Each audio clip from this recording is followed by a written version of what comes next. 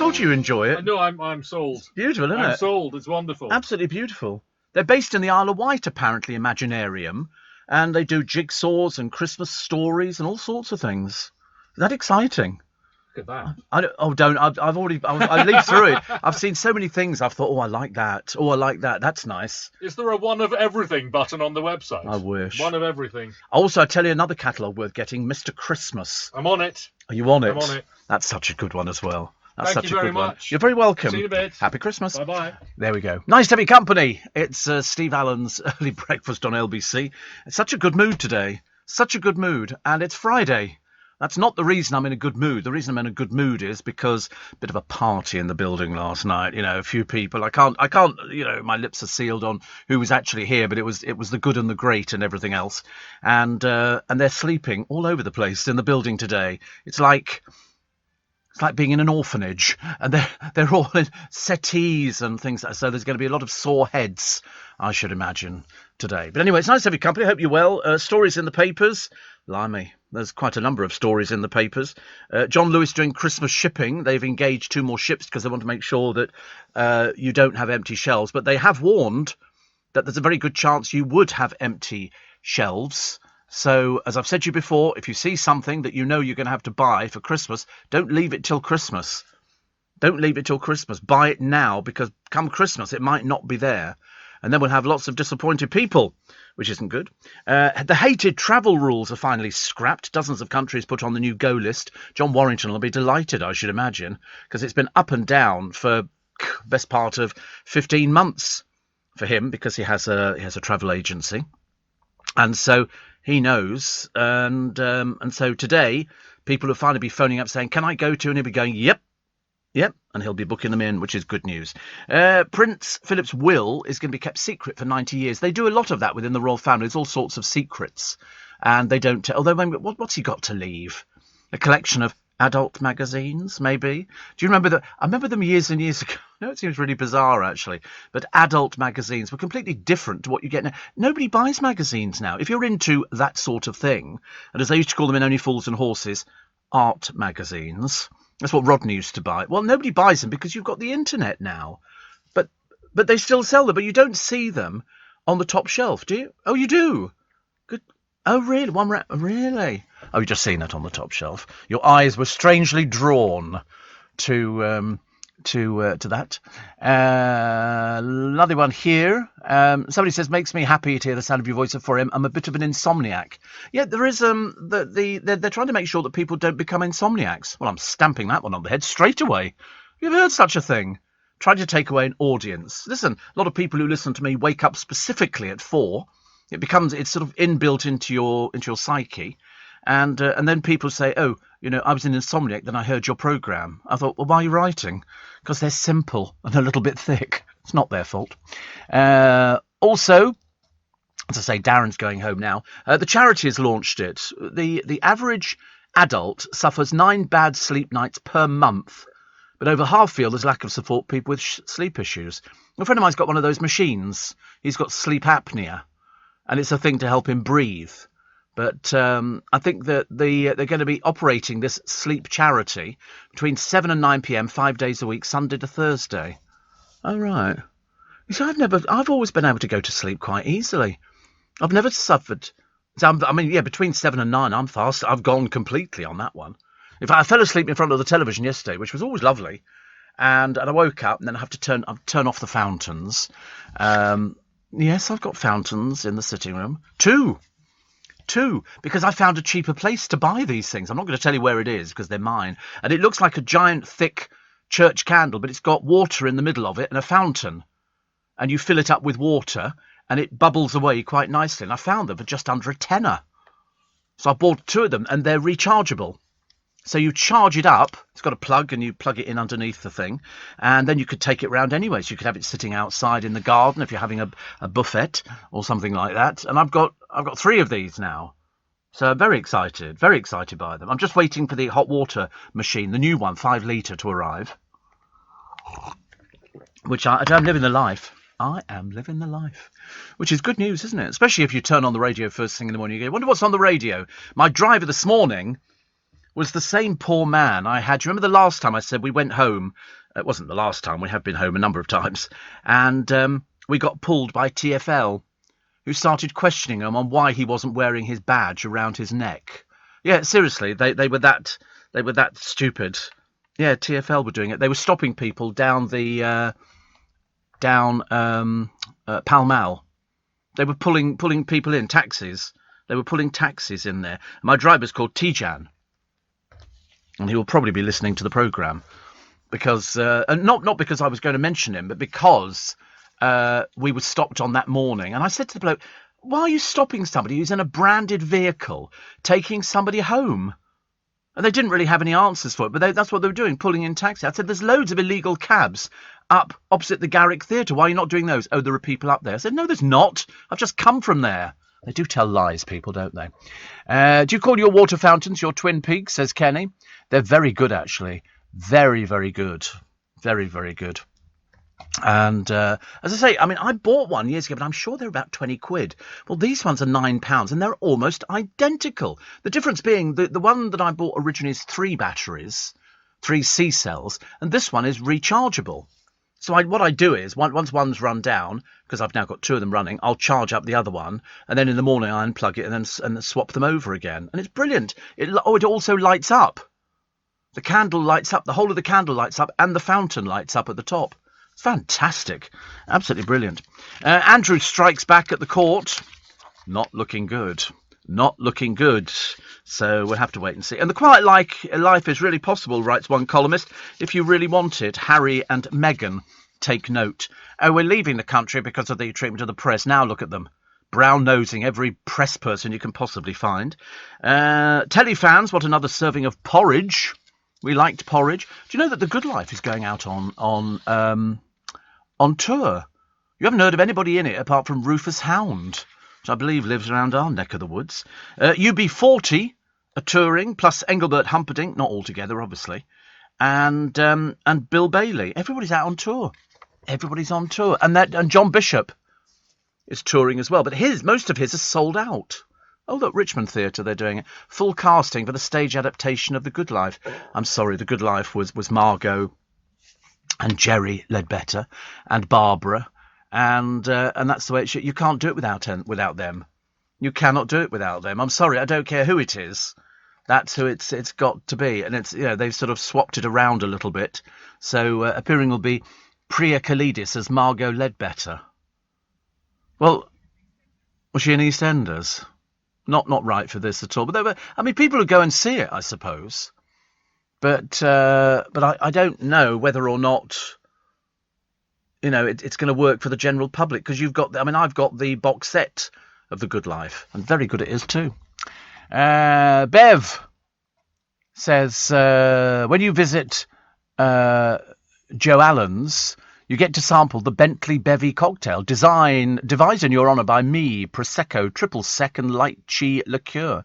I'm arranging to visit soon to enjoy my lovely prize. Hope you enjoy it, says Bev. Well, I am going to Joe Allen. In fact, loads of people seem to have booked Joe Allen's over the past couple of days, ever since I announced it was back.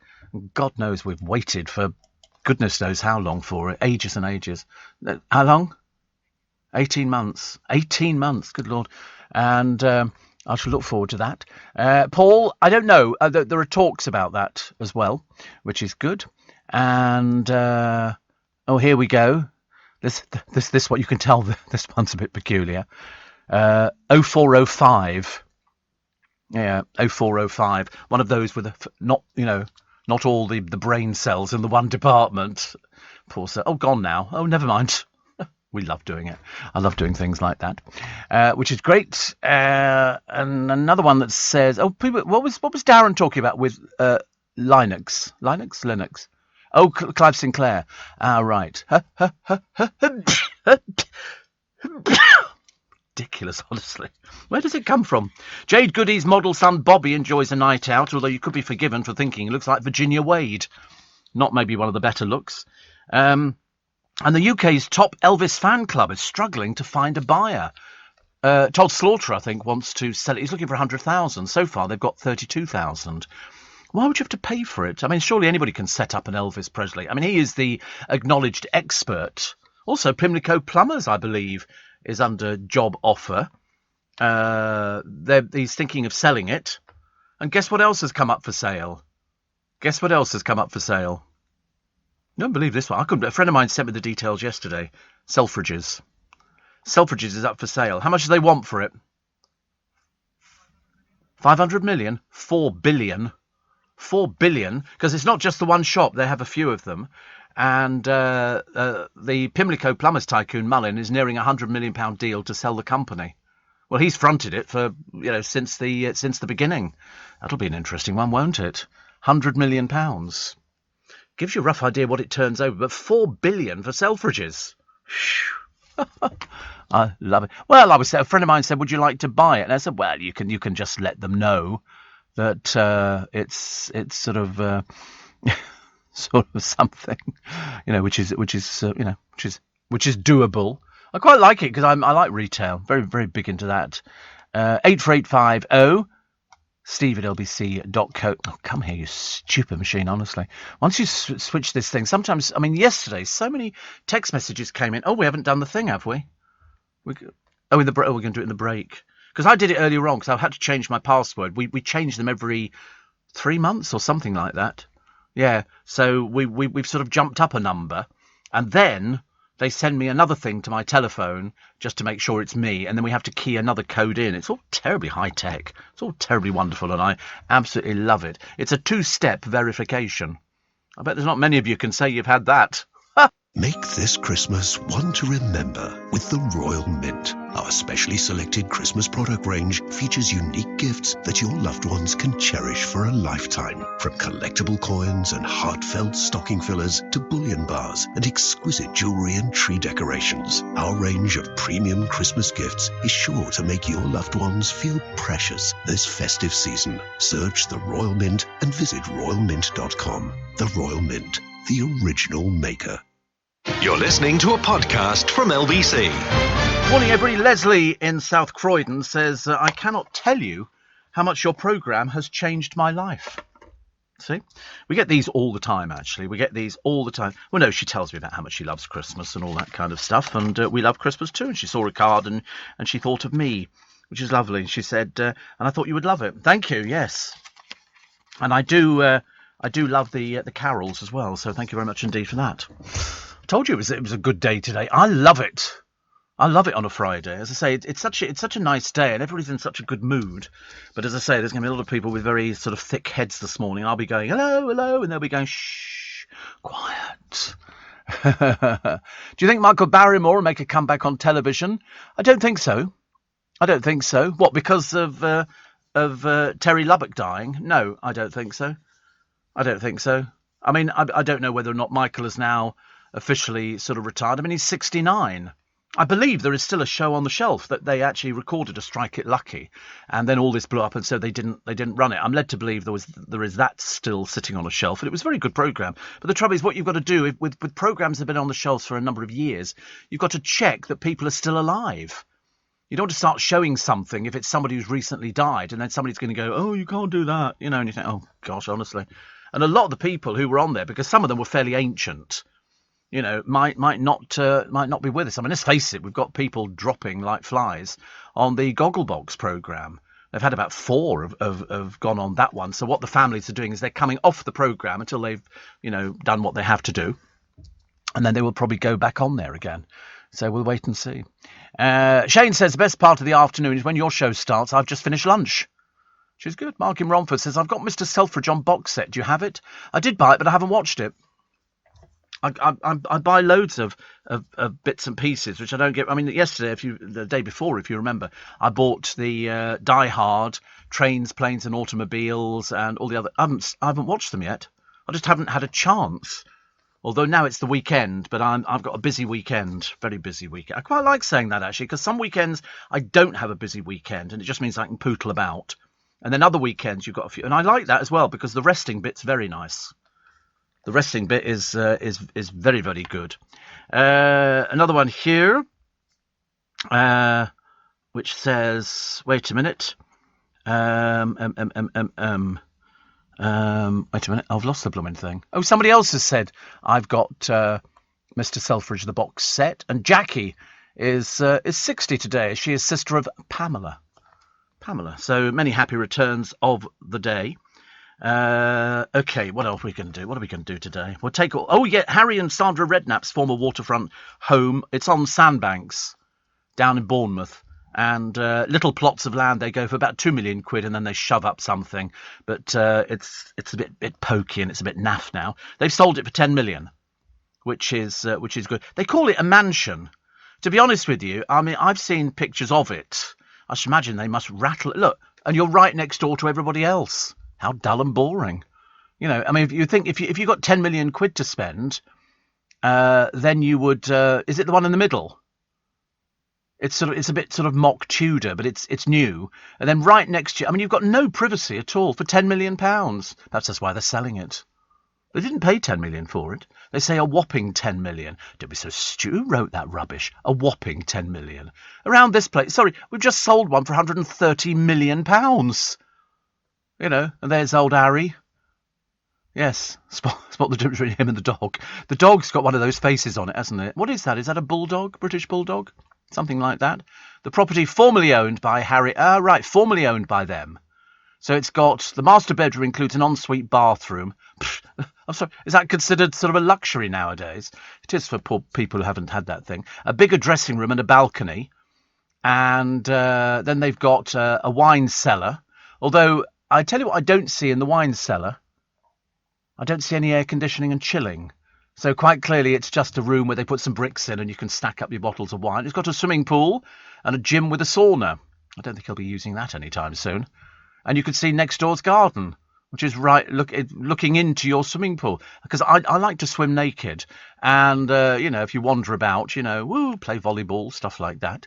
And it's got, the new owners can enjoy their own cinema. The trouble is all these sort of things you can have put into any place nowadays. You can get flats which have got cinemas in. They've also got a double garage, a professional dog grooming bathtub, and parking for 10 million. I was thinking about 10 million. And a 3-bedroom detached gatehouse with a value of £1 million. The house is being sold for almost 2 million more than the previous record price of 809 that was paid for the mansion next door. And the 6-bedroom house on the Millionaires Playground belongs to the entrepreneur Barry Bester.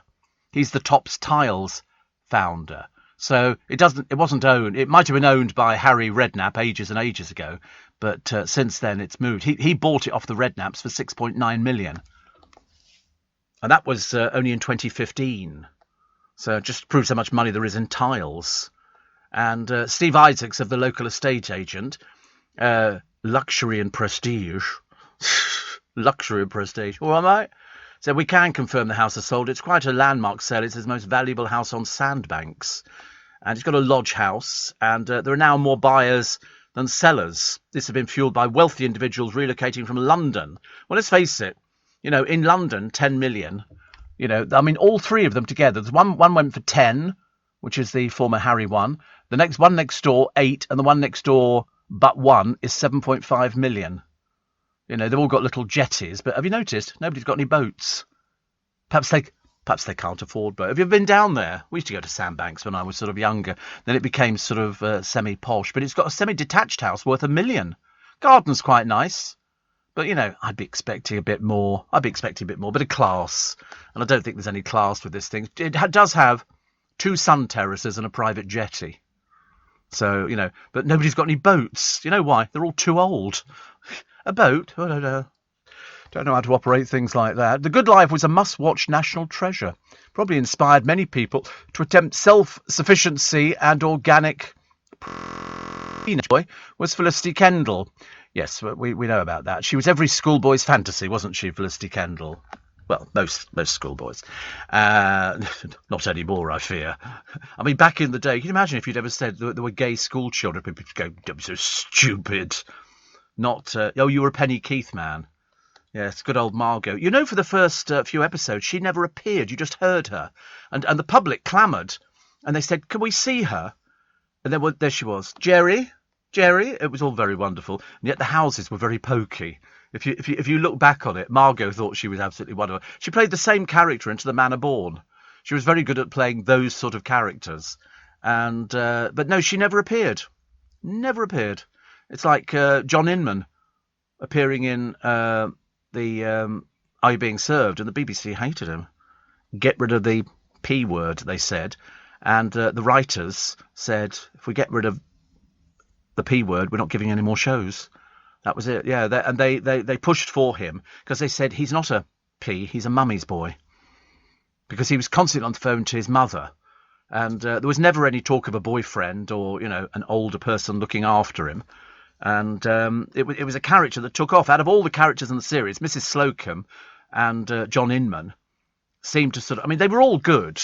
They were all good, but they seemed to sweep the board. It was very, very interesting. And another one here. Oh, somebody else saying about it was a cultural, iconic programme. It was, and it's right. They did have. Although Mr. Humphreys exhibits many of the behaviours typical of a gay stereotype, his true sexual orientation, says David Croft, is never explicitly confirmed. The reticence was a necessity, given prevailing attitudes at the time. After the first 5 episodes of Are You Being Served, a senior BBC executive said to David Croft, get rid of the P word from the show. And Croft declined, as I said, saying, if the P word goes, I go. And it was as simple as that. And they stood up for him. And then they decided that once they'd got their cast of, like the Carry-Ons, the cast of characters, which they then used time and time and time again. And they obviously wanted to put John Inman in lots of things. And he became a huge star in America. He was on cable television with Are You Being Served? And of course, they'd never seen anything like it. They thought he was a gay character, but he was just a mummy's boy, which is completely different. And it was very good. And I've watched them. And I went to a Water Rats thing years and years ago. And John Inman arrived and Danny LaRue arrived. And John was very ill by that time. And he had to be helped in because he was fairly old. And Danny was getting on a bit as well. You won't see their likes again. You won't see people like that. There was a lovely picture in the paper the other day of Vicky Michelle, who was in what programme was Vicky Michelle in? Not Heidi High. It was the Gordon Kay one. Now completely forgot what it's called, honestly. Talk about the other day, Prince Edward's wife said occasionally she has memory lapses. I thought, what do you mean occasionally? It's da da da da da da da da. Yeah, the French thing. It's not Are You Being Served? What was it called? What was the French thing? Come on, first one in. Do tell. Because we can't remember. We're sitting here looking blankly at each other. I could see them now, and I could see all the characters. I shall say this only once. What was it called? Was Vicky Michelle in that? Oh, right. Well, whatever it was, that's the one she was in. But she was pictured with Bella Remberg. And I remember thinking, Bella Remberg, I used to love. Thank you. Hello. Thank God for that, honestly. At least there's one person out there awake this morning. Yes. 2 stupid people here in the studio, and we couldn't think of it, actually. And Nick says, here's one for you, Steve. I had dinner last night at a pub on the canal in Berkhamsted. I had a burger with black pudding and blue cheese. I'm going to be sick.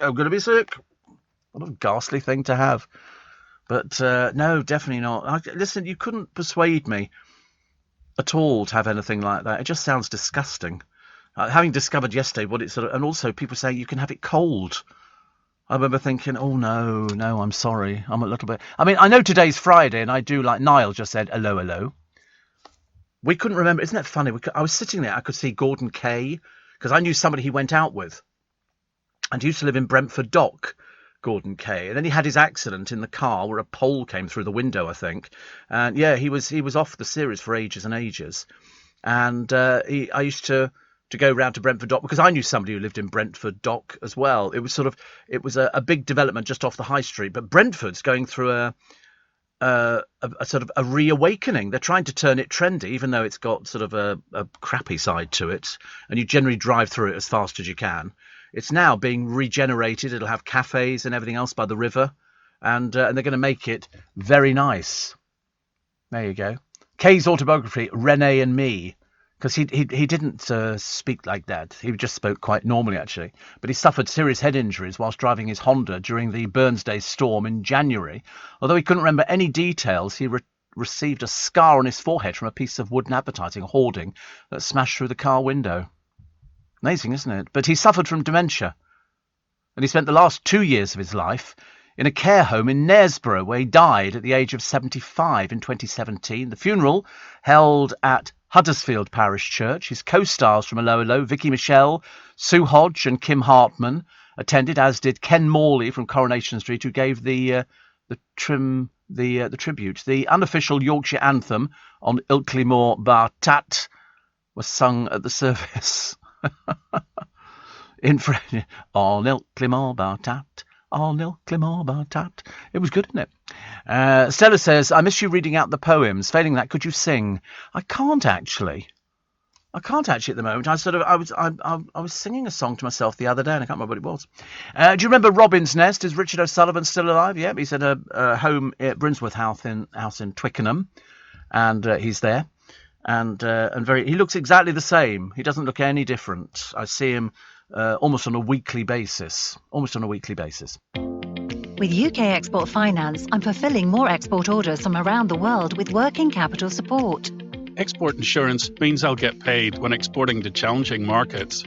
At UK Export Finance, we believe no viable UK export should fail for lack of finance or insurance. Between 2022 and 2023, we provided £6.5 billion of government-backed trade finance to support UK exports. Learn how we could help you win export contracts, fulfill orders, and get paid. Search UK Export Finance today.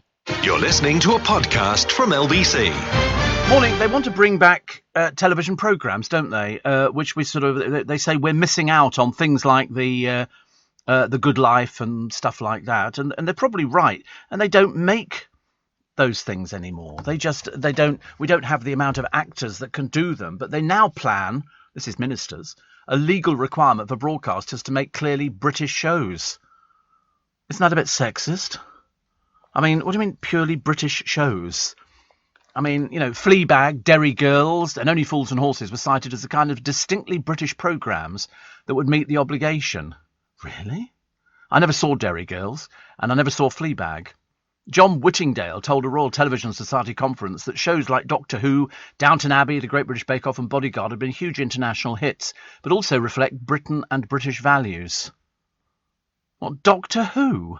How does that reflect British values? What a load of old codswallop they speak. Honestly, and Downton Abbey. Actually, we like Downton Abbey anyway, because it was just, we loved the music and we just thought it was fantastic. Also, if you get the chance to watch Forces TV, there are loads of old programmes like Please Sir, The Man for It. You get them on our normal television. In the morning, London Live puts all these old films on. And some of these old things. And I mean, every day we get Robin's Nest, Bless This House. Only in London, though, so, I have to move to London, and it's very expensive. Very expensive. That's why it's called London Live. And I was wondering what your favourite, talking about, says Wayne, the trolley dolly, the Low and Carry On films. What's your favourite British sitcom? Do you know, I don't really have a favourite British sitcom. If you look at Bless This House now, which we seem to get every morning on London Live, it is looking a bit dated. But it was a typical, what I called a kitchen sink drama, which I quite like. And the Carry On films, I watched it again the other day, but I've seen it loads of times, Carry On Cabby, because it had Hattie Jakes, who was married to Sid James, and he ran a cab company. And there was that's right, she was bored at home. And so she thought she would set up her own cab company without him knowing about it, called Glam Cabs. So they set up Glam Cabs, and all of the girls in it were very glamorous in their uniforms, and they, of course, all the people who were travelling in cabs would rather be in a cab with a very attractive woman driving it than be in a drafty old cab, and it was all men in those days. You didn't find women driving the black cabs, and Sid James is now saddled with the fact that this Glam Cabs is taking over. So he phones up, and she goes, hello, and he goes, I know that voice, and she goes, Mrs. Glam here. And it was then because, she was very good at doing voices. In fact, in a couple of films, you saw Hattie Jakes appearing, but her voice indicated she was somebody very glam and all the rest of it. Like Miriam Margolyes. Miriam Margolyes, can be very, very sexy, and then when you see her, she doesn't look at all sexy. And she'll always freely admit that. She was the voice of of that bunny lying under a tree. Cadbury's Caramel. That's Miriam Margolyes. And she did that one. But in the Sid James thing, eventually, he sort of, they were all in it. Made in 1963. The whole team were in it. Did you ever see it? No, you haven't seen anything like that, have you? I bought Corey the whole Carry On set because, people appeared in all the films.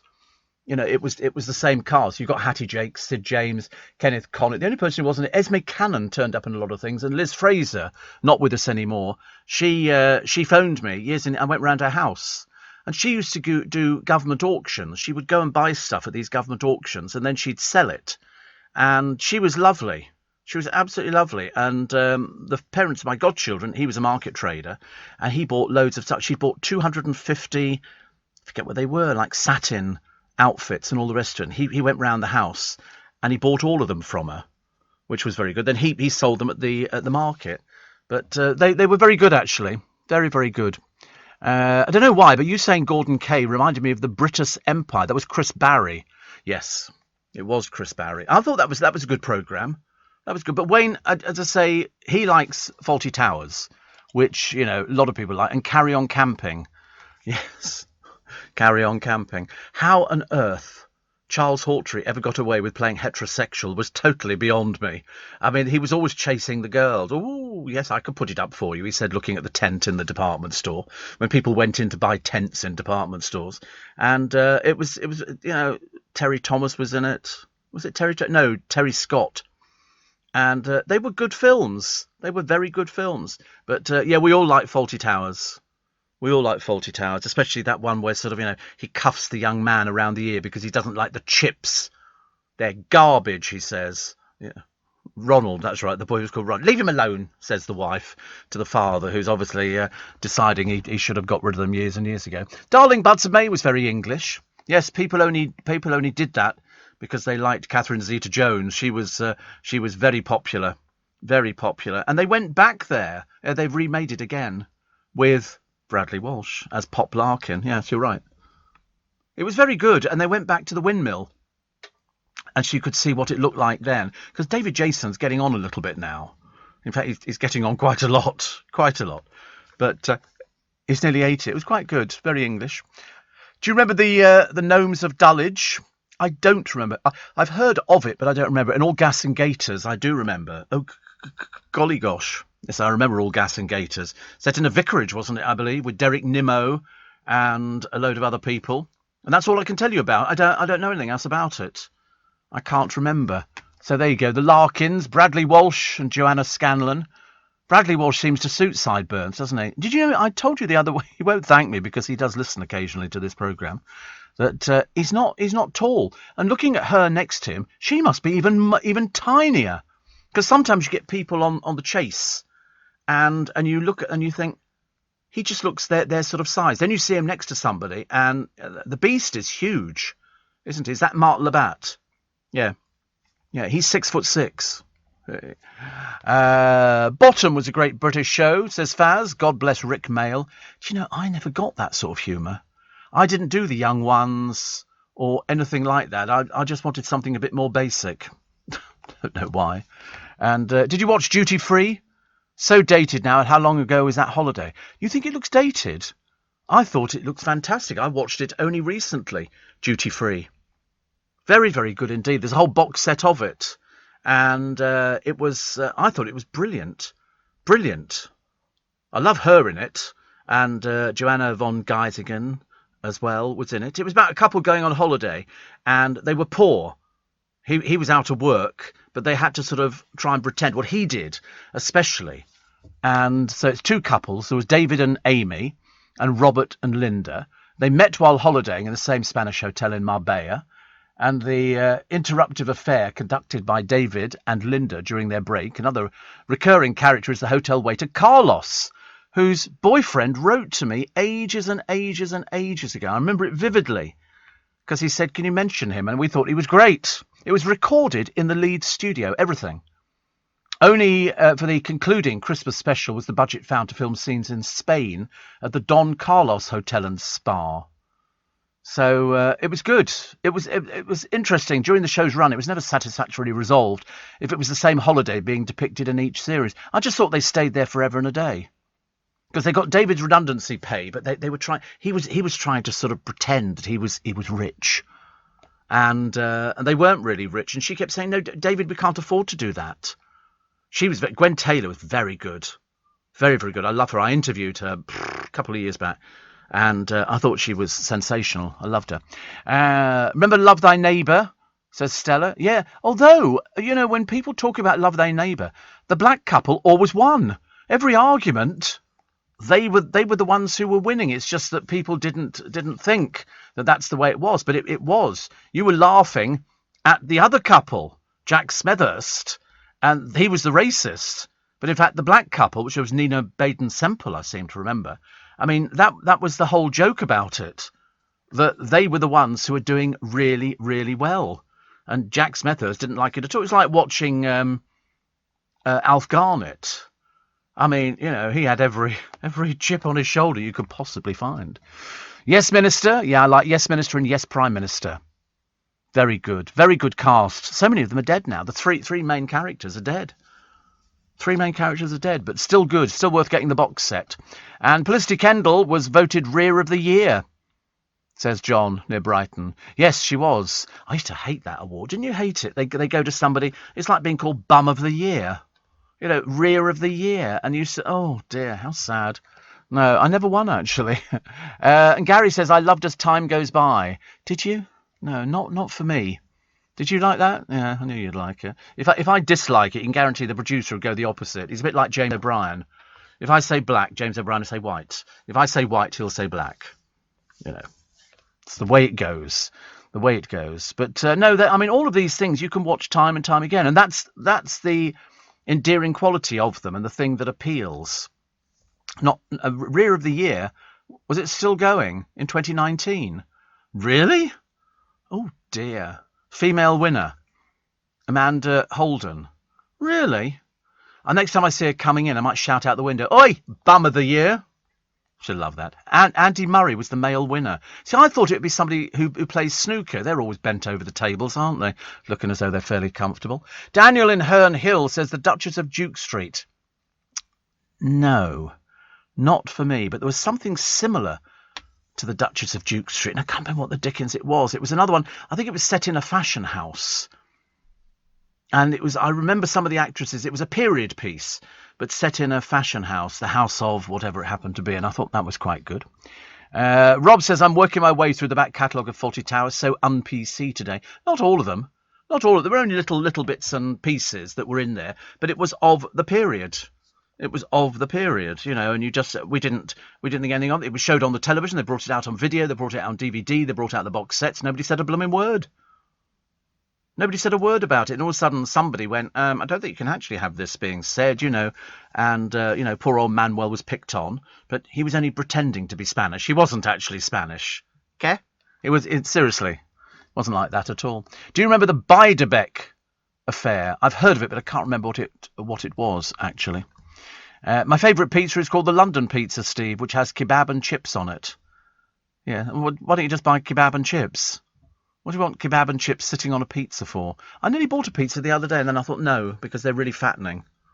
So I didn't buy one purely for that reason. Yeah, I bought myself some chocolate biscuits, much nicer, which you dunk in prosecco. Always go down terribly well. It's 14 minutes to 5. Want to build the bet you want in seconds? With Unibet's Bet Builder, you're on.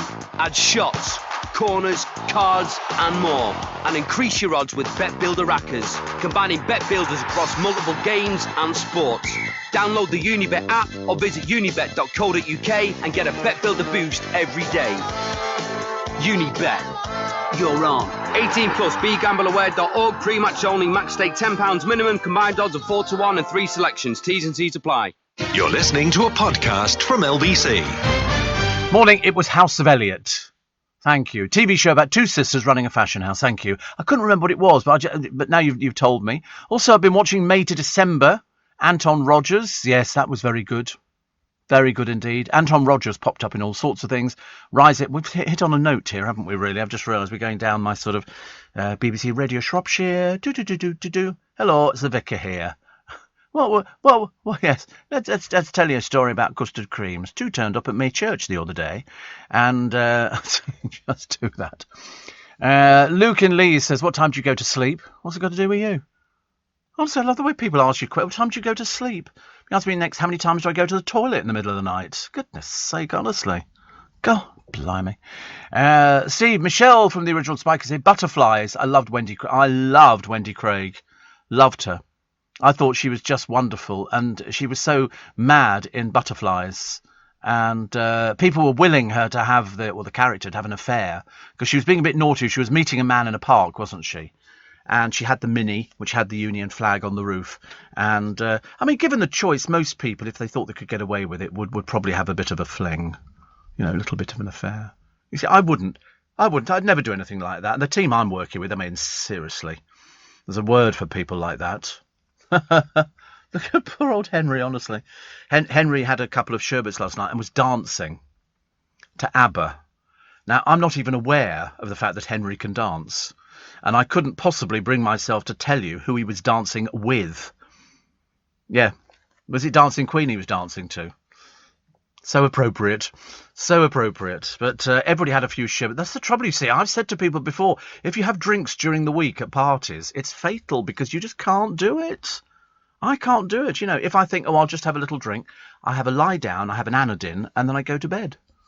It's as simple as that, because I can't manage. I have tried to do a programme before, having sort of, suffered with a bit of a hangover about 15, 20 years ago, and I did about 10 minutes. I felt I'd done about 3 hours, but I did 10 minutes and had to go home. It was absolutely pointless. You need to be sober to do a programme like this. You won't find anybody on I don't think you'll find anybody on speech radio who sort of can actually go out boozing and then come in and do the job. Not if you're doing a programme like this. I mean, years ago, the culture was drinking. In Fleet Street, drinking. All the journalists were drinking. The printers were drinking. Everybody was drinking. It was the cult. There was beer bottles all over the place on the news desk and stuff like that. And cigarette, you could smoke indoors. You could smoke actually in the studios. Yes, I did. I had a producer who was an alcoholic. I didn't know he was an alcoholic till about week 1, and then I discovered very quickly when I said, "Oh, where is Bavin?" And they went, "Oh, he's in the pub." I went, "Oh, right." And he was in the pub for most of the day. He would arrive in the morning, he'd check into a hotel or whatever it was he was booked into, and then he'd come into work, throw a few bits of paper down on the desk, and go to the pub. And then he'd sort of pop back into the studio and we'd do the show, all these, and he was off his trolley, completely off his trolley. He used to meet people in pubs and go, "You can come on the show." I don't know how he got the work done. I really don't. In fact, it was one of the big questions of the day. How did he get work done? But it was just one of those things. Drinking was the culture. Ask, people, journalists. Look at ITN. ITN and people like Reggie Bosanquet, the culture was drinking. That's what people did. I remember it vividly. You'd see people and you'd think, you've had a few shows. I mean, I could tell you stories of sort of famous newsreaders who sort of enjoyed a bit of a bevy. Not me.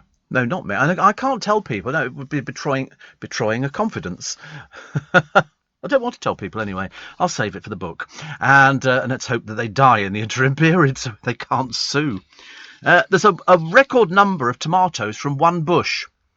When you get if you grow tomatoes on the vine, well, on average, you would probably get 20 tomatoes per thing that falls out, little tomatoes. This bloke here, he enters these sort of competitions and he's had a record, it's a world record, from one bush, 839 tomatoes. 839 tomatoes. That's an awful lot from one bush. They're not huge ones, but they're yellow. They're those yellow tomatoes. There's a name for them because you get different coloured tomatoes now. They're heritage tomatoes, and they're all different. I do like a tomato.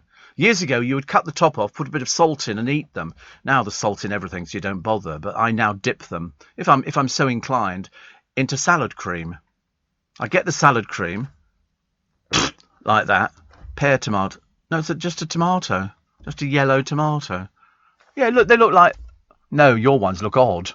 Don't they? Look at the shape of those, honestly. They look like condoms. Don't look like yellow tomatoes. What? Pear tomatoes. I mean, I thought they were just golden yellow slicer tomatoes, characterised by the colour. Your ones they look like they're Skittles. Well, you put the picture up there. I'm just merely repeating. But no, not pear tomatoes, just yellow tomatoes, okay? I don't think they're not completely round. They're more sort of oval shape. But whatever they are, I can eat tomato because I keep thinking they're doing me some good. I keep thinking if I eat tomatoes, like cucumber, I think cucumber's good. You know, I like it sliced and I like it thick. I like thick slice and I like to dunk it. And I generally put in mayonnaise. I generally have a good old squirt of mayonnaise, and then I move it around inside the mayonnaise. And that's really lovely. That is really, seriously. And then pop it in my mouth as quick as possible, you know, because you don't want to dribble, do you? There's nothing worse. You know, 1 minute you're sitting there, the next minute you've got half a ton of mayonnaise all over your lap. But I told you, I always remember, we used to have a lovely boy called Adrian who used to work doing our computers and all the rest of it. And I was telling the story one night. He immediately started writing things down that I'd done on the programme. And it was the night that I'd had a few drinks. And I'd been out to the Chinese over the way, and I got myself some Chinese food. And one of the ones that they do, I think it's called sweet and sour chicken, Hong Kong style. And it comes in bits in the sauce with peppers and everything else. And it's quite delicious. And I just used to add some bean sprouts to it. And it was absolutely delicious. And so I'm eating it in front of the television. And yes, it looked more like sweet and sour chicken, top right hand. Oh no, bottom here. Looks like whatever it is, it's got mixed things with it.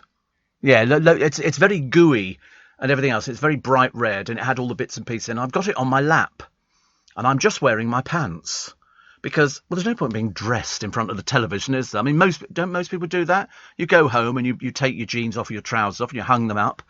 Yeah, and you know, pull your Y fronts up a little bit, tuck your vest in. And I was sitting down in front of the television, and I've got this sweet and sour chicken or pork or whatever it was on my lap, and I fell asleep. Unfortunately, as I fell asleep, unbeknownst to me, my legs parted because you've got your legs together while you've got the plate on it. My legs parted, and I tipped all of this sweet and sour sauce all down my legs. Now, when I woke up, I thought I'd hemorrhaged. I had no idea because I've got all this red sauce down my leg, which by this time has solidified. I was practically glued to the settee. And I remember thinking, oh, my God, where's that come from? And then I suddenly realised because there were bits of peppers stuck to my legs as well. I didn't know anybody who hemorrhaged with bits of pepper and bits of chicken. It was a terrible experience. Nearly ruined the Chinese rug. And because it had gone all over the place. But when you've got it stuck to your leg and you go, oh, no, and you stand up, it's like falling into a mud bath, isn't it? And it was a dreadful waste of chicken. And I learnt my lesson. Never go to the Chinese takeaway when you've had a couple of drinks. It's just a pointless exercise. But I could eat sweet and sour chicken right now with some. I had rice yesterday. I had Ben's rice. I keep calling it Uncle Ben's rice, but it's not. They changed it fairly quickly, actually. That the stuff's come through fairly fast. It's just Ben's rice. And I like it because you can put anything with it that you like, chicken or pork or, you know, something exciting, you know, depending on what you want to sort of pop in your mouth for a Friday.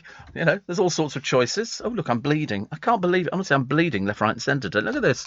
I'm bleeding. It's probably sweet and sour chicken again. I can't believe it. Oh, I'll have to lick it. That's good, isn't it? Isn't it? Well, somebody was talking about a bug the other day that bit. Oh, no, it's an ant in this country that bites you. And it puts out this sort of saliva, which means that your blood doesn't congeal.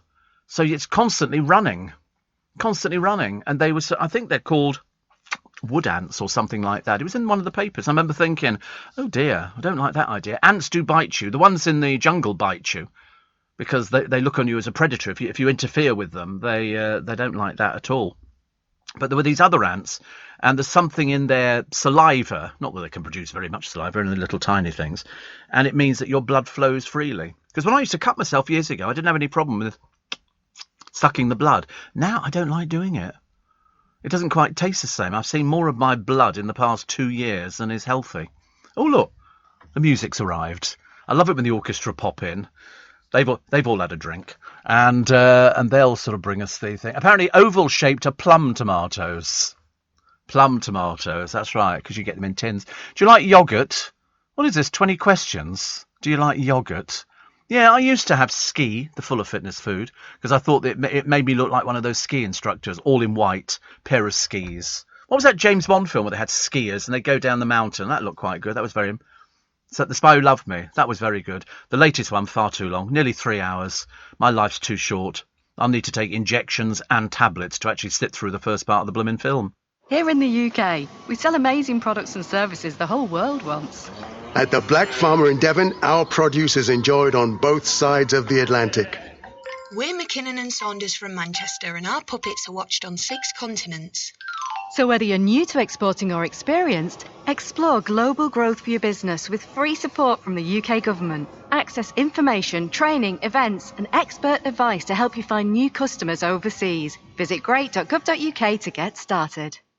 You're listening to a podcast from LBC. Morning. Apparently tomatoes contain something which helps prevent cancer, says Len. If only it was so simple. If only it was so simple. Oh, don't worry, you've got cancer, but we brought the tomatoes. Fantastic. Yes. I mean, it's like they were saying the other day about they were trying to, a program on the television to stop people getting type 2 diabetes, and they were putting them on different diets. Of course, it's not much use if you are a diabetic because you're already kind of immersed in it. But I never understand, actually, people... I've never, ever, in all the years I've had diabetes, I've never, ever sort of thought to myself, oh, God, my life's going to be this, my life's going to be that. I've never thought about that at all. And I was used as a dummy by the doctor's surgery, because all the student doctors would use me. And I remember my diabetic nurse saying, would you like to come in and talk to them? And they'll ask you questions about diabetes. And I said, yeah. Yeah, absolutely. So I was, I sort of went in and I was confronted I had about 2 or 3 trainee doctors at the time, and they were just asking questions. And I was allowed to ask questions about diabetes because I've never found it affecting me. I was only told that I was having hypos when I was asleep, but I was asleep, so it didn't particularly bother me. By the time I'd woken up and stuffed my face with gatto and sausage and batter and sweet and sour chicken, I was okay after that. Didn't seem to make any difference. But the one thing they wouldn't answer is what's life expectancy if you're diabetic. I mean, can you knock years off your life if you're a diabetic? And they didn't have an answer for that. And I wasn't sure if they were just being polite or if they were sort of thinking to themselves, he doesn't look too smart today, does he? He doesn't look so clever. Yeah, I shall find out one of these days. One of these days, it'll actually turn out to be true. And then but I want to be able to come back and tell people. I want to go, because you do meet people who've actually claimed that they've died and they've gone to heaven, or they've floated above the operating table and they've been able to look down on them. I thought they were just people who drank. I've never actually thought that was particularly believable. They said it was all different coloured lights and it was this. And I thought, no, you're definitely drinking too much. I don't believe that. I don't believe that you can go somewhere and come back again. But there again, I've never died and come back. So I've got no idea on how these things. Apparently, Joe's dad nearly died and said he saw a white light. Well, I've got white lights in here, mate. What's the difference?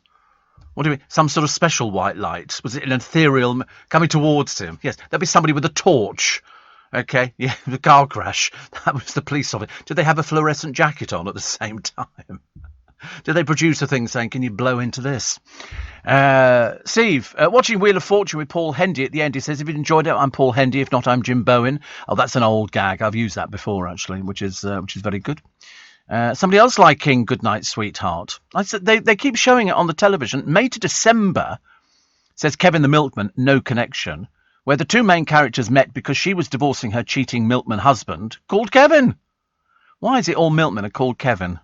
Why is it they're all called Kevin? On the Upward, Dennis Waterman was good. Not very tall. Gwen Taylor's currently in EastEnders, says Sue. She's so good, Gwen Taylor. I love her. She's really good. She was a wonderful character in Duty Free, and in everything she's ever. So she's in EastEnders. So I'm very pleased about that. Very good. And somebody says somebody else liking Butterflies as well. It was so good. Nicholas Lyndhurst was in that. Geoffrey Palmer, and of course the wonderful Rhea, which was good. Michelle says, I'm wondering, how many times do you go to the bathroom at night? And is your toilet seat plastic or wood? Wood. Plastic? They make plastic seats, do they? Gold. Yes, I've got this new gold one. It fell into my hands. I saw it at Blenheim Palace. I thought, I'm having that. No, wood. Always been wood. I don't know why. All the old toilet seats years and years ago were always wooden. They were always wooden. I don't know why it would be anything else, actually. But there's something warming about it, isn't it, really? Something warming, which is good. What else we got? There's, I can't do that story.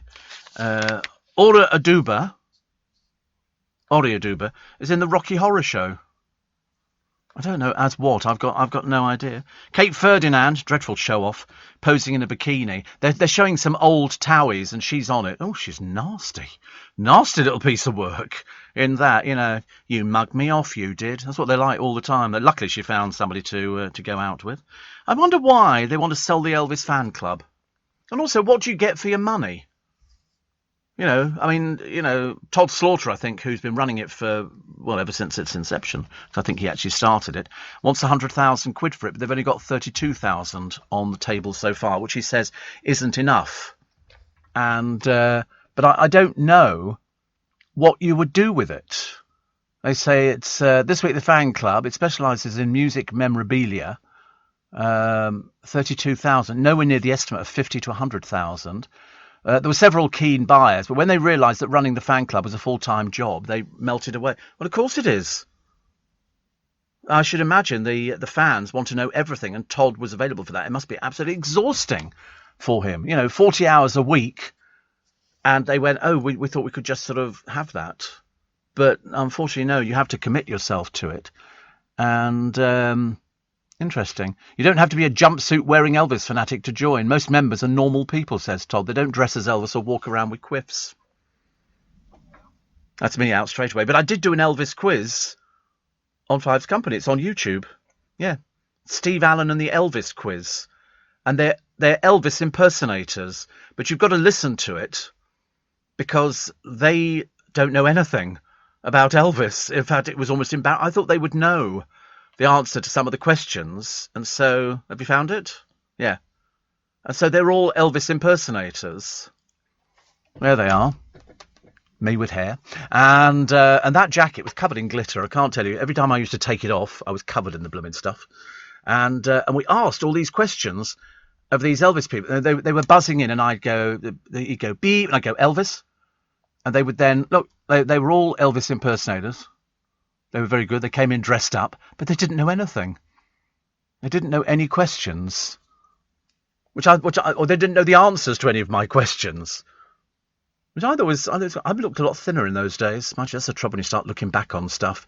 Yeah, very handsome boy. Do you know that those glasses were reading glasses? I found them in Boots. £2.20, and I was very pleased. Remember Anton Rogers and Julia Mackenzie in Freshfields? Yes. Absolutely. I love Julia Mackenzie. She was the guest of honour at the Lady Rattlings some years ago. And, I'm dripping blood everywhere now. I've just looked down and I appear to be dripping it all over the place. I haven't got, in the kitchen, there's a first aid box, which should have a plaster in it or something. Look at me, look, I'm dripping blood. Honestly. Ridiculous. At my age. Yeah, of course I'm all right to carry on. Oh, blood. Oh, dear. Roger says it's because you're successful in what you do. If you were unemployed and skint, being a diabetic might be more of a hindrance. I don't know. What does it come down to that? Does it come down to that? I never thought about it. I mean, I knew that when I was diabetic. Well, I didn't know I was diabetic. I was tested by, luckily, somebody who used to work for LBC. And he said, he sort of, what did he do? Oh, he had one of those little finger prickers. And so he tested me and he said, you're diabetic. Because it was something like really high. The numbers were, it should have been, 6, 7, 8, 9, something like that. 9 pushing it a little bit. And I was like 24. And he said, you're diabetic. So I went to the doctors and I was seen straight away. Happy days. And I didn't have anything wrong. No, I sweated a lot in the middle of winter, outdoors, which was not really very clever. I remember sitting at Regent's Park Open Air Theatre and I just brought the whole bag in, honestly. Look, it's like playing nursey, isn't it? Yeah, the paramedics are here. We're all right. Panic not. Don't worry. Should I lie on the floor or something? He's got the wrong bag. He's brought the wrong bag. He's brought the makeup. We've now got the makeup. I mean, as if I need Lippy on a time like this.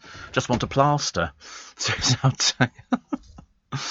Did you ever used to play medics when you were kids? Did people play medics and stuff like that? Did you have you had doctors and nurses? No, that was completely different, Joe. That was a different game altogether. Mums and Mum. Do you remember that song? And it was taken from the musical Blitz, I think, and it was called Mums and Dads, and it used to get played on the radio all the time on Junior Choice. And it used to go, mums and dads, let's play mums and dads, funny mums and dads. And it's so cute. It's a bunch of kids singing in this musical, The Blitz, or Blitz, written by Lionel Bart, I think. Yeah. I tell you, I'm so good. And you need to listen to Mums and Dads. It was played on the radio all the time, and it was so good. Because I don't think anybody appreciates mums and dads now, do they? Well, now we're through the pandemic, sort of. Steve, what's the name of the comedian with half a finger? Always had a glass of scotch. Yes, an Irish comedian. Thank you. That's right. Yeah. Have you brought any sort of sedatives or something? Yeah. Yeah. Look at this, honestly. Look, bleeding. It's not good, is it? I'm not supposed to be bleeding in the studio. Oh, honestly. I think it's all right. I don't think I'm sort of contagious with blood. Oh, she's trying to get the plaster out now. This is a labour of love. Seriously, I'm never any good at getting the plaster. You're not very good either, are you? How many of these things are you going to try before you get the plaster out? This could be a party game. Seriously. You could... Oh, we've sort of done it, haven't we? Unfortunately, we've now peeled off the... There we go. Lovely. So it just goes over that... Oh, look at that. I don't have a lolly, unfortunately. I'm very sorry to hear that. Very sorry. He doesn't have a lolly. Look at that. I've got my own plaster now. I thought my mother used to say, you're a little soldier, aren't you? And I used to think, no, I'm not. Not a little soldier at all. But look at that. That's a nice plaster, isn't it? Thank you. If I can return the favour, don't come to me. I'm not very good with blood, actually. Actually, I tell a lie. I'm a bit better with it than I used to be. Before I used to sort of panic over blood and stuff like that. Now I just go, ooh, blood, and all the rest of it. But no, that's beautifully put on. I mean, seriously, it's tight, it's sticky, it's got everything going for it. Have I ever given blood? No, I haven't. I think I'm falling into that category of people who go, I've got 8 pints, I obviously need 8 pints. But they always used to give you a cup of tea and a biscuit. Well, I can have a cup of tea and a biscuit any time I like. Oh, the Scotch and the half finger was Dave Allen. And I had dinner with Dave Allen.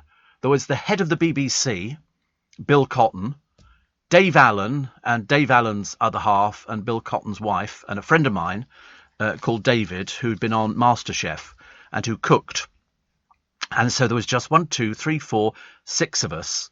And I would sit in there, and I was so in awe of Bill Cotton and Dave Allen that I didn't say anything throughout the duration of the meal. So very nice. He was the Irish comedian. Paul says, "Hope you're okay." Now I've got the plaster on. I think it almost matches my skin colouring, which is very nice. Big strong boy I am. I'm okay. I'll make it till 7. Tired of walking the same streets you have done a million times? Or eating at the same old restaurants? Scrolling through the same streaming services in the same living room? It's time to leave behind what you know and move beyond the norm. Enjoy gourmet dinner, award-winning entertainment and exclusive lounges as you soar through the sky to Hong Kong. Cathay.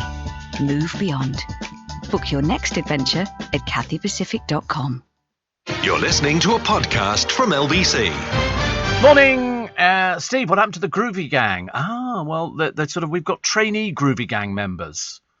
The original Groovy Gang members, I still speak to. It's not we don't talk. One's gone to America, which was Thomas, and Corey is now working on Ian Dale's programme. So he's now one of the producers on Ian Dale's programme. But no, I'm going out with him tomorrow. So we keep in contact. It doesn't happen all the time, because sometimes people move, different parts of the country and stuff like that.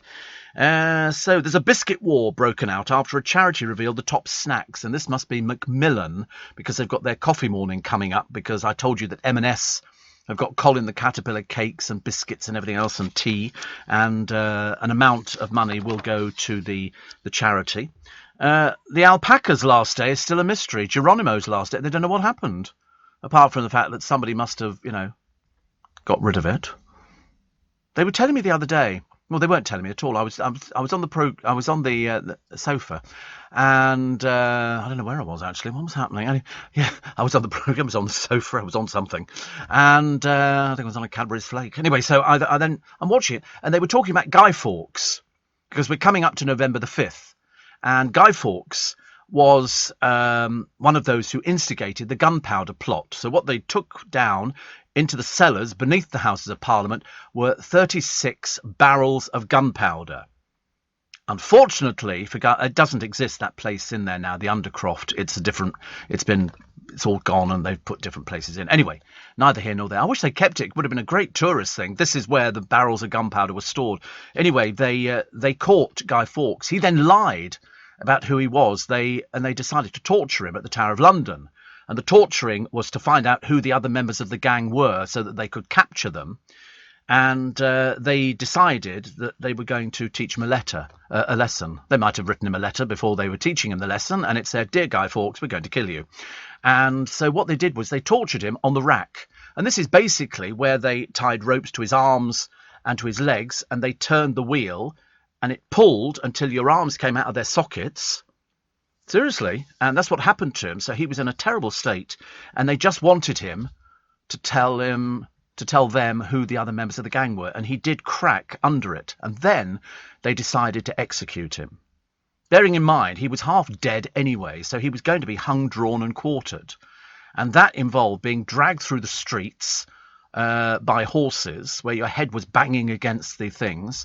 If you were a man, they would cut your bits off downstairs. I don't know why they thought that was necessary, but anyway, they would cut your bits off, then they would hang you, half hang you, and then whilst you were hanging there, they would then cut out your entrails and everything else. And Guy Fawkes decided he'd had quite enough of this. So when they got to the place of execution, he climbed up the ladder with the noose around his neck and jumped off. So he was dead, and they couldn't really... But they still cut him into pieces and sent him around the country, so that each bit of the country, and he was there as a warning to those people. But because he didn't fancy, because you're still alive when they cut into your stomach, still alive, and that's why they've had various other people over the years who, the crowd have loved it, because we were a bit vicious in those days. And so Guy Fawkes decided if he jumped off the ladder, then he could hang himself and he wouldn't have to know about anything that happened after that. So, and not that he hadn't suffered, but that was it. I mean, we only stopped the hanging in the 50s. I think Ruth Ellis was the last woman to be hanged in this country, and we did it. But the idea was no, people still didn't go and watch. No, I think long before Ruth Ellis, they were doing them inside the prison. You were buried within the confines of the prison as well. They would post a notice outside the prison to say, because I think it happened at 8 a.m. I think that's what they used to do. It's like the deserters in the war. They were shot at dawn. And so that's what it was like. But Guy Fawkes was interesting because they tortured him so much that he had to tell them. And what else can you do? What else?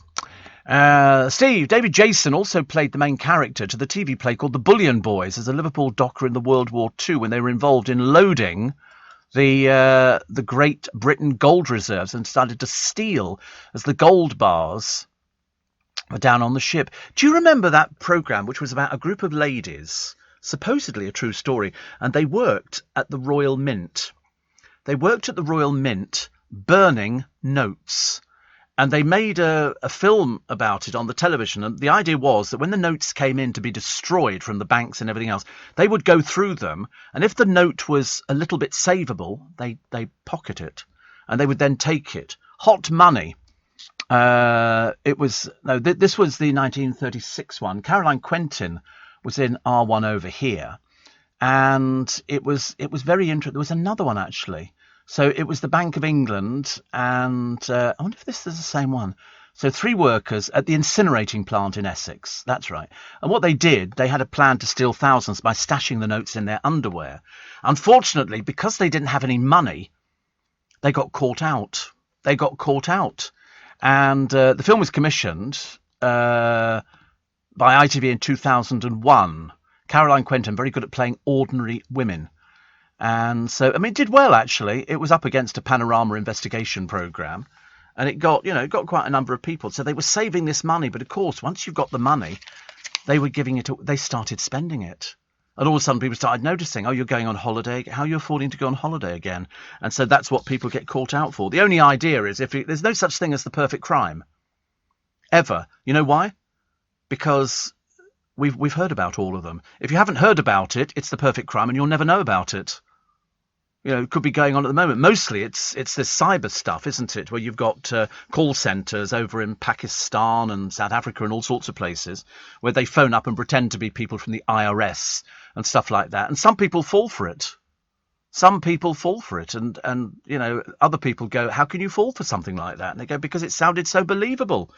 Somebody comes on the phone and speaks terrible English and tells you that you owe this money to the IRS. Otherwise, they're going to come around and arrest you. And you will go to prison. And you think, well, they don't phone you like that. They'll write you a letter. But these people are a bit stupid, but still people fall for it. People give stuff away. They give away. Or failing that, somebody will phone up and say, listen, we've seen some activity on your account and it looks like somebody's tried to make some transfers. So what we'd like to do is to put money into a separate account so it's safe and they can't touch it. And people happily hand over their passwords. They'll never, ever, ever, ever, ever, ever ask for passwords or any of these things that can access your account. But people go for it. If you're elderly and you're confused and somebody says they're trying to take your money away and you think, well, I've only got a little bit of savings, then people, they will never phone you and ask for personal details, ever. They might send you a letter.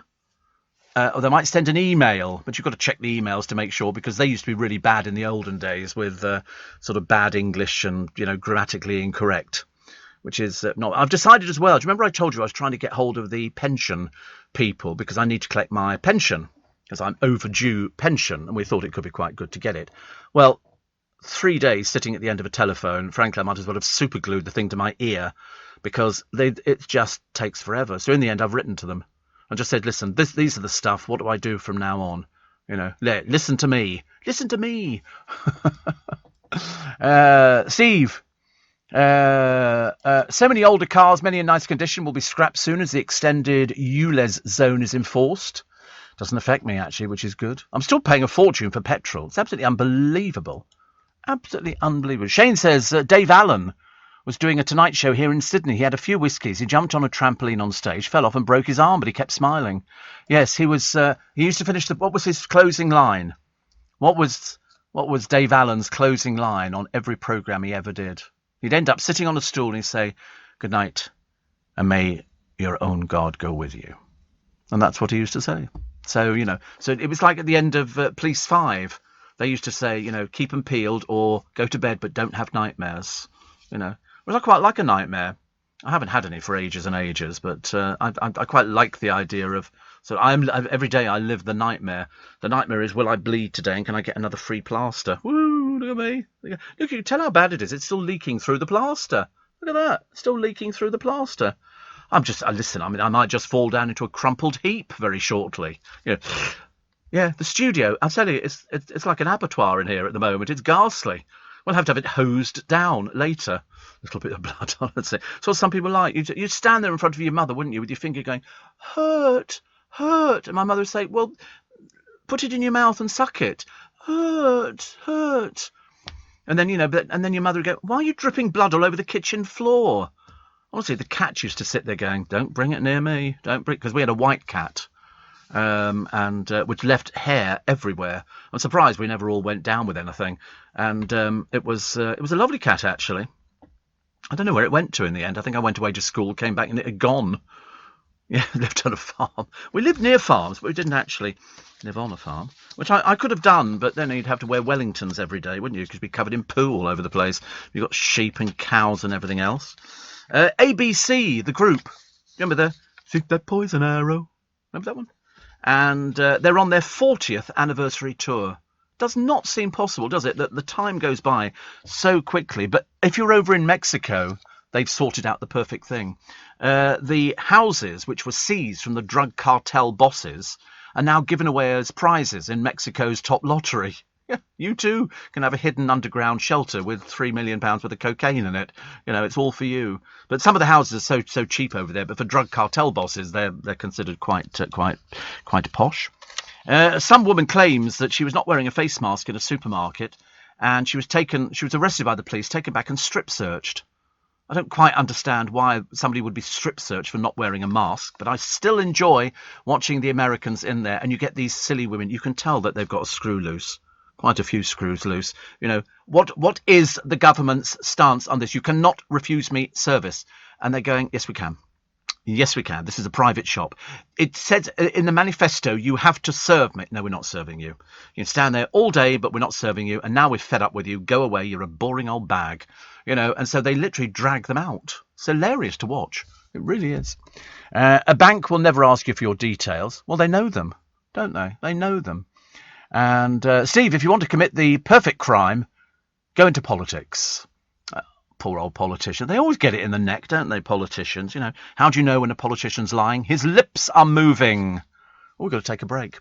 It's all going very fast. Don't you think it's going fast this morning? Very, very fast. You're listening to a podcast from LBC. Apparently, cinnamon in your coffee in the morning meant to be a good thing to have if you're diabetic, says Antonio. Turmeric, I thought was quite good. A little bit of turmeric is very good. That seems to be the healing of all healings, doesn't it, really? John Bishop's out on tour. I said to you before, he's nearly sold out his entire tour, which is phenomenal. Elton John's put off his tour. He's apparently done some damage to himself, so he's going to take 2 years off. Enter the road for Sir Clive Sinclair, the man who brought that ghastly danger trap, the Sinclair C5, which you can still buy. They are available. You can find them online. They sell for about £800, isn't it, or something? I think when they were first out, they were about 200 quid. But when you saw them next to lorries and buses on the road, they looked blooming dangerous. I used to see people round our way riding them, but you don't see that so much now. Just these ghastly scooters. Christmas shipping at John Lewis, which is good. Oh, here we. Oh, that disappeared very quickly. What was that? It was very nice, but it kind of sort of moved along the screen. It was like a moving billboard. The hated travel rules finally scrapped. Dozens of countries put on the new Go list. So if you're thinking of booking a holiday, please make travel agents very, very happy. John Warrington, and then he can book holidays for you, which is nice. What was the other one we liked? Oh, yeah, Prince Philip's will. Secret for 90 years. I mean, what can he leave? You know, I mean, I should imagine there would be... I mean, would he have loads of money? Because let's face it, when he married the Queen, he was brassic. He had no money. Had no money whatsoever. All he had was his looks. He didn't have any money at all. There was no money at all in the Greek royal family. And look out, Meghan. Piers Morgan's on the way. He's just been signed up by Sky, and they're very pleased. We're told, not Sky, is it? So no, News Corp.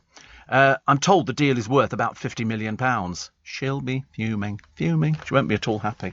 But it's a good move for him, a very good move. And of course, he just recently won an award the other day, so he toasts his return to the Sun. He's going to write a column and host a daily global TV show because he's very good. He's very good at it. They wouldn't sign him if he wasn't. So the new show will air in America, the UK and Australia. And Murdoch said in a statement, very interesting, Piers is the broadcaster every channel wants, but is too afraid to hire. They're not. And he said he was thrilled to return to News Corp, where he began his media career more than 30 years ago. He started 1989. What was he doing in 89? He was doing the Bazaar column. 94, appointed editor of the News of the World. At 28, he was the youngest national newspaper editor. 95, became editor of the Mirror. Then he launched a TV career. Series on the BBC and Channel 4 follow in 2004. 2006, becomes a judge on America's Got Talent, kick-starting his American career, so they're well aware of who he is. 2007, joins Britain's Got Talent alongside Simon Cowell and Amanda Holden. Then he wins the US celeb version of The Apprentice. He's pals with Donald Trump. 2009, Life Stories interview show starts. 2010, joins Twitter, now has 8 million followers. You know, it's all looking very good for him. 2015, joined Good Morning Britain. And 2019, criticises Harry and Meghan, later slams them over the exit from the royal family, wins plaudits for his grilling of the cabinet ministers over their handling of the pandemic. Then he leaves GMB over comments about Meghan and Harry's US interview with Oprah Winfrey. Watchdog, Ofcom, clear him, returns to the Sun and hosts the global TV show. So this is a new channel that they're putting up for News Corp. This is a new channel. and I'm taking odds on. I'm taking odds on that at the moment the other TV channel where what's his face was on, Andrew Neil, I reckon the producers will be jumping ship like there's no tomorrow, because they're going to want to go to News Corp, because now Andrew Neil's left them. He was the one who started the blooming thing. I think people will be going, let's go work on the other one. I bet you could just guarantee it. I bet those CVs will be flying through the ether on emails. I just know. Otherwise, where are they going to get the staff from? They're going to be looking for people who want to work, because they've had too many cock-ups on the GMB News. Far too many cock-ups. And that's why Andrew Neil couldn't stand it. It was shoddy. Cheap, shoddy rubbish. You know, and now News Corp doing it, and if they're prepared to pump money into Piers Morgan, cheap, shoddy. But it is, have you seen it? It's just embarrassing. You know, and they've had money thrown at them. That's why people choose radio. It is by far the preferred choice. In tests, 8 out of 10 cat owners driving cars said they wanted to listen to LBC. We want to listen to that Steve Allen in the morning. We like him. I'm not paid £50 million. Can you imagine if all of a sudden my boss came to me and he said, Steve, we love you so much, we're going to pay you £50 million a year. I think I'd just drop dead on the spot. I just would give up completely. But he says, I hope I'll prove as good a signing. You have no worries whatsoever, Piers, as you know. As you know, he does it. It's easy peasy. It's like Nick Ferrari. You listen to Nick Ferrari. It's like a walk in the park. That's what these people do for a living. Newspaper men who have learnt how to communicate away from the written word. It works time and time again. And so, but when you look at Piers Morgan and what he looked like when he was doing the Bazaar column, good looking boy, you know, good looking boy. Look at him, honestly, fresh faced. He was, I mean, back at Bazaar for one day after 23 years. He was talking about all sorts of things. Unfortunately, it was in the days when the Bazaar editor was somebody who, I mean, frankly, must be scraping through every day, I should imagine, at the moment, poor soul. But I bet you anything, that's what will happen, because they're going to be looking to cast, because they're launching this TV show next year. And for him to go out in America, Australia and the UK, that's a big they will be throwing money at it. They're going to make sure he gets the big guests. Perhaps he'll get Meghan. Hello, Meghan. Would you like to appear on my little show? No, I don't. You can imagine, can't you? But the Life Stories began in 2019. He's pulled some good names. He's pulled some very good names for it. So he doesn't find it difficult to do these things. He's been doing interviews for donkey's years. But there'll be other people quaking in their boots. Quaking in their boots. Steve, what's the point of putting countries on the amber or green list for travellers when that country won't let Brits in? Which ones? Which ones? I think we're all fine with everything at the moment. Yeah. Oh, the other countries have their own rules, but you just have to check these things, and that's where your travel agent will come in and help you. Loughton is where they did the money. Did you know exit from there on the M11 is only available at Loughton? You can't get onto the M11 at Loughton, London bound. Oh, right. I don't know enough about things like this. No good asking me about things like that. I've got no idea. No idea. But major changes to the international travel rules could be announced today. So the number of places on the red list will be reduced, and the green and amber list will reportedly be merged into one category of low risk. It'll be nice to seeing more planes coming in the country.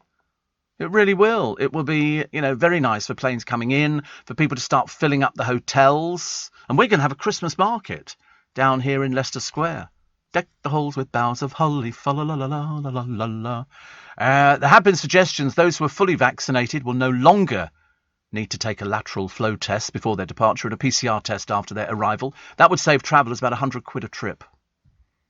I don't know why I feel like getting on a plane now or something like that. And just because I used to love going to sleep. I didn't do the bring your seat back down so the person behind you got the drink thrown all over them. I never did that. I was not that cruel. But I didn't. I can sleep sitting up. I can sleep sitting up. I do it in the car in the morning. And I like it. I like it. But also it's a case of I can curl up on an aeroplane seat and just go to bed. But I've seen some really nice airliners which have got, they're like double beds. And I'm thinking, I like the look of that. That would, because I sleep on planes. What are you going to look out the window at? Clouds? Have I gone first class? No. Never been. I've always been business. Yeah, business I've been. Yeah. But you've been business? Yeah. But no, not coach. I have been coach once, but didn't like that at all. There's no room. All the seats. It's like going into some of the theatres in London. Because they're Victorian theatres, Victorian people were smaller than us, so they didn't eat. And the seats, you have to turn sideways to get your legs in there. It's very difficult. It's very stressful as far as I'm concerned. I bet he's gone to make tea, hasn't he? Yeah, I knew he'd gone to make tea. I could tell this morning he's making tea. Bless his heart. 17 minutes to 6. I merely tell you because I'm feeling in a very good mood today. And Sarah Pascoe has replaced Joe Lycett as host of the Great British Sewing Bee. She said she was beyond delighted, which only goes to prove how easily pleased Sarah Pascoe is. Lycett has hosted since 2019. He said, "I've loved my journey." What journey? It's just a presenting gig, isn't it? Just a presenting gig. And pint glasses are going to get the Crown stamp again. Do you remember the Crown stamp on pint? Well, I don't drink pints, so it doesn't really help me. Under a Brexit bonfire of EU red tape. Shops will be able to sell food in pounds and ounces once again. Oh, Godfathers, honestly.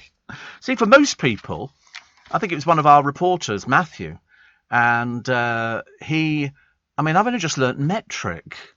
Now to go back to avoir de poids. I'm going to have to start. I always found it easy to do pounds, shillings and pence. And there used to be a jeweller's in Staines in the marketplace. And up until quite a number of years ago, before they redeveloped the area, the jewellers, all the items in the window were in pounds, shillings and pence. It was so funny. I know some people rebelled against it, didn't they? There's been a few fruit and vegetable shops and things like that who are still doing pounds and ounces. And they tell you what it is.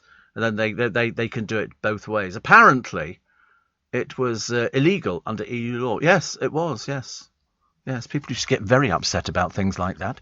Shane says, Steve, Piers Morgan coming back to TV was on the morning show here. It's going to do really well. Of course it is, because when you listen to him, to me, he's like Andrew Pearce. If you listen to Andrew Pearce talking politics, he makes it seem fairly basic. I can understand it. Other people I listen to talking about politics, I've got no idea what they're talking about. If you listen to Andrew Pearce and Piers Morgan and people like that, they do it in such a way that it appeals to everybody. So I could always listen to Andrew Pearce talking about it. Some people get a bit bogged down and mired down with it, and I don't understand it. But with them, I understand it. And so if the deal is, it could be a 5-year deal worth, 10 million a year. I mean, quite easily, because television does pay this sort of money. I remember somebody saying to me once upon a time about, people earning money on radio and how much do people make. I said, well, it depends where you work and it depends what they think you're worth. I'm sure that there is a limit on what people would earn, but we're in a building, luckily, because we own so many radio stations, that it literally is a veritable who's who in the show business world. And these people wouldn't work for free, but you've got to produce the results. It's no good just giving you, the job and then going, it pays you, £2 million a year if you're not going to produce the audience. You've got to produce the audience. Sorry, I'm all right. Got the audience, just don't have £2 million a year. You're listening to a podcast from LBC. Morning. One says, thank you, Steve, for making me laugh out loud on my way to work in the mornings, which is good. Can you imagine a double-headed TV show with Morgan and Ferrari? It'd be very interesting, actually. Special guest Meghan Markle. Or failing that, Harry, called that shy couple by one of the newspapers. It's interesting, isn't it? Prince William summoned up the crusading spirit of the JFK to blitz the global pessimism around climate change. I love the way, if you're in the royal family, is it absolutely de rigueur that you have to be involved in climate change and helping people and doing all sorts of things? In fact, one says here, we need new giant leaps to save mankind. I'm not sure I want to be saved, actually, at the moment.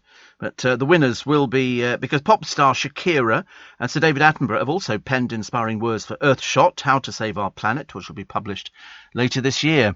So William with Kate went on a trip to Namibia, and they've got 5 £1 million prize categories. 1, protect and restore nature. 2, clean our air. 3, revive our oceans. 4, build a waste-free world. And 5, fix our climate.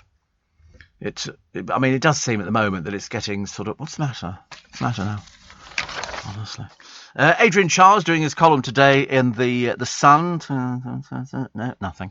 Nothing of any interest, actually. And here he is, Corrie drug boss, Harvey Gaskill, forces himself to freedom after his prison van topples over. People are complaining about this because they think it's believable. Is that? Yeah, they're good, aren't they? They are very good. We were testing the other day mince pies, and I bought some in Marks and Spencer's, but then yesterday I walked into Iceland, and Iceland were charging £1 for a box of mince pies. Now, for 6, you can't make them for this price. I mean, you seriously cannot make them for this price. And so a couple of years ago, they won Best Mince Pie for their luxury brand, and they were flying off the shelves. These ones, even the producer said, having eaten them, they're better than M&S for £1 a box. So if you've got kids like mince pies, but you can put them on a plate for a pudding with some custard. I nearly bought custard yesterday, but kind of went off it. But they say here, the budget mince pies from Asda pies praised for crisp and buttery pastry, whilst Iceland's taste more like an expensive product. They do. They really do. They're very nice. Apparently, a claggy effort from Sainsbury's languishes at the bottom of the poll, but Asda and Iceland have come out on the top again. You know, for the price. Marks and Spencer's. Oh, they also, I saw their pigs in blankets the other day. They're not cooked. So but they are frozen, and so you could go and buy them now. They've got here. See, Marks and Spencer's have launched Percy Pig, or Persimus Christmas pies, mince pies, notching up a rating of 71% for the M&S collection pies, £2.50 for 6, or 41p each, which are among the most expensive in the poll. I've noticed, actually, that a lot of places are trying to recoup money they must have lost over the pandemic. But they are particularly good, aren't they? They don't taste cheap or nasty or anything. They taste really, really good. Very good mix of pie and filling. And also, there's enough filling in there, isn't there? Has Boy tried one, or has he not? Does he not like mince pies? Thank God for that. Honestly, you imagine he'd eat us out of house and home. So does he do Christmas pudding or something like that? You do? No, don't do Christmas pudding. God, what a miserable time they're in for at Christmas. You know, nut roast. You're not veggie, are you? No, I was going to say, because I'm sure you told me you like meat. And I remember thinking then, well, there's two of us. No, fancy not liking a mince pie. How can you not like mince pies? We used to have somebody who worked for LBC years ago in our manager. You've never had one? As a child, were you locked in your bedroom, or did your parents let you out to go? You're going to try one now? I don't know how you could not like it. Can't wait. You've never had a mince pie? Well, this is a first, ladies and gentlemen. I feel like rushing out, getting my hair done for the occasion. And he's taken a bite. He's still smiling. He's not been sick, so that's good news. It's the combination of the fruit, the vine fruits with the paste. Don't make a meal of it. Okay, you like it? They're nice, aren't they? If they're warm, they're even nicer. I can't believe I'm working with somebody he's just been sick and fallen to the floor in a dead faint. They are a little bit messy to eat, but they do all sorts. I mean, there's so many different types, aren't there, of mince pies? I can't believe we've educated Meal. We've educated him in mince. I can't believe you've never had a mince pie. What else have you not had? He says, sort of thinking. I'm trying to think. So, have you had Christmas pudding? You've had Christmas pudding? Oh, right. Isn't it funny, you've had Christmas pudding but never mince pies? I thought your mum would have made mince pies. I mean, most mums make mince pies. Never like the sound of them. Is it because of the word mince? Yeah. Oh, it's just fruit. Oh, right. I mean, it used to be mincemeat years ago, and then it changed. You do buy a jar of mincemeat now, but it's not what you think it is. It's just vine fruits, and you put a dollop in. My mother used to do sort of like open one, little ones, and just open, so they didn't have sort of a top on them or anything like that. But we used to love them. But to be honest with you, I actually used to think that the shop bought mince pies were better than my mum's mince pies. I mean, she made them, and they were very lovely, but they were about half an inch across. They were the tiniest things you've ever seen. But, I like vol au vents. And Marks and Spencer's at Christmas do all these vol au vents with sort of chicken in a sauce. I could just pop them in my mouth straight away. Finger food. Yeah, finger food. Although, actually, if you're a student, it's probably called a posh night in, I should imagine. Not for the rest of us. Steve, I used to work in a factory. Mince pies were made for everybody, including Marks. They were all the same, just different packaging. Well, United Biscuits you used to make for Marks. And but they don't all taste the same, and I don't think they were made for everybody.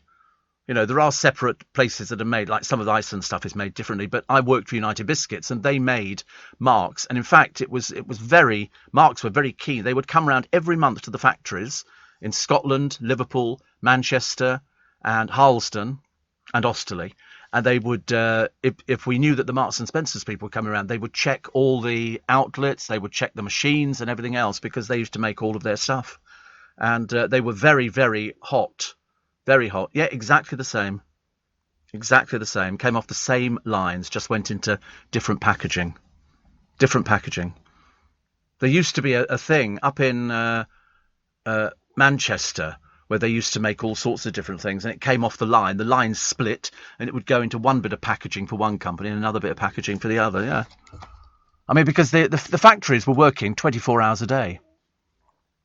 Steve, in question time, nobody questioned the Olympic winner. Is she British? Yeah, she's British. She keeps telling you she's British. Why on question time would they question somebody? She's British. She identifies as British. And she wasn't in them, was she? It's tennis, yeah. But, I mean, why would anybody want to question? You always have to, sort of check things like that. Sainsbury's bakery mince pies are the best, says Catherine. See, isn't it funny? Everybody's different. Everybody's different, on what mince pies. But the Iceland ones, very impressed. Very impressed. You're on your second one. I should have brought squirty cream in, shouldn't I? I might go and get some squirty cream today and then get some more, because they're very popular. The news desk will be very excited. They were very excited the other day. Thomas Watts got very excited over the whole thing. I was quite delighted for him. The star on Pal, Carry and Health Awards. This is Frankie Bridge. And because she pitches up on Loose Women. She's not very good, actually, on Loose Women. Janet Street Porter the other day. I'm not sure whether I think Janet Street Porter gets madder the older she gets. She was calling the other day for Shamima Begum to come back to the country, which, of course, is totally against what anybody else wants. But there again, she's always out on a limb, isn't she? Is there icing on the mince pies? No. No, there is no icing. You can buy mince pies with icing on the top of them, or you can get flaky pastry mince pies, puff pastry. Or they do. Heston Blumenthal's came with an orange powder that you sprinkled over the top, which were okay. And Roger says, I think spinning discs for 3 hours would be a lot easier than a speech program like yours, and pay is higher accordingly. I don't think it works like that, actually. It really doesn't. I remember somebody saying to me, "Oh, do you get different pay for overnight than during the daytime?" And I remember thinking, no, you get paid by the word. So that's why I speak very quickly, because if I spoke slowly, I wouldn't earn as much money. So what I have to do is try and get as many words out as possible. And there's a little person in the office, and she has to she's 30, 40, 42, 56, and it's Hillary, and she's busy. She does that all the time. She wished me a Merry Christmas yesterday, which I thought was very nice. I was all in favour of that one, which is lovely. So thank you, Steve, for introducing me to the Shirley Bassey version of Hey Jude. It's brilliant. I tell you, she belts it out like a good one. The girl from Tiger Bay, done well. Can't sleep? Call the In-Samaritans. In-Samaritans. It's a charity, and they've launched the first dedicated helpline for people who have trouble sleeping. You think I'm going to plug that? No chance. I'm looking for audience figures. I'm sorry, I'm not going to try and recommend people to go to sleep during the program. Why would I do that? Well done, Samaritans, for coming up with that brilliant wheeze. It's obviously working on GB News, I should imagine, because most people seem to sleep through it, including some of the presenters. I like, Steve, a hot mince pie with good vanilla ice cream. Well, that has sold it to me. You're listening to a podcast from LBC. Morning, everybody. Welcome to Friday. Thank goodness made it through the week, and we've had the rain, and now we've got, well, sort of just generally average over the weekend. I can't sort of tell you it's going to be anything particularly fantastic. Light cloud and a gentle breeze again. I mean, honestly, do you think they've run out of imaginative slogans that they can put up there? So, yes, it's BBC for you. Tomorrow, 23 degrees and cloudy with sunshine. Sunday, rain. Monday, cloudy. Tuesday, 19 degrees, so the temperature drops off a little bit, and we go back down to the 18s and the 19s. So, not sort of freezing cold, but, not exactly the best weather we've ever had. The Good Life, taking to the stage. I'm not sure about it. I'm not sure, really not. And Charles and Philip were green pioneers. I mean, why do they have to be green pioneers? I don't know. The Bond premiere to aid spy charities. I mean, to be honest with you, well done to anybody who can sit through that one, because they're never going to find anybody from a reality show that can sit down for nearly 3 hours, are they? They're going to be up and down like yo-yos using the bathroom. You know what they're like. Pint glasses. Oh, yes, there's a man who has a fetish on feet. He kept phoning the NHS, and he would pretend to be a woman and ask them what their feet were like, because he's a bit peculiar. And it's cost us about £22,000. He's made thousands of phone calls just asking about people's feet. I mean, why has he not been locked up? They know who he is. Yeah, I mean, I don't quite understand. You know, don't ask me anything about, you know, foot fetishes and things like that. I don't understand what the thing would be. It's like, you know, some people are into different things. I'm into curly blonde hair, but, you know, I don't have curly blonde hair. So, you know, it's the way it goes. Yes, on your feet. Imagine. I'm sure I saw somebody once who had very hairy feet. Perhaps it was a Russian weightlifter. I don't know. I remember seeing all these people on sort of beaches. Or it could have been Richard Keys, because he seems to be very, very hairy, doesn't he? I mean, it's amazing, actually. Some people could just grow loads of hair. Other people can't grow any hair at all. Everybody wondering where is Phil on Anglesey.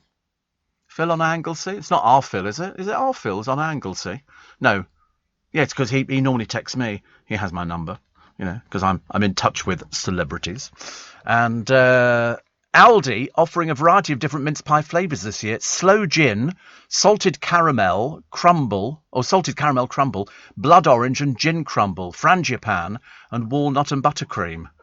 Oh, we might have to go and look for those ones. I think that sounds a bit exciting, doesn't it? Now that we've got Mihal into eating mince pies, I mean, treats. You could be as big as a whale. Aldi reveals the Christmas range with treats coming to all stores very soon. Oh, they look nice. They look quite nice. Sort of biscuits. And there's the mince pies. Yeah, we get some pictures. I'm just looking at Zinger popcorn at the moment from KFC. That looks quite nice. Why can't we have that first thing in the morning? Why can't they do it in the canteen here? Zinger popcorn. Steve's coming in for his Zinger popcorn again, which is lovely. Where's Andy Peters this morning? Where's he going to be? He was on Anglesey the other day. There was some poor woman trying to play a violin, and he was... I mean, the cost of sending people to all these places, but he's got £1 million to give away. £1 million, and they showed you what £1 million looks like. I could get it in my pockets if I pushed.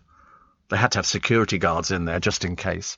Steve, you'd make a very good weatherman, more to the point and informal. Make it interesting. You don't need to make it interesting, Ben. You just tell people it's going to be sunny, cloudy, sunshine or rain.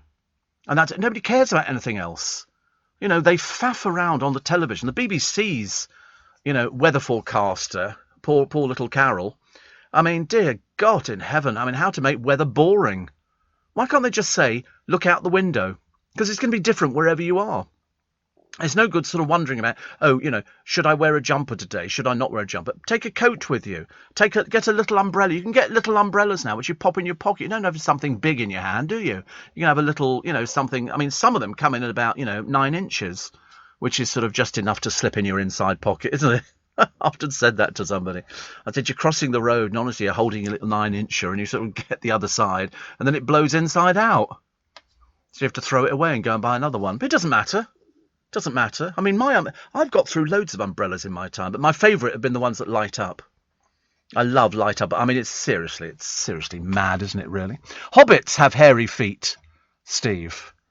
Jenny, thank you. I'm not too sure about that.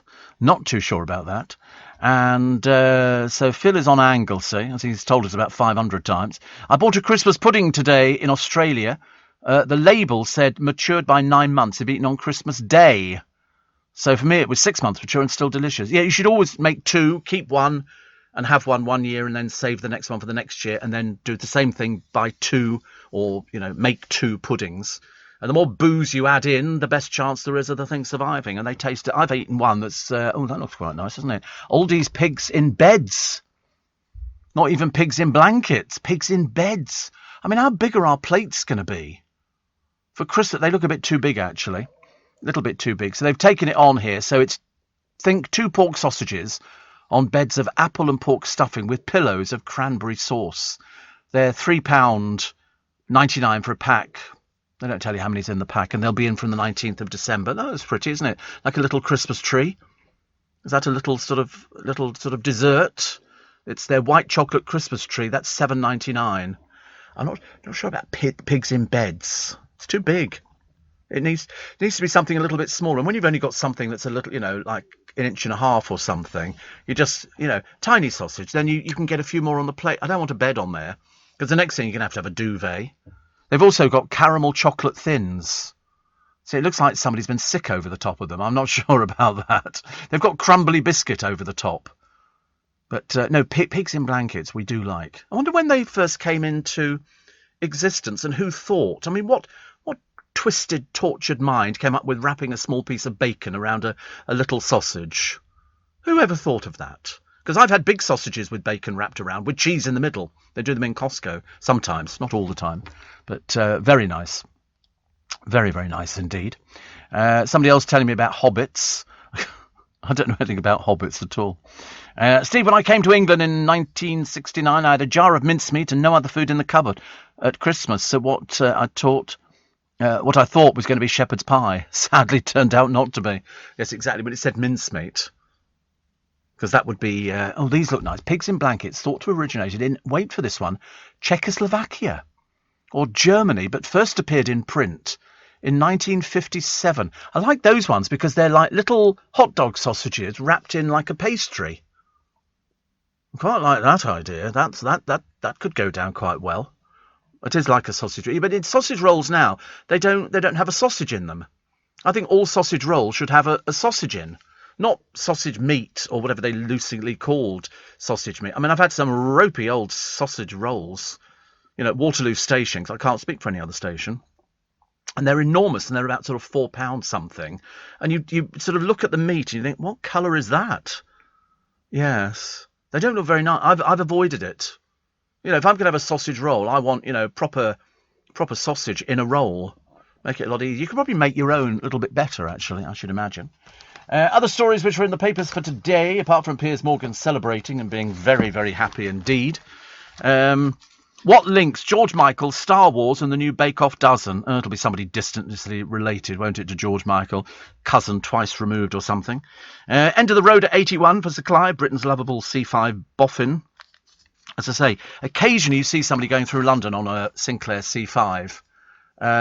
They just look highly dangerous as far as I'm concerned because, bus drivers, I'm sure, couldn't even see you. Because they're so small. They are so small. At least when you've got the scooters, which I hate as well, you can see the person because they're standing up. Or I've seen people sitting down on some. I don't know whether there was a record for that, Joe. I don't know. I mean, I did think that they were a little bit... I mean, they were just plastic. Made out of plastic. Here we go. For John Lewis, the Christmas advert heralds the start of the season. But they say this year could be blighted by shortages and price rises. They bought extra container ship space, costing 10 to 15 times more than normal to bring in festive merchandise and head off shortages. They've also got Waitrose, which confirmed a considerable amount of strain on the food system. So they're saying it now. Sharon White, the chairman of John Lewis, says we are facing the same issues as other retailers in terms of the supply chain. So if you see something, you've got a freezer, fill it up now. Now would be a good time. Apparently, polar bears are the only animals that have hairs on the soles of their feet. Well, it's very cold. They probably want to wear slippers, don't they, I should imagine. Naomi Campbell apparently has been fully embraced by the establishment. Horrible piece of work. As a Platinum Jubilee Global Ambassador for the Queen's Commonwealth Trust. Because she had a baby daughter. Nobody could understand where that one came from. That was all very bizarre. One minute, she was sort of talking about, I'm going to have a baby. The next minute she'd had it. But we don't know where it came from. So here's Prince Andrew challenging a High Court ruling that he can be served with papers in his US sex case. It's another delaying tactic. It's not looking particularly brilliant, is it? We seem to be lurching from one disaster to the other. And how long ago was fur the height of fashion? Fur would have been the height of fashion. Come on, I mean, this is such a... How many? 30 years? No, 120,000 years ago. Because otherwise... Cavemen and women would be walking around stark naked. And so they all have... All the pictures you've ever seen of cavemen and women, they've all got fur on. Nobody picketing them or anything like that. Nobody saying, boo, boo, dead animal, because it was probably part of a woolly mammoth. Archaeologists have discovered 62 animal bones shaped as tools in a cave in Morocco. And then they did another thing the other day. People eating food during the First World War, did they realise, why did I read this? Where did I read it? That the fertiliser on the field was human bones, soldiers' bones from the First World War. They'd been crunched up and put on the field as a fertiliser. Nobody realised because they never tell you, never told you anything like that. I read that in one of the top papers the other day, and I remember thinking, good Lord above, because you don't ask, do you? You don't ask about, what's been put on the field or what hasn't been. That's why we go to farmers' markets, I suppose. You're listening to a podcast from LBC. I'm a bit excited, a little bit excited about these submarines. I've never been on a submarine. I've never been even one that was sort of in dry dock. I've never been on one. I quite fancy the idea because it seems quite appealing to me to actually go on a submarine, and then it would sort of go down, and it would sort of basically cruise along the bottom of the ocean. I mean, how does it not run into things? I mean, do they have a big window at the front like Captain Nemo? Interesting here. Good Lord above. We keep finding all these different bits and pieces on the. Yeah, there's one from Marilyn here. What happened to the LBC Listeners Club? Good Lord above, I don't know. I think that finished at the end of 1998. I mean, that went out a long, long time ago. And there's a picture of cute old Steve Allen and Clive Bull. Neither of us have aged at all. He says, fibbing. They reckon by the 2030s, the Royal Australian Navy will have more nuclear-powered subs and Type 26 destroyers on patrol than the Royal Navy. I love the idea. I mean, I think they should offer holidays on a submarine, although I did panic. Wasn't there a Russian submarine that collapsed in the middle of an ocean, sunk to the floor, and they couldn't bring it back up again? They couldn't rescue the people that were in it. So they had to basically leave them. I don't know how long somebody would last. Yeah, it was Kursk. I think this was Project 949A. It was in August 2000 in the Barents Sea during the first major Russian naval exercise in more than 10 years. And all people on board were killed, all 118 of them. But the Royal Navy didn't realise an accident had occurred and didn't initiate a search for the sub for more than 6 hours. Now, because the rescue buoy had been intentionally disabled during an earlier mission, it took more than 16 hours to locate it. And over 4 days, the Russian Navy repeatedly failed in the attempt to attach 4 different diving bells and submersibles. But 7 days after the sinking, it was British and Norwegian divers who finally opened a hatch to the escape trunk in the boat's flooded 9th compartment, but found no survivors. Amazing, isn't it? But see, that would frighten me. That would frighten me. I mean, one part of me is fascinated to go down in a submarine, and the other part of me is going, I'm not sure about that. Yeah, I'm sure. You think it's safe? Yeah. Well, it wouldn't be because the German U-boats were all submarines. I thought they were boats sitting on the surface, but they were submarines. And then they go, shh. Everybody be very quiet on our submarines. Nothing's perfect, I suppose. Nothing's perfect. In Gosport, apparently, great submarine museum.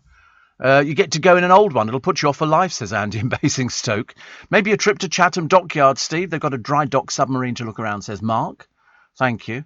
And Steve, I've got a backpack where I keep a cagoule and waterproof trousers and a wee torch in case I caught the darker days coming in at an alarming rate, and a wee bottle of, oh, this is going to be booze, isn't it? Oh, no, a wee bottle of Mr. Glaver. Medical reasons. Aye, right. Kimberlech, says Kim, in my kitchen cupboard awaiting my return home. See, the amount of people I see in London, and it has to be London because that's where I'm working, with backpacks on. And it's not just, it used to be the school children had backpacks. Everybody's got them now. You see women getting off the train, looking for where the nearest M25 is so they can superglue themselves to the ground. And everybody's got these backpacks. And you think, what have they got in there? What is in there? I mean, I've got, a bag with me, and I've got sort of basically a suitcase on wheels. And it's basically, I've got an inflatable bed. I keep seeing them advertised on the television. I'm resisting at the moment to buy myself a blow-up bed. I don't think I could actually go on a blow-up bed. I'd roll over one side and disappear completely. So definitely not for me. Waz says, do you like helicopters? No. I often see them, but the trouble is when we've had, on the odd occasion, helicopter disasters, they go down fast, I'm told, because it's only that spindly thing at the top that's spinning round, that's keeping up there, called a propeller, I believe, in the English language. And again, that frightens me. I mean, I do like the idea, but of course, I mean, I was sort of inspired by poor Gemma Collins, that total waste of space, who got into a helicopter once, and then all of a sudden goes, she asked some stupid question, I can't remember what it was, and they went, oh, and it'll be fairly quick. No, I'm not kidding you, she goes in that funny little 3-year-old's voice. And so they got her out the helicopter. Oh, blimey, honestly. 40 going on 15, I should imagine. So we'll wait and see what the tie-up is. Yeah, look, she does the fake crying, and then she has to get out, and they're all sitting there going, what's the matter with her? Oh, she's being a drama queen again. Not a diva at all, just a silly little show-off. And she had a sort of a dunny dilemma, and I'm a celebrity. She wouldn't go in a heli. Everybody else is sitting there going, oh, get her out then, for God's sake. Okay, more seats inside. Have you tried Costco's mince pies? 3 times the size. They only sell them in a tray of 12, but they are gorgeous. Have a sponge top instead of pastry. Oh, they've got loads of cakes. Yeah, they've got cakes and all sorts of things in there. I brought some in before, which have got sort of like cream in the middle of these things, which you might like. But, yeah, cream. What are you saying cream for? Like it's some new word. In the mince pie, yeah. Yeah, well, all sorts of things. Look at those. Dusted, lightly dusted. The only reason why do they come out at Christmas? Can you buy them the rest of the year? I do hope so. Little John today in his column, we all live in a nuclear submarine, and so it goes on. BBC boss defends his anti-Brexit news chief, Jess Brammer, former editor-in-chief of the HuffPost, will start this month as executive news editor in charge of 24-hour channels, BBC World News and BBC News. She doesn't look the happiest. All the pictures I've seen her, she looks as miserable as sin. Why is it people can't smile nowadays? Be happy. And they've just found, I love it when they find things, they have just found a newly discovered drawing by Vincent van Gogh going on display for the first time, written or drawn in 1882. It's an old man sitting on a chair, an elderly labourer dressed in waistcoat, trousers and boots. The sketch has been sitting in a Dutch family's private collection for more than a century. The owner, who remains anonymous, had asked the Van Gogh Museum in Amsterdam to determine if the pencil sketch was by the artist. It's now on display. They have authenticated it and said, yes, it is. It is. It's a clever thing to do, isn't it? And they find something. Wonder what it's worth. It's the first time this drawing is out in the open, says the museum's Thilo Miedendorp. So there you go. Love it. The amount of tax lost due to non-payment, avoidance and fraud has risen to £35 billion. £35 billion. And after that picture, Wags joked the Duke was admiring his salon mastery in the mirror because Harry's hair is dropping out by the second. Oh, look, there's more gone. And so they had a picture of him with sort of in this sort of overly touched up picture, which makes them both look ridiculous. And he appears to have a full head of hair. The good news is Roland White, reviewing All Creatures, Great and Small on Channel 5 last night, has given it 5 stars. And he said, Comfort TV, Heriot & Co. is still the best, but none. Okay, that's all I can tell you. And it's good. I haven't seen it, but I've seen the clips of it, and it looks really good. I might have to watch it. The M25 activists all released, despite their vow to block the roads again. Somebody says, I intend to return to sit on a highway. I wouldn't recommend it. Next time we're going to take you and throw you in the jug. What do they call it? The jug. The slammer. That's right. I don't know. I'm not supposed to know about these sort of things. But the police just stood there like complete buffoons, honestly. As I say, if they'd been picketing, outside the police station, they'd have them removed immediately. Wouldn't they? Yeah. Or if they picketed outside a hospital, they'd be removed immediately. There were 2 women, they're on YouTube in America, hilarious. They want to have the police arrested because they arrested a friend of theirs, and they're standing there. They're quite clearly, they're not the full ticket. And one of them's got a megaphone. We will arrest you. Can we start the process? And you look at them and you think, are you realising that you're up on the internet? You're being made to look like the biggest turkey in the shop. It's all very bad. They don't realise just how stupid they are. What's the other one here? A lot of people, thieves breaking into a football star's £2.5 million home, and they stole his safe. They actually stole safe. How do they know there's a safe in there? I mean, I've got a safe at home, but that's different. You know, it's only a little safe. Yeah, got a vacuum cleaner in it. You know, I'm saving it. Happy birthday to Baz Luhrmann, the Australian director of Strictly Ballroom, one of my favourite little films. You ever seen it? God, I'm not going to ask you anymore because you haven't seen anything that I've seen. Strictly Ballroom's a lovely, lovely film. Lovely film. He was born Mark Anthony, but changed his name to Baz Mark after being called Basil Brush by other youngsters. And Damon Hill. He's 61 today. Hank Williams was born on this day in 1923. Died some time ago.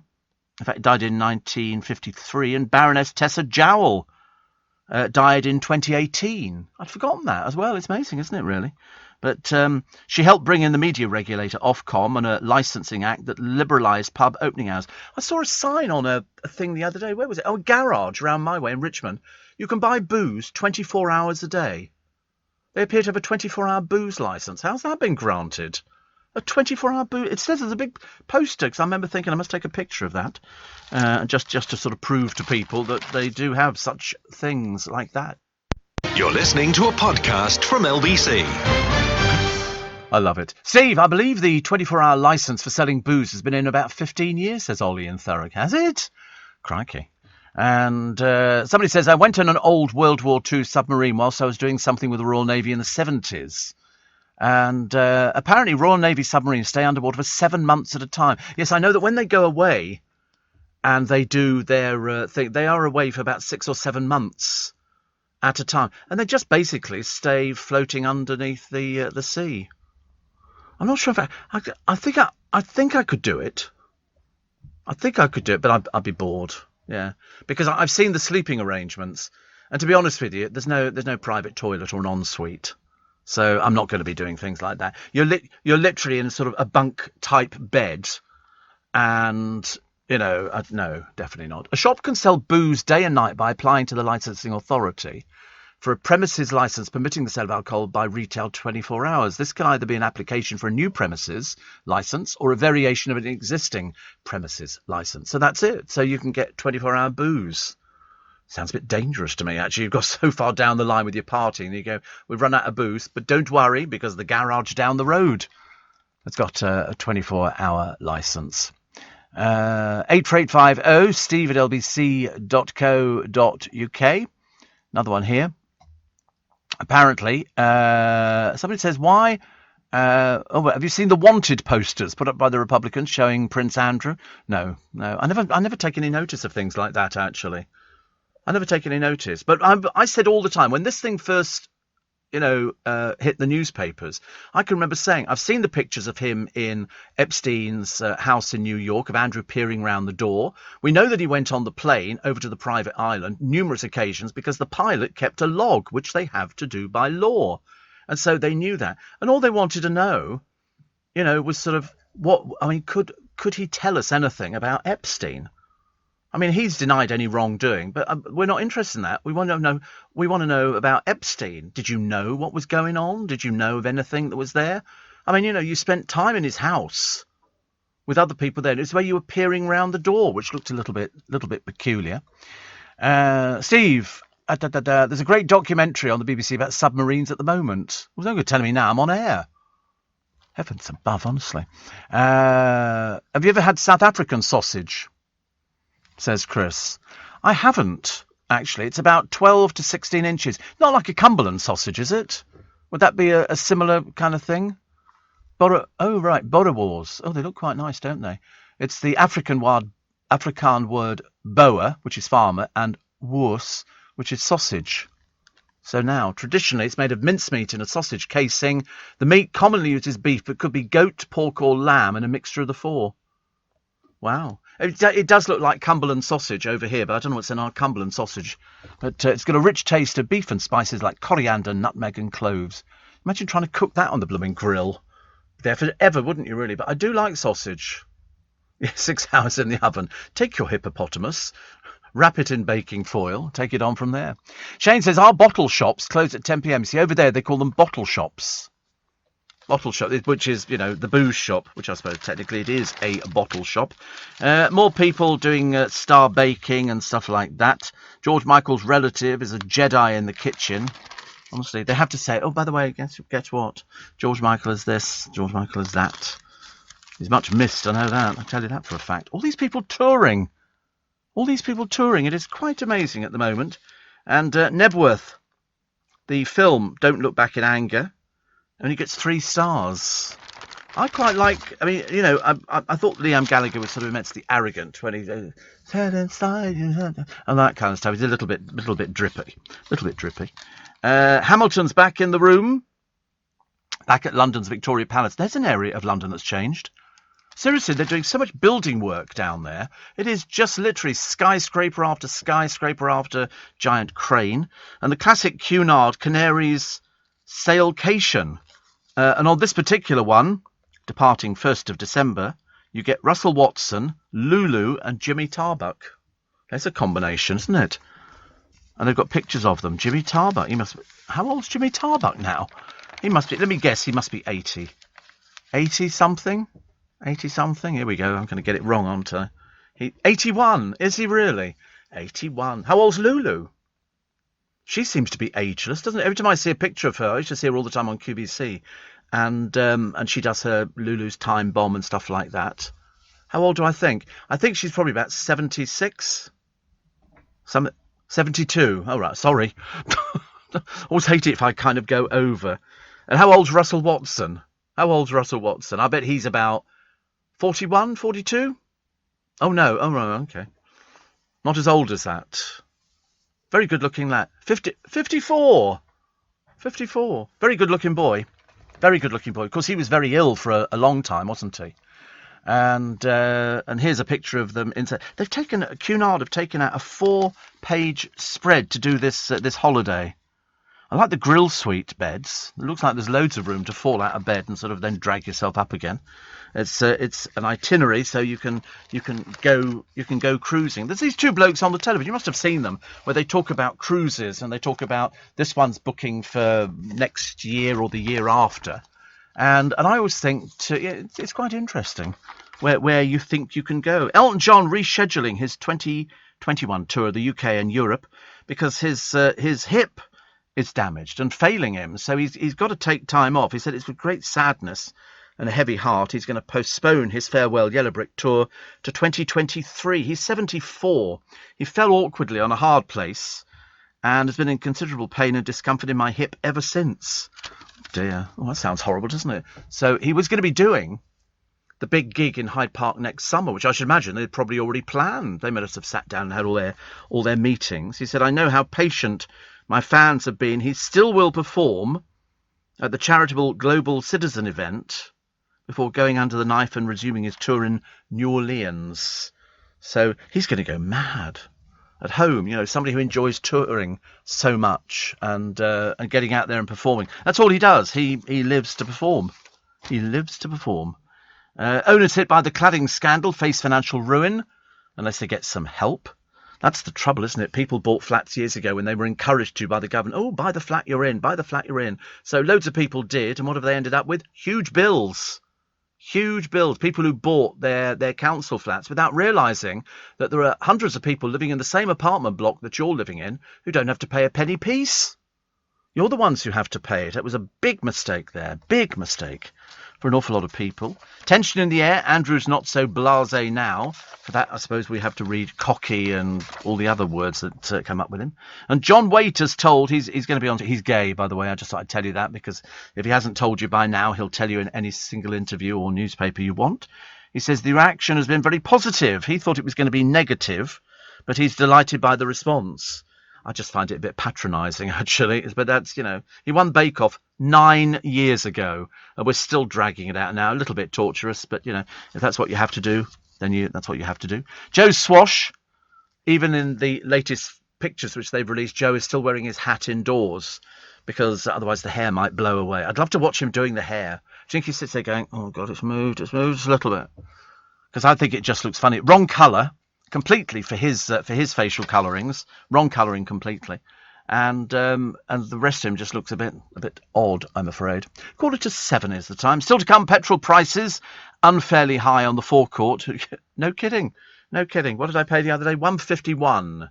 151 because it's the 5 number. I don't use 10, use 5, and it's the most expensive. Typical. But it doesn't matter. Yes, it does. You're listening to a podcast from LBC. Do you know, I can't believe Barry Manilow is going out touring again. He cancelled an awful lot of his dates at the age of 78.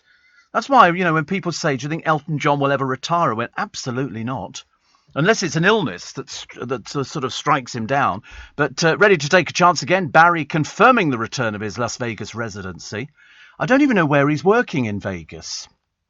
Where is he? But it's called the Hits Come Home. He's 78. Oh, he's at the International Theatre. See, I don't know the International Theatre.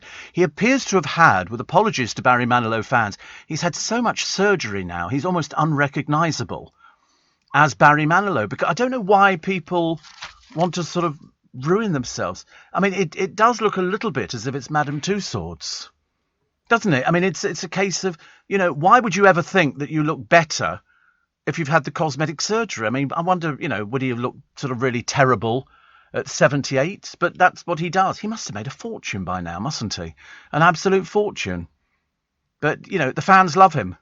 The fans love him. When you look at the picture outside the, when he was at the Westgate, huge billboard. They do that in Vegas now, don't they? Because I remember Donnie and Marie had a huge billboard up. It was the whole side of the hotel. How they managed it, I've got no idea. Petrol prices. I don't know whether you've noticed this, but I have. Rocketing fuel bills mean drivers are paying through the nozzle. Data from the AA suggests petrol hit 135.51 pence a litre, a price last seen in September 2013. But the AA says wholesale prices paid by retailers have fallen 1.5 pence a litre. They're just ripping us off. That's all it is. If the prices have fallen, why are we not seeing that at the pumps? The switch to E10 petrol this month led to a wholesale price falling to 4 pence a litre, and then the Hurricane Ida sent the crude oil soaring from $66 to $73 a barrel. But AA spokesman Luke Bosdit said that increase hasn't wiped out all of the E10 price savings. Once again, you're paying for it. They're just, $151 I paid the other day. What a rip-off. I shan't be going to that garage ever again. Seriously, my petrol's more expensive because I've got to have more expensive petrol. Yeah, it's, $150, I couldn't believe 151. I thought, we know that the prices have gone down, so you know that they're ripping you off. Ridiculous, honestly. Steve, I feel like rubbish at the moment because it's either a cold or something like that. And one here, Kim says, thank you for a truly smashing, lovely week. Enjoy your weekend. I hope so. I think it's going to be a good weekend. The weather's not going to be great. Saturday, you're all right. Sunday's a bit wet, I think. But it doesn't matter. Listen, it's a rest, isn't it? If you work the weekend, it makes no difference. Today it's light cloud and a gentle breeze, which it appears to be every time. I think whoever writes this must be really bored going, light cloud, gentle breeze. Yeah, and tomorrow it's sunny intervals and a gentle breeze again. We like that. But it's only going to be 20 degrees. Oh, Sunday's 20 degrees with the rain. It's got a big picture of a raindrop, so that kind of signifies that you're all going to get very, very wet. What else we got? Petrol. I can get angry about petrol prices. I'll try not to. People saying, oh, well, you shouldn't. But loads of people who'd be buying. You've only got a choice of 10 or 5 and the petrol stakes. So you're going to be ripped off at some point. Plus, a Stephen Lawrence murder suspect is facing another year in jail for failing to pay £90,000 he made from a £2.1 million drugs plot. What is it about all these people and drugs? They spend most of their life in prison, don't they? Can't be that much fun. Ian Hyland's TV diary, talking about with a peak audience of over 9 million, Channel 4's creatives will be telling themselves it was worth the embarrassment having to hand over their network to Amazon for Emma Raducanu's glorious US Open final. It was just a pity the deal had to include the deathly dull hour-long preview with the likes of Tim Rosetsky and Tim Henman. I think Tim Henman was never the most exciting person, was he really? People used to say that. Says Ian, when Amazon announced a couple of years back it was going to start using drones, I didn't realise it was talking about the TV presenters. So cruel, so cruel. Back at Rod Gilbert's growing pains, Richard Madeley admitted he spent his early teenage years sneakily looking at middle-aged women in support bras. Do you remember the catalogues used? It's only because it's reminded me. You get catalogues, and it was all Littlewoods, Littlewoods or whoever it was, and you would always turn, if you were sort of younger, to the underwear pages. You'd have men. No, oh, just me again.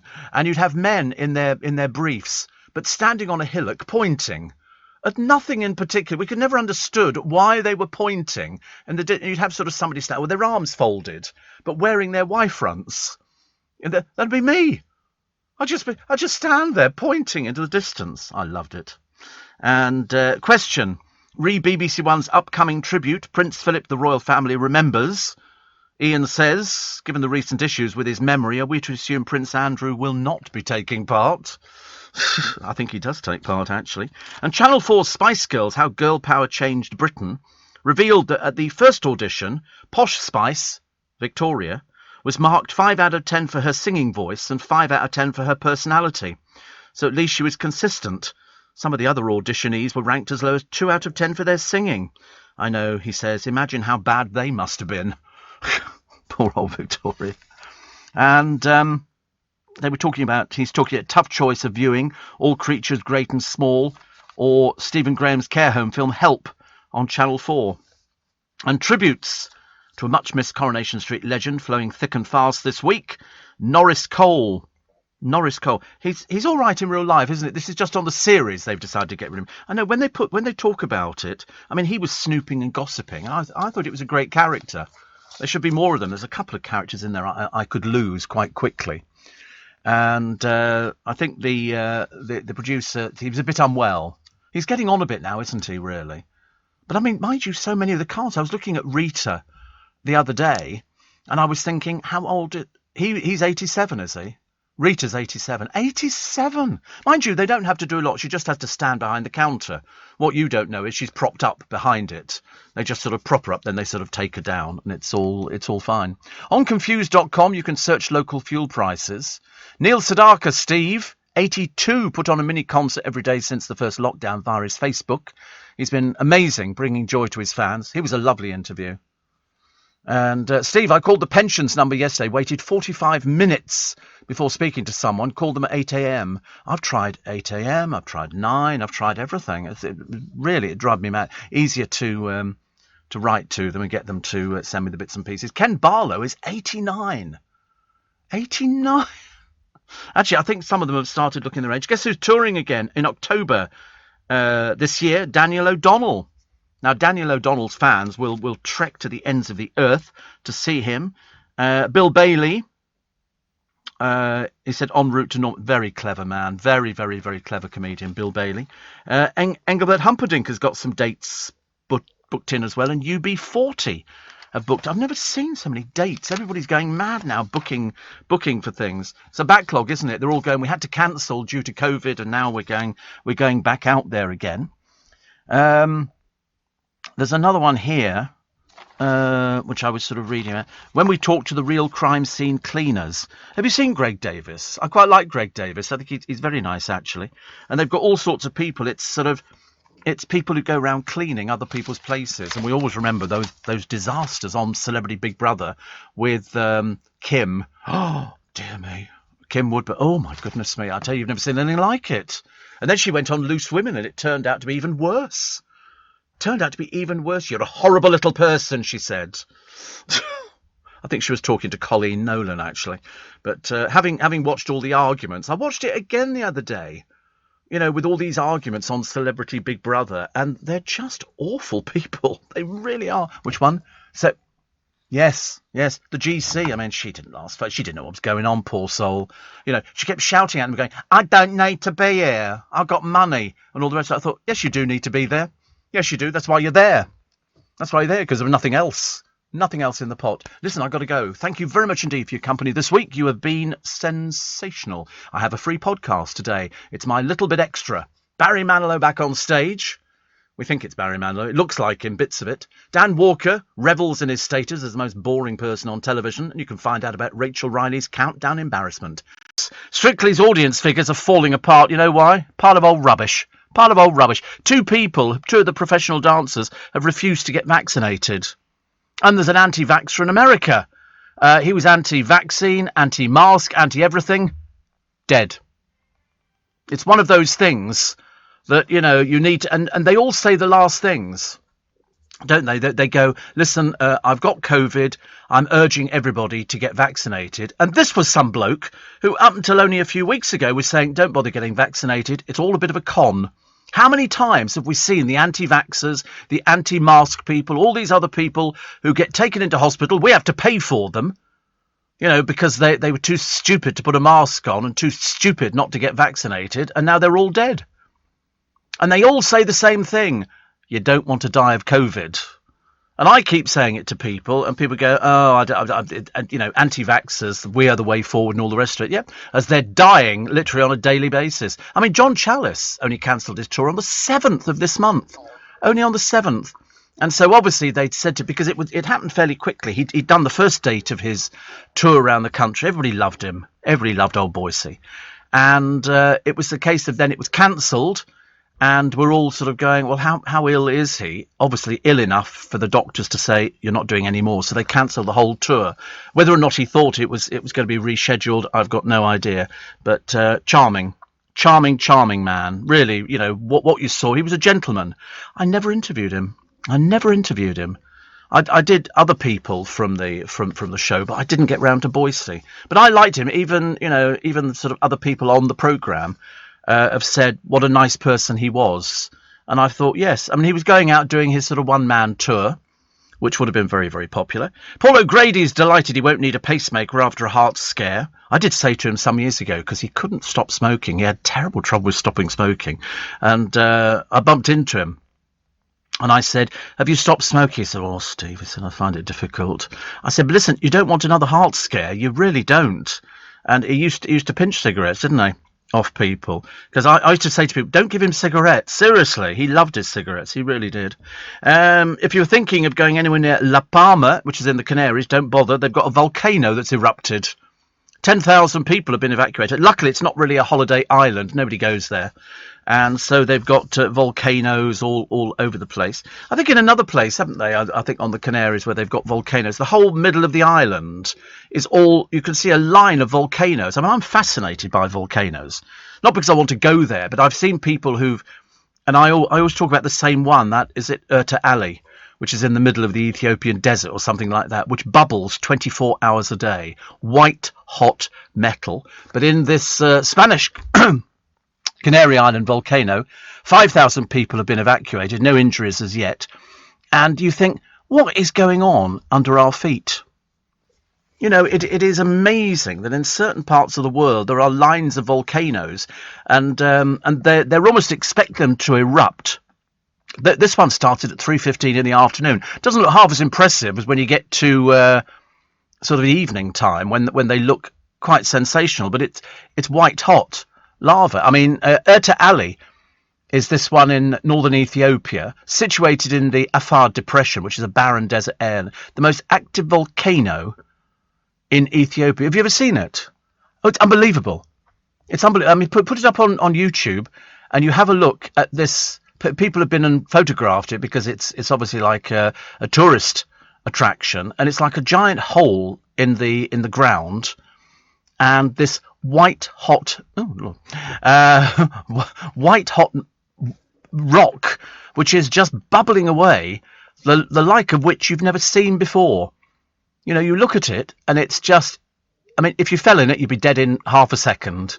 It's as simple as that. But no, it doesn't look that hot, does it? But at night time, when it gets going, all of that is a lava lake. All of that is, look, I mean, and it bubbles like that 24 hours a day, and that's all under the ground. But it doesn't seem to have sort of changed its shape in any way, shape or form. But I always look at it and I tell people, go and have a look on YouTube at the lava lake at Erta Ali in Ethiopia. I mean, it's just, it's phenomenal. It's something you think, and God created that. I'm always amazed. But I've seen land being formed out of the sea when a volcano erupts, and all of a sudden it forms an island. And you look at it and you think, I've seen houses who disappear under the mudslides, under all the stuff. I mean, I think 2005. This is Urta Alley, isn't it? Yeah, 2005. There was a further lava flow in 2007, and an eruption in 2008 was reported by scientists at Addis Ababa University, and another one in 2017. It just keeps going.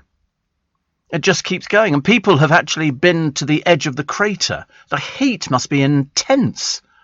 I don't know how deep it is, or whatever it is. It's a fully blown lava lake.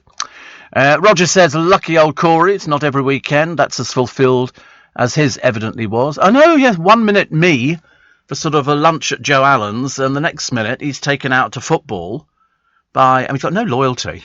No loyalty at all. I mean, it's a case of, get a free lunch off Steve. Yes, he's going out with James O'Brien this week and Nick Ferrari the week after. But and then Ian Dale takes him out to go to the football. As if I would have gone to the football. I love it. I love it. So we take all your texts and emails, as you know, on the programme. 84850 steve@lbc.co.uk. French and Saunders could hit the road again after 13 years. Disney have been slammed for cutting Jessica Rabbit's cleavage. They've decided that looks a little bit too sort of, but you can't have anything now, can you? And what was the other the goodies? The goodies apparently have been wrapped. Some of their stuff was a little bit racy and it upsets people. Brits urged to stock up on Christmas goodies. There might not be any turkey, pigs in blankets, roast potatoes, everything else. So my advice is, if you see a turkey in a shop, frozen one, buy it, stick it in your freezer, leave it there. Or turkey crown or anything like that. And the pigs in blankets you can buy, and the potatoes and everything else, because you don't want to. And also they've also said fireworks could be in short supply as well. Well, not many people do fireworks. They really don't anymore. I mean, I like fireworks, but I didn't do any fireworks last year. Another one here, which says, on your advice, I wanted to go to Joe Allen's and looked online at the menu. I can't believe it. It's an American-style restaurant. They do a hot dog and don't do a hamburger. They do, as you well know. Don't be so silly. Of course they do a hamburger. That's just they're not that sort of thing that needs to put it on the menu. You just order it. But at the moment you can't. They're on a preview menu for 2 weeks, I think, and then they're going to get back in to the swing of it, because I had spare ribs, which I don't normally have spare ribs in a restaurant. They came with coleslaw, and I had them with something. I had chips and everything. Another secret item. And I had crispy duck and watermelon to start with, and then a little apple pie with some rather nice ice cream on it for my dessert. Plus we had some cocktails and a bottle of Prosecco, and I can't remember what they were. They came in glasses. They were very nice. And we had some Prosecco, and we had some champagne as well. So it was all nice. But it's having not been there for 18 months, and I've constantly mentioned Joe Allen's and constantly said I hope it's going to be all right. And it's opened up again. The only person who's not there is Kathy, who was there for donkey's years, and I kind of grew up with Kathy because I've been going there for nearly 40 years. But you've got all the usual team. A lot of the waiters are new. There's a few of the old ones from a long time ago. It was so busy. So busy. I think that now, London was chock-a-block on Saturday. I came in on the train packed because they're doing work at Richmond. So the train that would normally be going through platform 1 was going back the other way. So it comes in, stays at platform 1, and then they make it go back the other way, so it goes back into town again. Because coming home at about 5 o'clock, we did about 4 hours in Joe Allen's. Ridiculous, honestly. And I got on the train, got a seat, and it was rammed, the train. And London was rammed. I was waiting in the Strand Palace Hotel for Corey, and there's all these people coming through the front doors with their little trolleys on wheels, which look so sweet nowadays, don't they? It's obviously a northern thing. And they brought them in, and people were checking into the hotel. So obviously people were coming down for a weekend break, and so they come down, get down about sort of lunchtime, I suppose, check into the hotel, put their best clobber on, which involves some really naff outfits, but that's the way people dress nowadays. And then they go out on the town, then they come back, crash in the room, get up the next morning, and then tootle back from whence they came. But it was busy. It was busy. London was absolutely unbelievably busy. Covent Garden was rammed. Unbelievable. It was good. Steve says, Paul, is Corey the LBC waif? And what next in the Kindly Uncle Stakes? Bermuda with O'Brien. I don't think O'Brien would cough for something like that. Definitely not. Phil says humans exist on the planet courtesy of volcanoes. Yes, I don't remember the Bible saying anything about volcanoes. Do you remember that? I don't. And somebody says pigs in blankets are easy to make. No need to stock up on them. You just buy a sausage and a slice of bacon and wrap away. No, you have to buy them. There are factories that make pigs in blankets. What are you trying to do? Knock the economy of the country? Ridiculous. And I'm in bed with flu, says Martin in Manchester. Any tips to get rid of it? No? None at all. You just have to suffer, won't you? Honestly, fancy writing to me. Do I sound like a doctor? Do I like somebody who's going to give you medical advice? It's your own fault. You shouldn't have caught it from somebody, should you? You probably went out without a pullover on. That'll make sure you suffer. Asthma inhalers are going to be killing the planet. Now, who do you think said that? Who do you think said that? No, not me. SmithKline Beecham. One of the biggest pharmaceutical countries in the entire universe. Motorists who take petrol money from mates risk invalidating their insurance. Who takes petrol money from their mates? Seriously, are there still people like that out there? James O'Brien. Men with prostate cancer could be healed within a week. They've got a new machine which seems to be sorting... Well, that's the godsend of all godsends. And 2 policemen ignored a call-out. There were 2 things. One was a burglary and one was something else. Why? They were having sex in the police car. I wouldn't mind, but I've seen a picture of both of them. I mean, seriously. For local trips around London, think bus. It's the most convenient way to travel in your area. With the Hopper fare, travel as many times as you like, within an hour, for £1.75. Tube it, bus it, train it. To the Mayor of London and TfL, every journey matters. Applies to buses and trams. Always use the same card or device. For full terms and conditions, visit tfl.gov.uk/hopper. You're listening to a podcast from LBC. The more I think about that prostate cancer thing, the happier I am. They say what they give you is larger doses of precision radiotherapy. The trial will begin this week at the London Royal Marsden Hospital to find out whether it's safe to radically speed up treatment. Currently, men who develop prostate cancer, big killer of men, about 50,000 people in the course of a year die of prostate cancer. Normally get treated in 50,000 diagnosed. It's about 20 sessions over a month, but scientists want to cut the therapy to just 2 high-dose treatments, which could be carried out. I mean, it's the first in the world. 48,500 diagnosed with prostate cancer. If caught early enough, there's an 80% chance of survival with radiotherapy. I mean, it's fantastic the things they can do now. Fantastic the things they can do. I'm just waiting for the phone call. I should be getting a phone call this week or a text message to have my booster jab and also to get my flu jab. Because Joan Collins is pictured in a couple of papers. She's had both at the same time. God, I don't know. Might not be anything left of me. Amir Khan kicked off a plane because the person he was with wouldn't put a mask on properly. I mean, honestly, and then he had a bit of a tantrum. Little bit of a tantrum, which is not so good. Over 1 million people invited for COVID jabs this week, so that's good. I can't wait to get it. If I don't get it, I should be on the phone to the doctors going, why have I not had it? I'm well in excess of getting it. Graham Souness has come out as a vegan now, bless his heart. And Cheryl, remember Cheryl? She's going to return to the stage this weekend after Sarah Harding's death. She's doing Pride somewhere, hardly a gig. Yeah, Birmingham Pride. They must be delighted. What was the other one that I quite liked? Jimmy Carr gripped by panic attacks after the shame of the tax scandal. I mean, that was blooming years ago, for God's sake. He can't still be, can he? And Furiate claims that Gavin Thicko Williamson, paper's definition, could get a knighthood. They hand them out like jelly tots, don't they? I'm sorry, have you been... Yeah, you've been a minister. Let's give you... So the main stage, Birmingham Pride, Cheryl and Bree Runway, plus Written, Katie B, Sophie Ellis-Bextor, Boney M with... I mean, it's not the same Boney M. Bag of Chips, Bad Drag, Aaron Porter, Sister Sledge, there's only about 3 of them now, Clean Bandit, Jax Jones, Ray, Mucha Buena. Oh, she was Mucha Buena. She was in the Sugar Bays, wasn't she? Yes, I thought so. Something called Peppermint. I don't know what that is. Bimini Bon Boulash. It's obviously drag, isn't it? You can just tell. It's all this modern drag. It's not like the proper drag. It all looks a bit RuPaul. Black Box, lovely. And they're rude names, are they? Shall we? Rude names? Oh, right. Oh, well, goodness me, honestly. The trouble is, drag seems to be the new thing nowadays, doesn't it? You've got RuPaul's drag thing, where it's a bunch of peculiars on the stage, but they're not like the old drag that I remember. Definitely not. If you like a volcano, check out Deception Island in Antarctica. Ships sail into the crater. The black beach is steaming.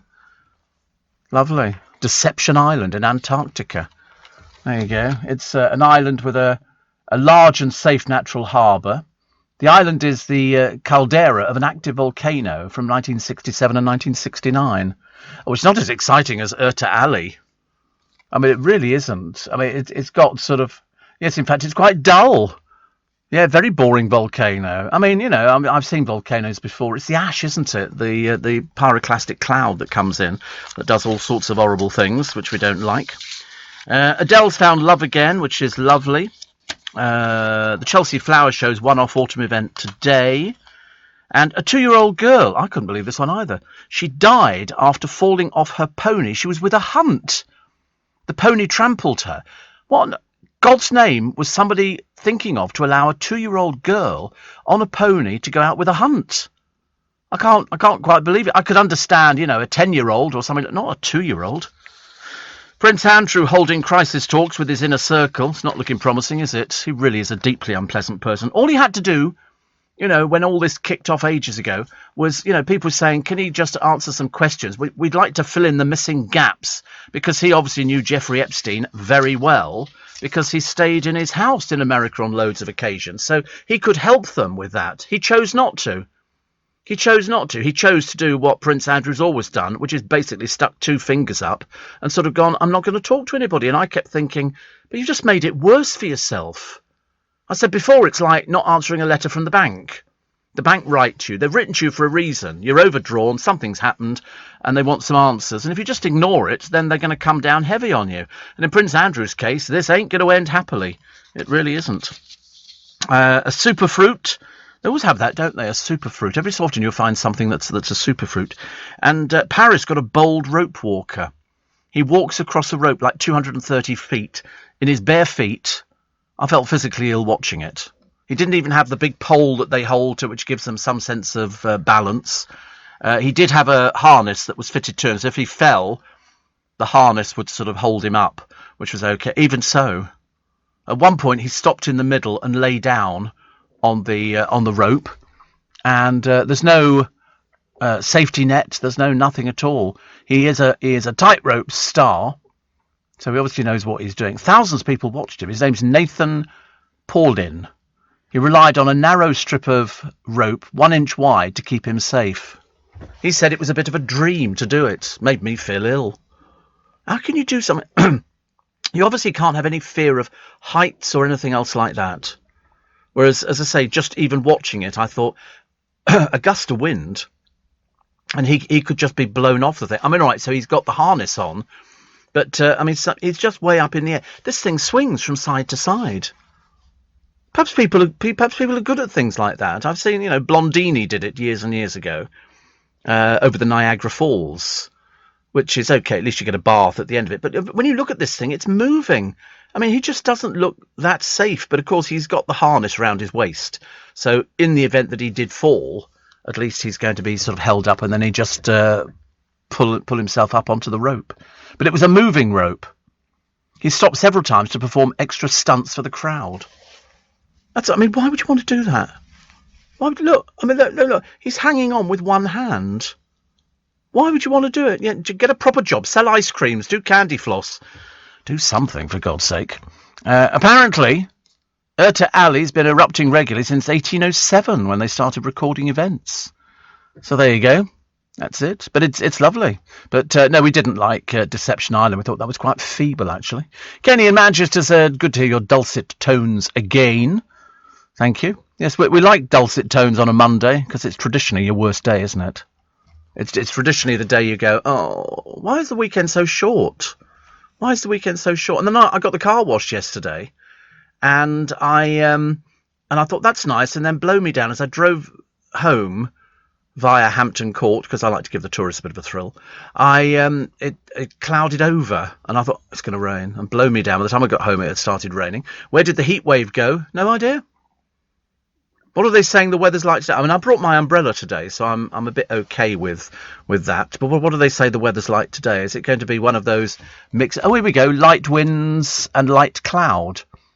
20 degrees. Oh, it's a gentle breeze again, of course, which it is every day. 20 degrees. Tomorrow, 21. Wednesday, 21. Cloudy with sunshine for both days. Thursday, 20 degrees. Friday, cloudy with sunshine, 21. 21 on Saturday, 21 on Sunday. It's a bit boring and tedious, isn't it, really? A bit tedious and boring. But 20 degrees today, so double it and add 30. So about 70 degrees, approximately, which is okay. It's okay. And Steve, I was like you. I felt sick when I saw the tightrope walker on television there, Shane. I don't like watching anything like that. I just don't. Perhaps I'm a bit weedy. Perhaps I just don't do heights. I've got dreadful vertigo. I couldn't stand on a chair without falling off it. I mean, I'm literally. If I predict I'm going to fall off a chair, I fall off a chair. And somebody else said, I love your show. I'm addicted to it. Good. Well, be addicted every day of the week, Monday through Friday, 4 till 7. And you can podcast the show as well. Whee! In fact, you must podcast. We've got thousands of podcasts for you to have a listen to. We're still waiting. Today's the day, isn't it? Today's the day. We might find out what happened to poor Jordan and that night when she was attacked in her house. You know, perhaps we might get some sort of indication. But so far, because I think today was the day that the police were going to... I can't remember what they said they were doing. I think it's a case of the person is on bail. Now, what happens today, I've got no idea. Whether they go to the police station, they go off bail, I've really got no idea because we don't know anything about it. We just know it's a person unknown to us, and she's still missing the ring. There's a £50,000 ring out there somewhere. My God, it makes you want to go around with a metal detector, doesn't it? But she was attacked in her own house. I don't think she's felt safe going back there ever since. So hopefully we should find out more on that one. And also we might find out more because she's gone very quiet on the wedding, which we were looking forward to, having told us all about the wedding and it's going to be this and that. And she wanted to get married quickly because her mother's terminally ill, but yet she seems to have shoved that to one side. Let's wait and find out, shall we? Dave says, I don't like heights, and when the fear grips me, I sweat between my toes. Am I a freak of nature? Possibly, I don't know. Never heard of people sweating between their toes. Somebody says, I got a message from the hospital cancelling my hip replacement for the 4th time in 14 months. In pain, but I dare say there are people worse off. Yeah, they literally had... There's 5.8 million people waiting for operations on the NHS. 5.8 million people, so you're way down the line. Way down the line. If they can give you painkillers, you know, what they're going to be looking at is sort of people who are very severely ill. And I never complain about that. If they say to me, listen, we've had to cancel your operation or whatever it is, I've always thought, well, there must be a reason for it. They don't just sort of cancel it for the sake of doing it. John says, I don't like heights. I don't even like being 6'2". And, well, I wouldn't want to be 6'2". I'm 5'10". Which is, I think that's just right. In fact, I think that's almost perfection. Steve, I just saw Anne Robinson's last show of The Weakest Link, which aired on Irish television last week. I don't know why she's leaving, as I found her hilarious. I've seen the comedian Ramesh Ranganathan taking over, and don't find him funny at all. He's ever so nice, Claire. He's ever so nice. If you met him, you'd like him. He's very likeable. But, I mean, having seen poor old Anne Robinson on Countdown, I mean, she looks like she's been embalmed. Seriously, the glasses don't look right. The hair, I'm not sure if it's a wig or if it's, you know, I really don't know. Because generally people of that age, they don't have fantastic hair. And hers looks 76. I mean, hers looks as good as old Davy Boy Beckham's. I don't know what he's got stapled to his head. A little bit like Joe Swash, who didn't win the Bake Off type programme. Thank God for that. Couldn't cook for toffee. Ridiculous. And Steve, recovering from taking part in the Great Global Greyhound Walk with my pair, Malk and Ord. Over 90 greyhounds walking in a country park to bring awareness, to show people what brilliant pets greyhounds make, says Kim. Yes, I know. I mean, a friend of mine had a lurcher which is similar to a greyhound. They don't bark, but lots of them at Battersea. Yeah, lots of them. I mean, I think there's a couple of people round Twickenham have got greyhounds. They're quite big actually, but they need a better life. They need a better life. They're very, very placid. Yeah, I mean, you don't say, you don't see that at all with a greyhound. They're much, much better than that. Bless their hearts. They just like to wander about, but they're all gangly legs and everything else, a bit like ostriches. Well, they're not really, because ostriches don't have 4 legs. I don't know why I mentioned it. With UK Export Finance, I'm fulfilling more export orders from around the world with working capital support. Export insurance means I'll get paid when exporting to challenging markets. At UK Export Finance, we believe no viable UK export should fail for lack of finance or insurance. Between 2022 and 2023, we provided £6.5 billion of government-backed trade finance to support UK exports. Learn how we could help you win export contracts, fulfill orders, and get paid. Search UK Export Finance today. You're listening to a podcast from LBC. So Jimmy Greaves died the other day, and I grew up watching St and Greavesy, and of course Ian St John died back in March this year, because for some reason I'd forgotten about that, and I remember looking through all the things thinking, why is there not any quotes from him? And of course he'd sadly passed on. Over in America, they've got the Emmy Awards. It's another opportunity for the good, the great, and the people you've never heard of to get out there wearing their very expensive outfits, which they don't pay for. And they all hope they're going to win. And I can tell you, The Crown and the Apple comedy Ted Lasso were the big winners. The Crown's prizes including Best Drama Series, plus 4 acting wins for Gillian Anderson, Olivia Colman, Josh O'Connor and Tobias Menzies. And Colman said of her final series playing Queen Elizabeth II, I loved every second of it. Can't wait to see what happens next. Oh, just check the newspapers. It'll tell you it's all stuff that's happened before. Yes, Imelda Staunton's taken. She's so good. She's so good, isn't she? But they've got all the pictures. It was the 73rd Emmy Awards. Many British nominees appeared from a separate Emmys hub in London. And here they all are. Gillian Anderson. And they've got people, more midriff from Michaela Cole, who wows in neon yellow. Oh, the red dress is a little bit from Ratched star Sarah Paulson. And who's this one? This is Best Actor nominee Billy Porter. I'm not quite sure what he's wearing, whether it's supposed to be camp or whether it's not. I don't know what it is. Well, I don't. He looks a bit like the sort of thing you stick in on a cocktail stick and you drink. Because I don't know what it is. And here's Michael Douglas, the Kaminsky Method, and his wife Catherine Zeta-Jones. I mean, to be honest with you, it's about the best I've seen him looking, because he looked as though he was on his last legs only about a year ago. She's very, very glam. I think she's had a lot of work done. And, my goodness me, who is this vision in purple?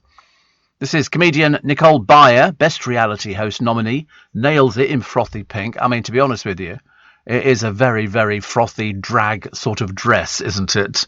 That's what they say. All about the accessories. Saturday Night Live star Bowen Yang, which is okay, a little bit like we're going to a funeral, but that's about it. And then there was somebody who'd completely lost touch of where she was, the Crown's Princess Diana, Emma Corrin, standing out in a very unusual head cap. Actually, she looks about she's about to do swimming. She's just come from the ball. And made the Best Drag Queen win, Michelle Visage, RuPaul, Gottmilk and Simone. And I'd say drag's obviously the latest thing, isn't it, really? I don't know why. It just appears to be. Anya Taylor-Joy, nominated for her role in the chess drama The Queen's Gambit. They're very stick-thin, some of these people, aren't they? There's not much to her.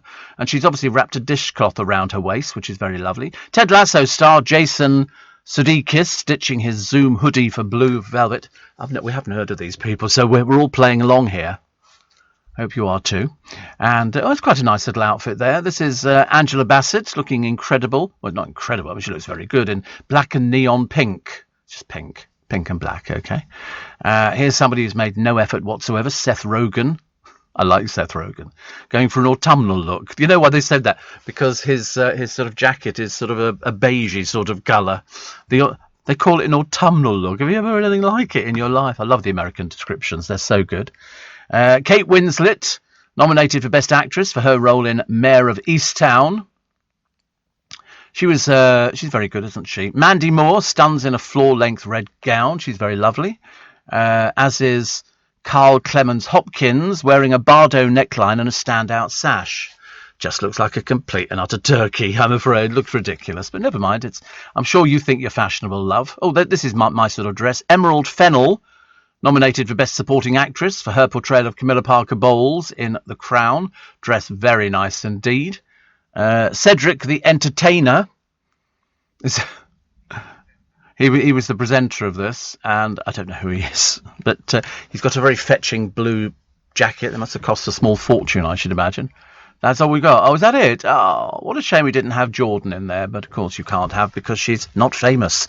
Not over there. Steve, just watching Dale's Florida Fly Drive. He visited his late friend's Ballan's restaurant in Miami. Yes, Prady Ballan died over there. I remember when Dale phoned me and said Prady Ballan's died. And I remember thinking, good Lord. He was also reminiscing about how we used to go to Ballan's on Old Compton Street. Did you ever go there with Dale? Only about 500 times, yes. Only about 500 times, Neil. Did you ever go to Ballan's? I mean, honestly.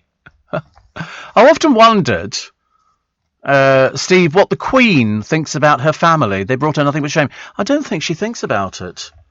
Because, to be honest with you, she'd have gone to an early grave, wouldn't she, if she'd worried about just how dysfunctional they are. And they all appeared, as somebody said, to lose one marriage would be, a little bit careless. To lose about half a dozen marriages would be something the matter with the family. I mean, Anne's okay. Yeah, but she has married again, hasn't she? Yeah, she was married to Captain Mark Phillips. And that one went, yeah. Well, I mean, to be honest with you, I should imagine she's quite a toughie as well, I would think. And, Steve, I watched the first part of the Channel 4 documentary Spice Girls, How Girl Power Changed Britain. You're, of course, absolutely right. All done by men from the start. Yes, I mean, there was nothing to do with girl power. They were assembled by men. Men masterminded that group. The load of old cobblers that they gave you. It was Simon Fuller. Well, there was somebody before Simon Fuller. Somebody before Simon Fuller who was the person who looked after them. I mean, as we said, poor Victoria couldn't sing and couldn't dance. But, she's become, I suppose, the most successful one. How her clothing range is doing, I can't imagine. She never turned up to the Met Gala. Very worrying. But, no, it was men power. It certainly wasn't girl power.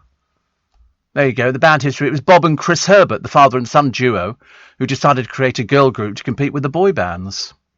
And together with financier Chick Murphy, they envisaged an act comprising of 5 strikingly different girls.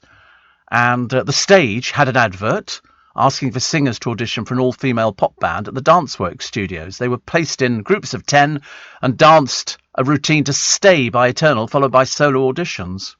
And after several weeks of deliberation, they came up with Victoria Adams, Melanie Brown, Melanie Chisholm, and Michelle Stevenson. There you go, there's one you don't remember, who were among half a dozen. And Jerry Halliwell pushed and persuaded the Herberts to let her attend the second. They then moved into a house in Maidenhead, and the stuff that they were given was very, very sort of poppy. But they didn't have an official contract with Heart Management, even by 94. Michelle Stevenson, I don't know who Michelle Stevenson was. But I shouldn't imagine. Oh, that's right, she was replaced by Emma Bunton, which was probably... I mean, can you imagine? Because Stevenson worked briefly as a television presenter. Also filmed a television show in Malta called Wild Games. And... she's worked as a session singer. Just imagine how it could have been if they'd kept her. And according to Bob Herbert, she was fired because she just wasn't fitting in. She never would have gelled with it. And I had to let her go. Stevenson later challenged the claim, stating it was her decision to leave due to her mother being diagnosed with breast cancer. Adams later dismissed this claim, saying she just couldn't be asked to put in the work the rest of the group was doing. Well, at least she was honest. At least she was honest about it. I can't be bothered to do it. Well, that's why you're not famous, and they made lots and lots of money, stating she doesn't regret leaving them. Funny, they've never mentioned her in any of the interviews, have they? I suppose it was just one of those things, wasn't it? You don't mention somebody like that. But the moment Emma Bunton came in, she turned out to be Baby Spice, and she was very popular. Very, very popular. Jerry was, of course, very pushy. She used to work on game shows on Turkish television, I believe. That's what Jerry Halliwell did, holding up a prize. It's all a little bit good. And Steve, I know a lovely chap who rescued 3 and counting greyhounds from a certain early demise. The dogs now have a smashing march and they make great pets. I think 3's a bit extravagant, isn't it? I mean, you've got to have a fairly big place to look after. They need exercise. But I love them, but they seem very placid dogs. Very placid. Thinking about adopting one myself, says Kim. Well, that would be a very good thing to do. I wonder what greyhound puppies look like. They look small. Like baby... I've seen what baby pigeons looks like. Loads of things like that. Loads of things. Wayne the Trolley Dolly says, oh, look, there's they're quite cute. Italian greyhounds are very cute. Oh, sweet. Oh, I've warmed to them immensely. Oh, bless their little hearts. Oh, yeah, I can get a puppy, actually. So anyway, Wayne the Trolley Dolly says, sad about John Challis. I loved him as Boycie. And Only Fools and Horses, a classic. There aren't many of the cast left anymore. Go and see the West End musical if you can. It's brilliant. Yes, I know all about it. I haven't seen it. I haven't had a chance. Because I can't do anything during the week. I can only do things. A friend of mine sent me a text the other day. And he was going off to see Mary Poppins. And I said, I've seen it. I said, I liked Mary Poppins. And we know the writers as well. Gavin Williamson with a knighthood is like putting Shane McGowan in a boy band, says Paul. Yeah, they hand them out, though, don't they? You know, oh, would you like a knighthood? Oh, you can have a knighthood. What's David... I'm trying to work out what David Beckham's hair is. Was it grown somewhere else? Or is it stuck on? It's a bit difficult to tell. And they've got various people. Lampard turned up. And Piers Morgan. And loads of other, the good and the great, all turned up. But no Victoria Beckham. She couldn't be bothered or a little bit busy, I should imagine. Bit of a shame, really. And Caroline Flack's mother's tears as she presents an award. She said, sometimes it's very hard to get up and carry on. Of course it is. But there's people dealing with that every single day, aren't they? People who are, you know, they're troubled because they've got mental illnesses and nobody bothers with them. Roman Kemp summed it up, didn't he? He said, ask your friends. He said, they might be suffering and they wouldn't tell you. Nobody talks about it now. Nobody talks to their parents. You know, that was the sad thing. If somebody takes their own life, I mean, you've got to be sort of fairly brave, but also you've had enough of everything. It's like people who say, you know, I've had enough, I'm suffering with illness, I want to go to Dignitas or any one of a number of other places. And of course, you have to be well enough at Dignitas. You pay for it, it's not free. It's quite a few £1,000s at Dignitas, it really is. And you've got to be able to take your own medicine. They're not allowed to give it to you. So people go there. I mean, I've seen programmes on the television looking. I mean, if you are terminally ill, you have to convince people and they can recommend you.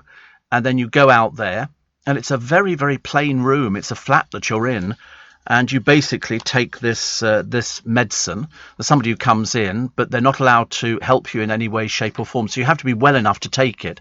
And they did one on the television a while ago, and they filmed, but they didn't film the actual moment of the person passing, because it must be like, I suppose, giving an injection to an animal that's going to be put to sleep.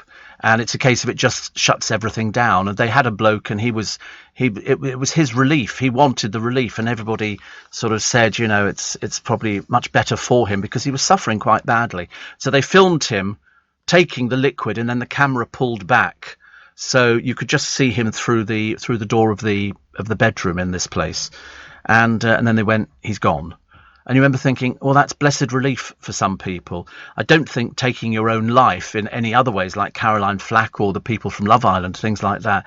I mean, that takes an awful lot to do something like that. You know, you really have. And then, of course, it's the people you leave behind. But as Roman Kemp said, talk to people, ask them. I have to ask the producer every morning, are you all right? Give him some chocolate biscuits, keep him happy. Never helps. Never helps. This morning I've given him, what did I give you? Chocolate raisins or something with something in. Had you had those before?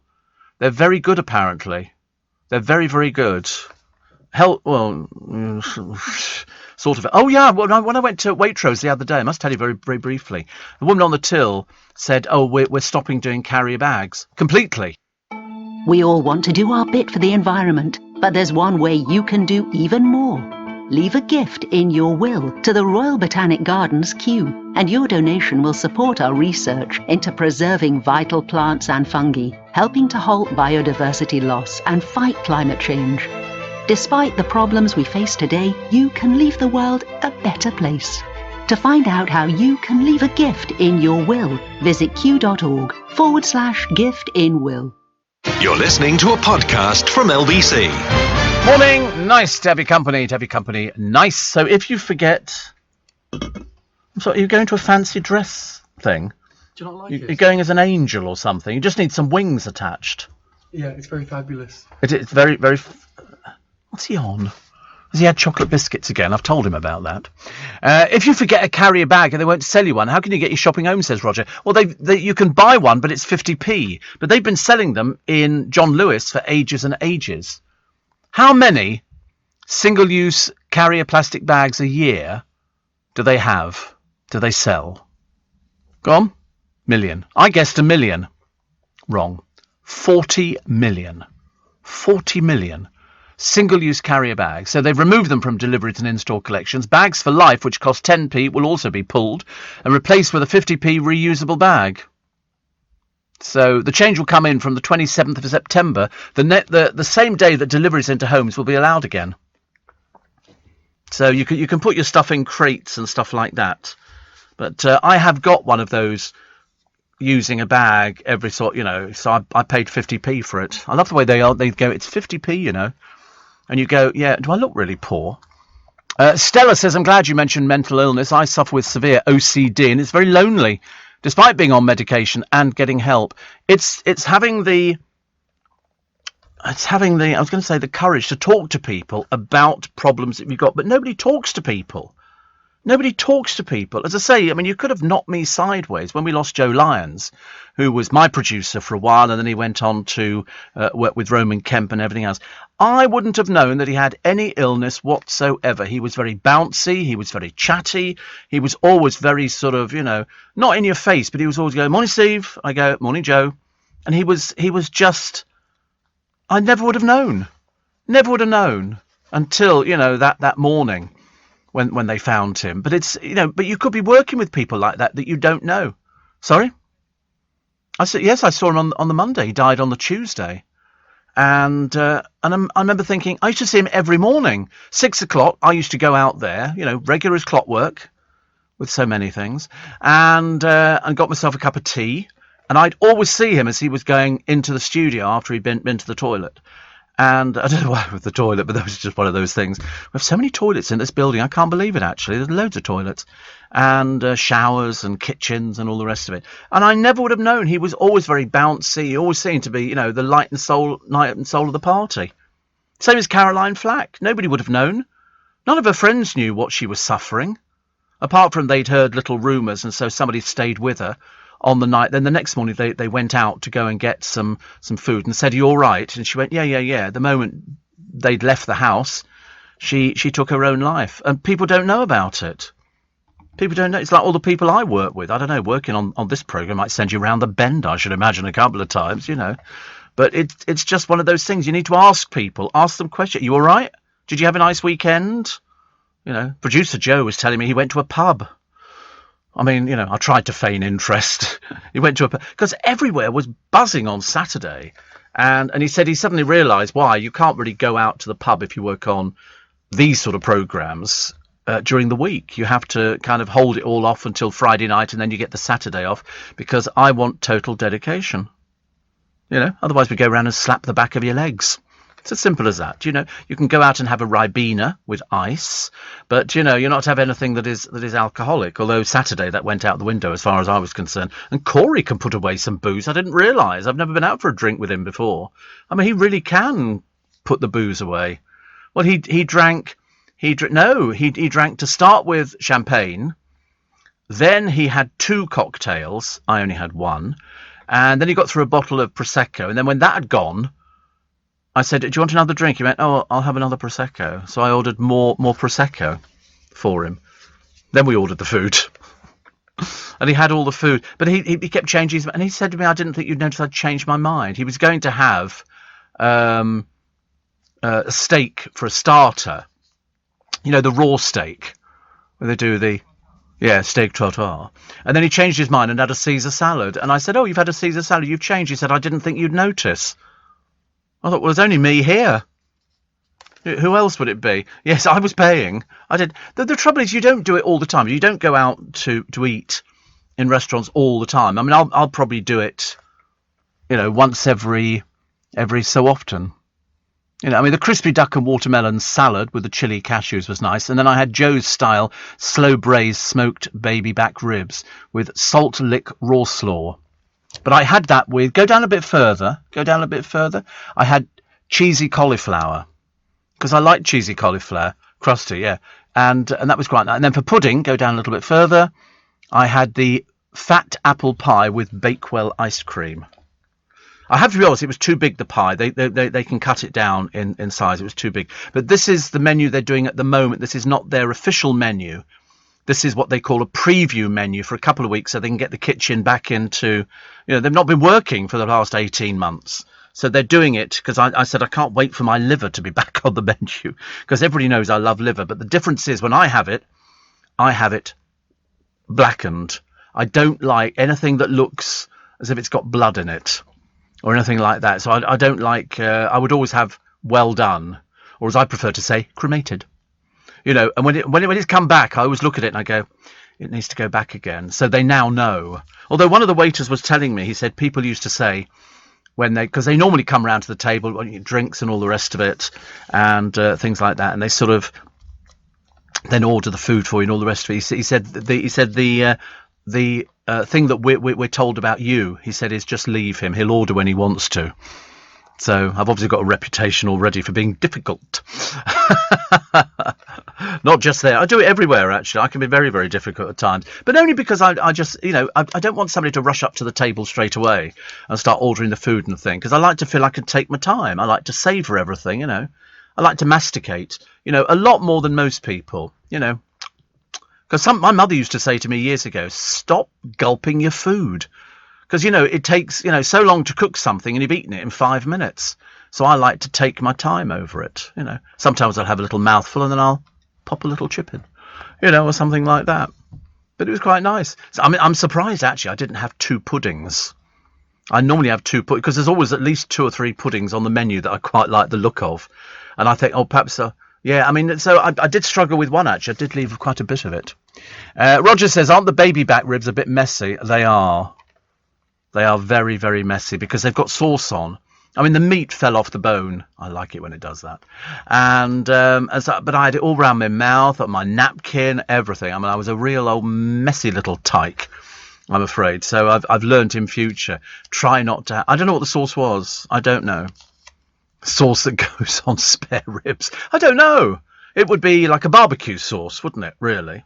But I loved it. I mean, I've been going there for such a long time. To me, it's like it's a social thing where the waiters will come up, you know, and have a chat to me, or somebody from the kitchen will come out and have a chat to me, or Deborah will have a chat to me. Yeah, I mean, people just sort of chat to me.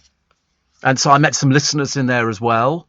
Met a lovely lady and her friend. He's a hairdresser. He said, I love your programme. And I've discovered actually afterwards there's another couple sitting the other side of me who were also Steve Allen listeners. It was so exciting, so exciting. Steve, he's got the news coming up, is it? There are still 5 million adults who refuse to be vaccinated. They must now be forced to be vaccinated, but it needs someone like you to say it. I wish I could say that, yes, you could force people to be vaccinated. You can't, but they stand a very good chance of getting COVID. The amount of anti-vaxxers I've seen now in the newspapers, almost on a daily basis, anti-vaxxers who've picked up COVID, and the last thing they've said before they died was, I urge people to go and get vaccinated. You know, I mean, you can be vaccinated, even for medical reasons. I mean, otherwise you shouldn't really be going out. It's too dangerous to go out. You know, the people who sit there on the bus who might have COVID, but we don't know about it, and they'll only know about it when all of a sudden they end up with terrible problems. So for God's sake, go and get vaccinated. Not costing you anything, is it? Det has a family, no kids, is married and divorced. It's a school-run gran, a key worker, a father in the force. Det's a film buff, a football fan, a good cook and a gardener. It's a flat share, got a mortgage, lives alone and with a partner. Det's 23, 41 and even 92. It's stressed out, can't sleep, and wondering what to do. Debt can happen to anyone. We've helped millions leave it behind. Visit stepchange.org to get help now. StepChange is authorised and regulated by the Financial Conduct Authority. You're listening to a podcast from LBC. Mornings, Shane in Sydney says, all that food you were talking about sounds great. We've come out of lockdown in 3 weeks. I'll be off to the club and spoil myself. Yes, as anybody will tell you who listens to this programme on a regular basis, the one thing I've been waiting for is the theatres to open. And Joe Allen's, and we were waiting for Little Italy as well. So I think that's up and running again, which is fantastic news. So I'm semi-happy about the whole thing, which I quite like. Paul's going for a run around Hyde Park, listening to the Steve Allen Show. A beautiful moon. Really? Trouble is, I can't see. I mean, we can't see whether there's a beautiful moon, which is a bit of a shame. Steve, we've always had cats instead of dogs, says John. However, a work colleague had a couple of rescue greyhounds, and considering how active they are in racing, they need surprisingly little exercise. Yes, I mean, but they just look elegant, don't they? But as puppies, they look fantastic. They really do. Really nice. Steve, I wonder how Oprah has done in the Meghan and Harry interview. They didn't get any awards for it, which is just as well, but I couldn't care less about Meghan and Harry. I'm really not bothered. Really not bothered. They can stay in, as long as they don't come back here, I don't mind. Stay over there. You know, they hated us over here. They hate the royal family. They hate everything to do with their privileged position. And they're the most ungrateful couple you'll ever meet. Bit of a shame. So, Prince Andrew's game of cat and mouse over his sex abuse lawsuit is damaging the monarchy, courtiers believe. There are people behind the scenes at Buckingham Palace and working within the royal family who basically are the ones who sort of keep them in check. But of course, Andrew, being the arrogant little so-and-so that he is, together with most of them, actually, they all do their own thing. Look at Harry, you know, kicking out of photographers and dressing up and all these little things because nobody's ever told them off. Nobody ever told Charles off when he was a little boy. All they did was, you know, Philip shoved them off to school, Gordonston. You know, they tried to get, I think, one of the kids, Edward, into the Royal Marines, but he couldn't cope with that. He was a little bit more sort of show busy. But Andrew apparently is going to visit his daughter in hospital. I wonder if they'll be sick, because they can't work out at the moment if they've served him with these court papers or if they haven't, because I thought that you were supposed to hand them to somebody. They've said that they might not have to, but of course he's coming down to London to go to this hospital where his daughter is. And so I wonder what the trouble is. I just don't quite understand. He's obviously so arrogant. He thinks that, you know, it'll just disappear. It'll just go away, which it isn't. So far, it must have cost him hundreds of thousands in lawyers' fees to achieve nothing. Nothing at all. David Jason led the heartfelt tribute to Only Fools and Horses legend John Challis, who's died of cancer. Do you know, for 79, he looked good. He looked very good for 79.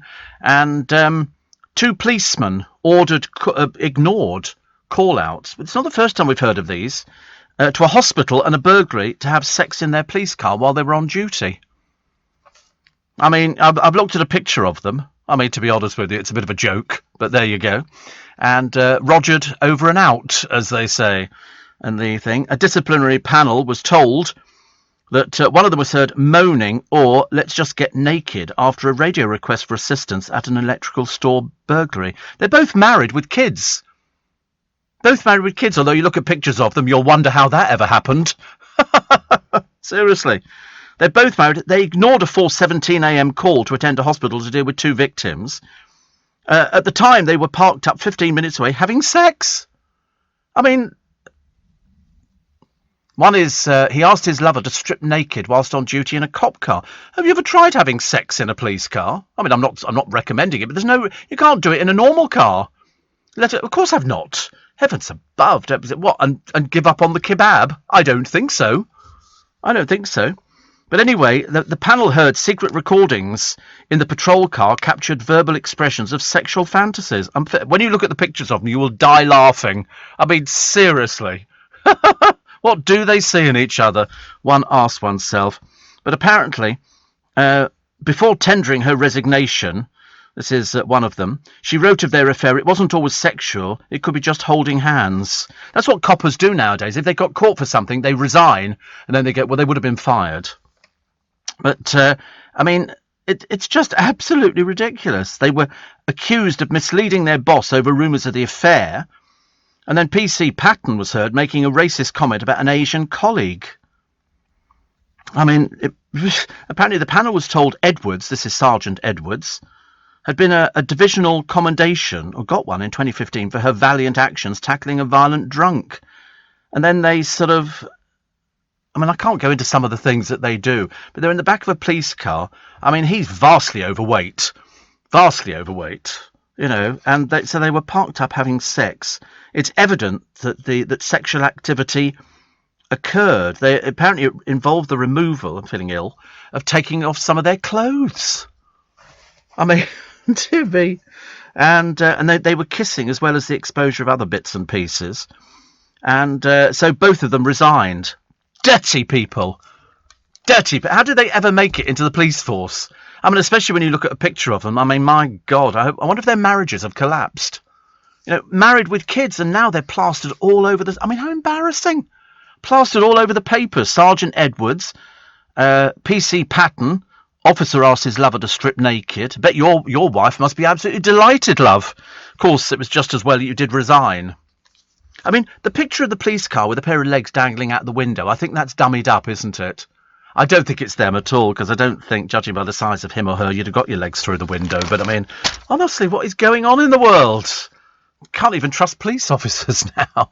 Honestly, I ask you. Julia Bradbury, I love Julia Bradbury, has vowed to fight breast cancer for the sake of her children. She's due to have a mastectomy next month. She said she needed their hugs more than ever. She's so nice. I do like her a lot. And the women-hating Taliban are pictured in the paper today. Why are they pictured in the paper today? They're swanning around on pedalos in Afghanistan's only national park, hours after female staff were banned from going to work. They look like a pair of little, there's about 1, 2, 3, 4, about 20 of these boats. They're all sitting in there with their sort of campy beards and holding all their rifles, paddling around. You've never seen anything like it. Really is the saddest thing you've ever seen in your life, but there again, they always were a little bit sad, were they not? Fans hoping to hear Jessie Nelson's solo debut are going to have to wait a little bit longer. Apparently, her debut single Boys has been delayed until next month. She began her online teaser campaign in August, and it's been pushed back again. There are a few things that need to be ironed out. It's got the word doomed written all over it, hasn't it, really? She's working with it. She's in LA recording and writing new music. Yeah, okay, whatever, dear. Whatever. I mean, to be honest with you, it's not going to work. It really isn't. I know you think it is, but it isn't. Apparently, says Roger, it is possible to do it even in a Rover. Oh, honestly, I don't want to know about things like that. It's far too depressing. But I love the way that they both resigned from the police force, which kind of exonerates them from anything apart from total humiliation. Imagine all the next door neighbours going, do you know what he got up to? Have you seen the... Oh, blimey, honestly. Where'd you go from that? If you're a disgraced police officer, where'd you get a job? Sorry, I had to have a slurp of my tea this morning because I'm feeling in a very good mood. Very good mood. The Great British Bake Off has inspired edible birthday cards, which taste like cakes. I'm not really interested, actually. I couldn't care less about the birthday card cakes and bake-offs and all the rest of it. I really don't care. Plus, Craig Rebel Horwood admits he has to watch what he says to contestants. I'm going to sneeze. Sorry. I wonder if that's contagious. I wonder if you can sort of spread it through a microphone. Not glass. Okay. He for fear of being cancelled by the woke brigade. Apparently he's had to cut back on insults. But who cares? It's only Strictly. I mean, most of them are just drearies, aren't they? And 2 of them are refusing to be vaccinated. Lowest ratings in donkey's years. You know why? People have had enough of it. It's the same old, same old. It'll be politically correct. They'll have to find something. So you'll have a gay couple. And so we've been bored with stories in the papers of, oh, they're setting new trends. No, it's as boring as heck, I'm afraid. It's like Amir Khan kicked off a plane following a bust-up with the onboard staff. You do what they tell you. I don't care who you are. I don't care who you are.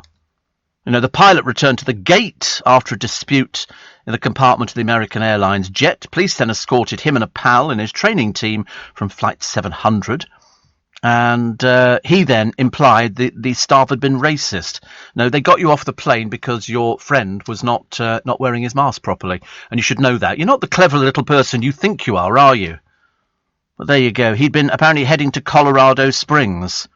He said, they said my colleague's mask wasn't high enough and not up. I did nothing wrong. They kicked us both off. I find it disgusting. Well, you have to find it disgusting, won't you? They have that a lot in America. People who won't wear masks, and they're filmed and they're put on YouTube, so you'll be the next idiot up there. If they tell you to do something, they tell you to do something. They also refused requests to stow luggage, place cell phones in airplane mode, and adhere to federal laws on the face covering requirements. So, not so clever, are you now, pal? It's really come dancing. Lowest ratings in 11 years. 7 million viewers. Hardly worth bothering. Hardly worth bothering in it. It's the same old, same old. The Weekend show peaked with 7.3 million. There was lots of hugging from contestants and a red carpet entrance. I mean, it's all life's sort of ne'er-do-wells, isn't it? Who can we put on there? Oh, some bloke who's on the BBC's Breakfast Time. But they always put people on there, don't they? And so you've got pictures of Sarah Davis, whoever she is. She'll be losing weight during the competition. Dragon's Den. Oh, she's the new one. She's only just been there 5 minutes. Also, Oti Mabuse. And who else have we got? There's a picture of Dan Walker. Honestly, how to make yourself look a complete turnip. Nobody's ever going to trust him again on the television. John Waite and Johannes Radibi are making history as the first male sex couple. Who cares? It's male same-sex, yes. Will McFly's Tom Fletcher take home the glitter ball? I shouldn't think so. We're showing us his pants in the papers today because he has to get an all-over tan. I mean, to be honest with you, it's pitiful to look at. Rose Ayling Ellis. Now, you don't know who she is, do you? I didn't know she was either. She's the first deaf contestant. She'll feel the music through. And that's it. So they're all on there. Oh, I tell you who's getting married. Who was that bloke who used to be in EastEnders and then he left and then he tried to make Ricky. He's got married apparently, or his wife's expecting a baby or something like that. I mean, I hope he can afford to have a baby because I don't think he's working at the moment. Sid Owen, I don't think he's working at the moment. He was sort of dropping hints a short while ago that he's going back to EastEnders. I hear differently. Steve, I've taken you, says Sidcup Julie, to Spain and Corfu this year. So as an extra treat, I'm taking you cycling to the Tour of Hampshire for 4 days on Wednesday. I don't want to go. I don't want to go to Hampshire. I've been to Hampshire before. I've driven down there. And Steve, is it a soft reopening? A soft reopening at Joe Allen's, i.e. the food is half price for a limited period? No. It's obviously not for you, is it, dear? It's obviously not for you. No, they have a preview menu, which is so the kitchen can get back into the swing of it, and then they'll go on to their full menu probably in about 2 or 3 weeks' time, I should imagine. So no, soft reopening at Joe Allen's. God, this is London, dear. We don't do soft reopenings. To keep my business ahead of the game, I knew I needed some fresh ideas, and fast. That's why I decided to host a young person on a T-level industry placement. My student has already brought loads of new skills into the workplace. Plus, we're getting first pick of new talent coming into the construction industry right here in the Northwest. It's been a total win-win. Go next level with T-Levels. Search Skills Revolution. You're listening to a podcast from LBC. Morning, did you watch any telly over the weekend, says Roger. No, not really. I did see these soap box races. I've watched that a few times. You know, have you ever seen the soap box races? Where they build these soap... Yeah, it's like a Red Bull thing. And then they go down. And some of them are quite good. Some of them just fall apart at the first opportunity. But I quite like it. I mean, how they've ever made it into a television programme, I've got no idea, actually. How much is lunch at Joe Allen, says Peter? Well, I don't know. It depends what you want to eat. I don't know. Somebody asked me that before. You know, they said, how much... I mean, years ago, if you were going out for lunch or for dinner in a restaurant in London, average price 25 quid. I would think you could probably double that now. Yeah. I mean, it's London. You know, rents are very high in London. And if you're going to go to a top-class restaurant, well, you could run into serious money. Serious money. I would think average in London, provided you don't go, it's the booze that racks up the price everywhere you go. But you could probably have, drinks and service charge and everything else. You're looking at probably 50 quid a head, 50, 60 quid, something like that.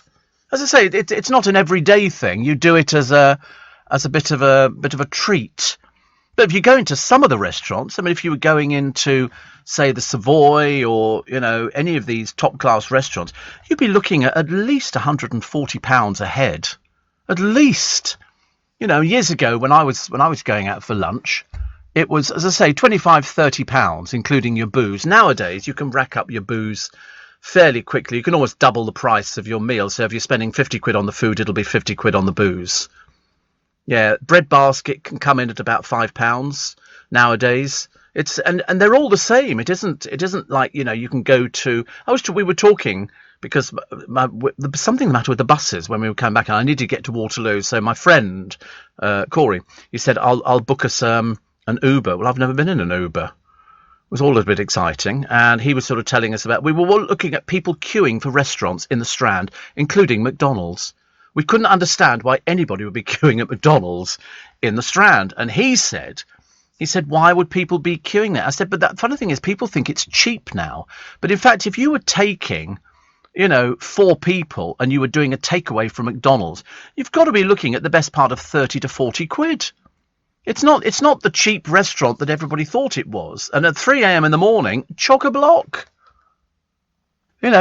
Quite amazing, actually, at how much people will sort of pay. There's no such thing as a cheap meal in London. Every time you see these sort of restaurants opening up and you look at the price of the menu, I mean, you're looking at starters averaging £9. Main courses anywhere up to, in an ordinary sort of restaurant, £25. Something like that. And then a dessert, probably £8 to £10. Bottle of Prosecco in a restaurant now, well, in a pub, they're 25 quid. You're looking at 30, at least, in a restaurant. Cocktails. We used to go to Christopher's and have cocktails at Christmas after we'd been to watch the ballet up at Sadler's Wells. And cocktails there were about £8, £9 each cocktail. Huge profits on cocktails because there's very little alcohol in them. It's the presentation. And we would have... Well, in fact, I could drink about 3 cocktails. I didn't find them remotely alcoholic, but I just quite liked the taste. I don't have a favourite. I couldn't tell you what the favourites were. I'd need to look at the menu. And Joe Allen's do more cocktails now than they've ever done before. And so we sort of picked out 3 that we liked. They're all sort of sugary and pretty. Mine came with all different layers of colours in it. It was very pretty, and a straw. But normally if you suck something up with a straw, you get a bit more tiddly, don't you? Than you would because you're taking in all the air. But no, I would think 2 people in an average restaurant in London, anything up to 120, 130 quid. That's it. I mean, I'm looking here. They have a Dear Prudence, which is Sipsmith gin, apricot brandy, lemon juice, homemade Earl Grey syrup, contains egg white, and that'll be about 10 quid. The one called an Oh Darling, which is Buffalo Trace Bourbon, Creme de Cassis, lime juice, homemade raspberry and lime shrub, $9.95. We had a Labelle. That was one of the ones that we had. And what was the other one? And we might have had a Dear Prudence, I think, as well. We had 3 of them, whatever it was. And they were quite nice, actually. I do like them. I do like them. But the food was excellent. Really, really excellent. You can't complain about it. But then, they've been in business since 1965. But bottled beer, a bottle of Samuel Adams Boston Lager is $5.75. Well, you can go to a TGI Fridays and you're not paying far off that. There's no such thing as a cheap meal in London. It's London. That's why it's the capital. Go to any capital city around the world, and you will discover the same thing. I mean, if you go to Vegas, Neil will tell you, because he's been there before, they have the Picasso room at the Bellagio. I mean, a meal there for 2 people, I don't think you get much change out of $250. It's seriously, people think, oh, it's great. In fact, but what they want you to do is gamble over there.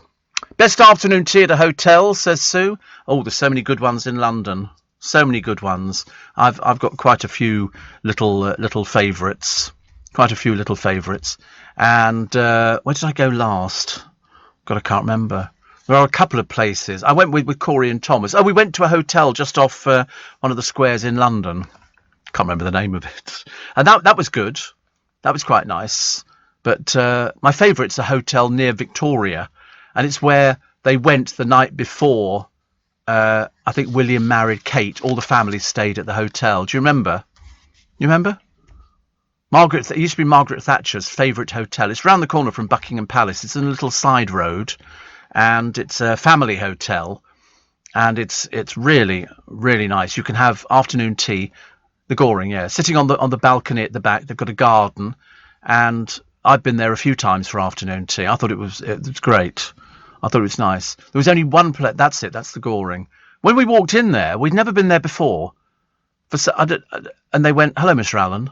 I thought, how they knew, I've got no idea. Because what happens in a lot of these sort of hotels, which is family run, they're looking for people to go back time and time again. So if you stayed in the hotel, they would know, what sort of fruit you wanted in your bowl, whether you wanted dressing gowns or not dressing gowns or just a very small flannel, they seem to know the people that go in there. And it was that personal service. That's what people are paying for. You're paying for that personal service where they make you feel good. Afternoon tea. Well, I couldn't tell you how much afternoon tea is. You'd have to find out. Have you found out? I can't remember what it was. If you have champagne, you can have champagne, or you don't have to have champagne. It's from probably about £50. Yes, I would think so. That's for sandwiches and the little cakes and either a glass of champagne or rosé or whatever else. That's what racks the price up. So average could be, I would think, £50. I mean, on one of them, 62 quid, you get a glass of Bollinger, selection of finger sandwiches, homemade scones with Devonshire clotted cream and jam, cakes, bakes, fancies and tarts. Well, we saw the tart. And that would be tea as well. They serve you coffee if you want, 62 quid. But as I say, you're not doing this every day. Some people could probably afford to do that every day. But you do it as a treat. So in other words, if you're looking for a present for an elderly person or your mum and dad or something like that, you would buy them a tea, in a top London hotel. I mean, the sandwiches, as far as I'm concerned, are absolutely fantastic. And you can order them again. They come back. You don't just have to eat what they give you. You can go, "Can we have some more sandwiches?" And they'll bring you another tray of sandwiches. Because there's a limit to how much you can eat. Steve, cab to and from central London, meal for two, cinema for two, clubbing and home. Total, says Roger, 340 quid. Obviously didn't eat very much, did you, at 340 quid? Restaurant bill in Hemel for 6, says Jackie. Recently came to £700. Yes, I mean, I've had bills that have racked up to £600 before now. But no, but the trouble is, it's a treat. That's what it is. It's a treat. You're doing it as a special thing. It's not supposed to, because otherwise it takes away the excitement of it. And as I say, I've not been to Joe Allen's for a year and a half. So for me to go back in there again, they've moved the bar. They've still got half the bar there, and they've got a bit of bar up at the top, which is very nice, which they're just called Joe's Bar. But it's not hugely big. But I just think it's nice. Everybody's got favourite restaurants in London. You speak to some people, they used to go to the Caprice, which I loved as well. People want to go to the Savoy, they want to go to the Ritz, they want to go to different places. There's all sorts of places you can go to. People like the Ivy. But if ever I go to a place and I have a bad experience, I don't go there ever again. And some London restaurants, when they open up quickly, they basically forget the fact that a lot of the customers that they're going to be dealing with are people who live and work in London. And so you're looking for good. If you're paying for service, then I would expect, good service. Not expecting, crawling. I mean, I've had, afternoon tea at most London hotels. Unfortunately, in central London, in a lot of the restaurant, they're not particularly bothered about you. Mind you, same in Rome. We went to a restaurant next to the Trevi Fountain in Rome. The service was abysmal. And all we were having was, and there was about 10 of us. We were having sort of pizzas and stuff like that. And it was almost a case of they couldn't really be bothered. And I felt like, so every so often when people sort of talk to me about, going, to Rome, we found a little restaurant next to the Trevi Fountain, which is down a back street, if you please. You imagine it being in a big square. It's down a back street. Seriously. And this restaurant, it was quite clearly aimed at tourists, like here. like next to us in Leicester Square, most of the restaurants down here are aimed at tourists. You know, we're not going to be eating there. It's not for us, although the pizzas were particularly good. But the rest of it, we've had all sorts of places open up, close, and now we've got to the stage of where they're nearly all Italian. Whereas before there used to be Chinese, there was also, I think there's one Chinese restaurant there now, but mainly Italian. And you can go and get a cup of coffee. Yeah, all down there on our little, at Irving Street, just down there. But, you know, I'm just looking for sort of nice service and nice food. If it's nice food, I don't mind paying for it. But I don't want to feel I'm being sort of cheated. So, another one here. Somebody says coffee on a cream tea. Yeah, absolutely. If you want coffee, some people don't drink tea. So you have an afternoon tea in a hotel, but they will serve you coffee if that's what you want. Have you been, says Winnie, on the afternoon tea bus? No. Did you know about the afternoon tea bus?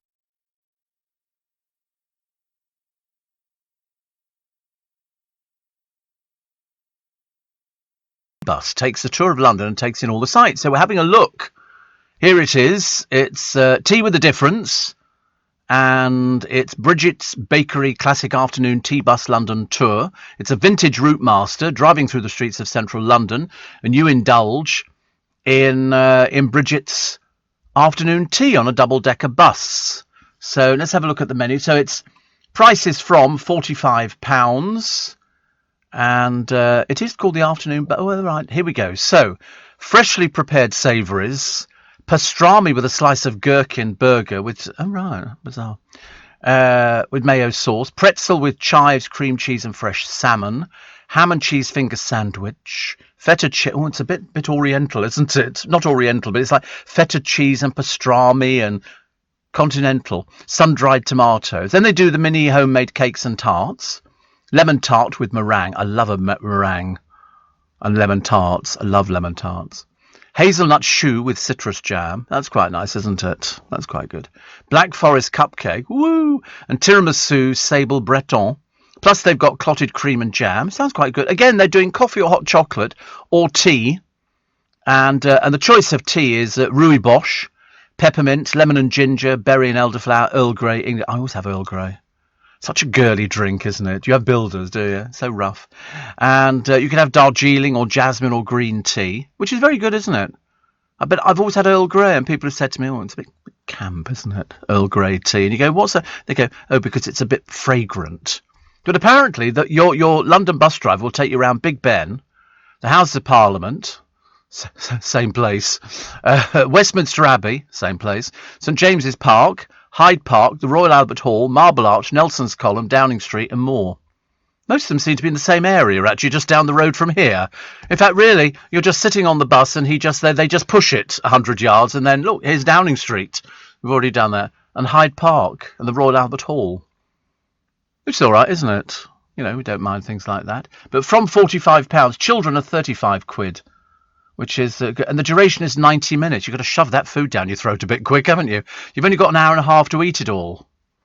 And it's for ages 5+, but the times they do, they must have quite a number of buses. 12 o'clock, 12:30, 1 o'clock, 2:30, 3 o'clock, 3:30 and 5 o'clock. That's quite a lot in the course of a day, isn't it? But it's their tasty sandwiches and delicious cakes. Well, you've sold it to me. But the Goring, I think, if I was picking one really good place, it would be the Goring. Only because they've got the best males' toilets. They're really ornate. The tiles are beautiful in the toilet. And Margaret Thatcher not that it's a recommendation, but Margaret Thatcher used to eat there all the time because it was round the corner. Not in the men's toilet, no. Well, she might have done, I don't know. And it was a family-run hotel, and it still is. And they were I thought they were lovely. Somebody says you're a millionaire.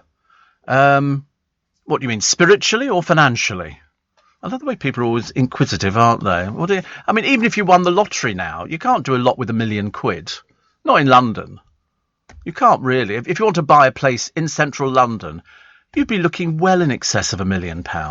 You have a look round places like Covent Garden and things like that, and the Strand. You'd be looking at a small fortune for places. We just don't have, cheap places anymore. People to live in central London. I'm looking here. Here is a 1-bedroom flat for sale in the Strand, a bit pokey, and it's in the 190 Strand development. How much? £1.5 million.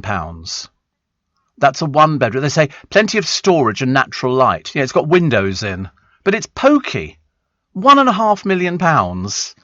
Find me something. Find me something in Covent Garden. Find me something in Covent. Oh, is that Covent Garden there? Shaftesbury Avenue on the Strand again. 1,100,000. One bedroom flat. That's what you're paying in London. A one bedroom flat. Over £1 million. There's one here. The Hexagon Apartments, an iconic building. 1,089,000. It's a room. That's all it is. It's so expensive. We found a cheap one, a one-bedroom apartment in the heart of Covent Garden, situated on the 3rd floor of a private ported residential block. Let me stop you there and tell you immediately your service charges are through the roof. You know why? You've got a porter who needs paying. And porters don't come. You wouldn't just have the one porter, you'd have a rota team. That would be very expensive. Arranged as a large reception room, master bedroom with storage.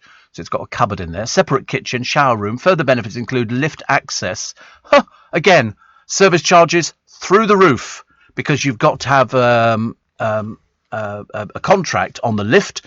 The portering there, I mean, I should imagine you'd be looking at in excess of £7,000 to £8,000 a year at least for the service charge. The one thing you should always remember if you're buying an apartment here or in Manchester or whatever, check on the service charges.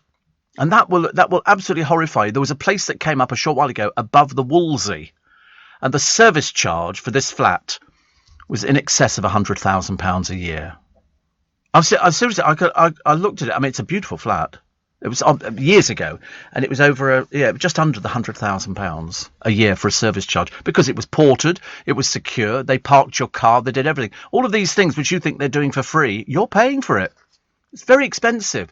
Resident at a 24-flat development in central London says he had the shock of his life when he opened his latest service charge bill, and he was being asked for £23,309 for the year, 12 times the average for the capital. Imagine that if you don't check these things, you move in, you go, ooh, lovely, lovely, and you get your first bill in. So here was his latest one, £23,500.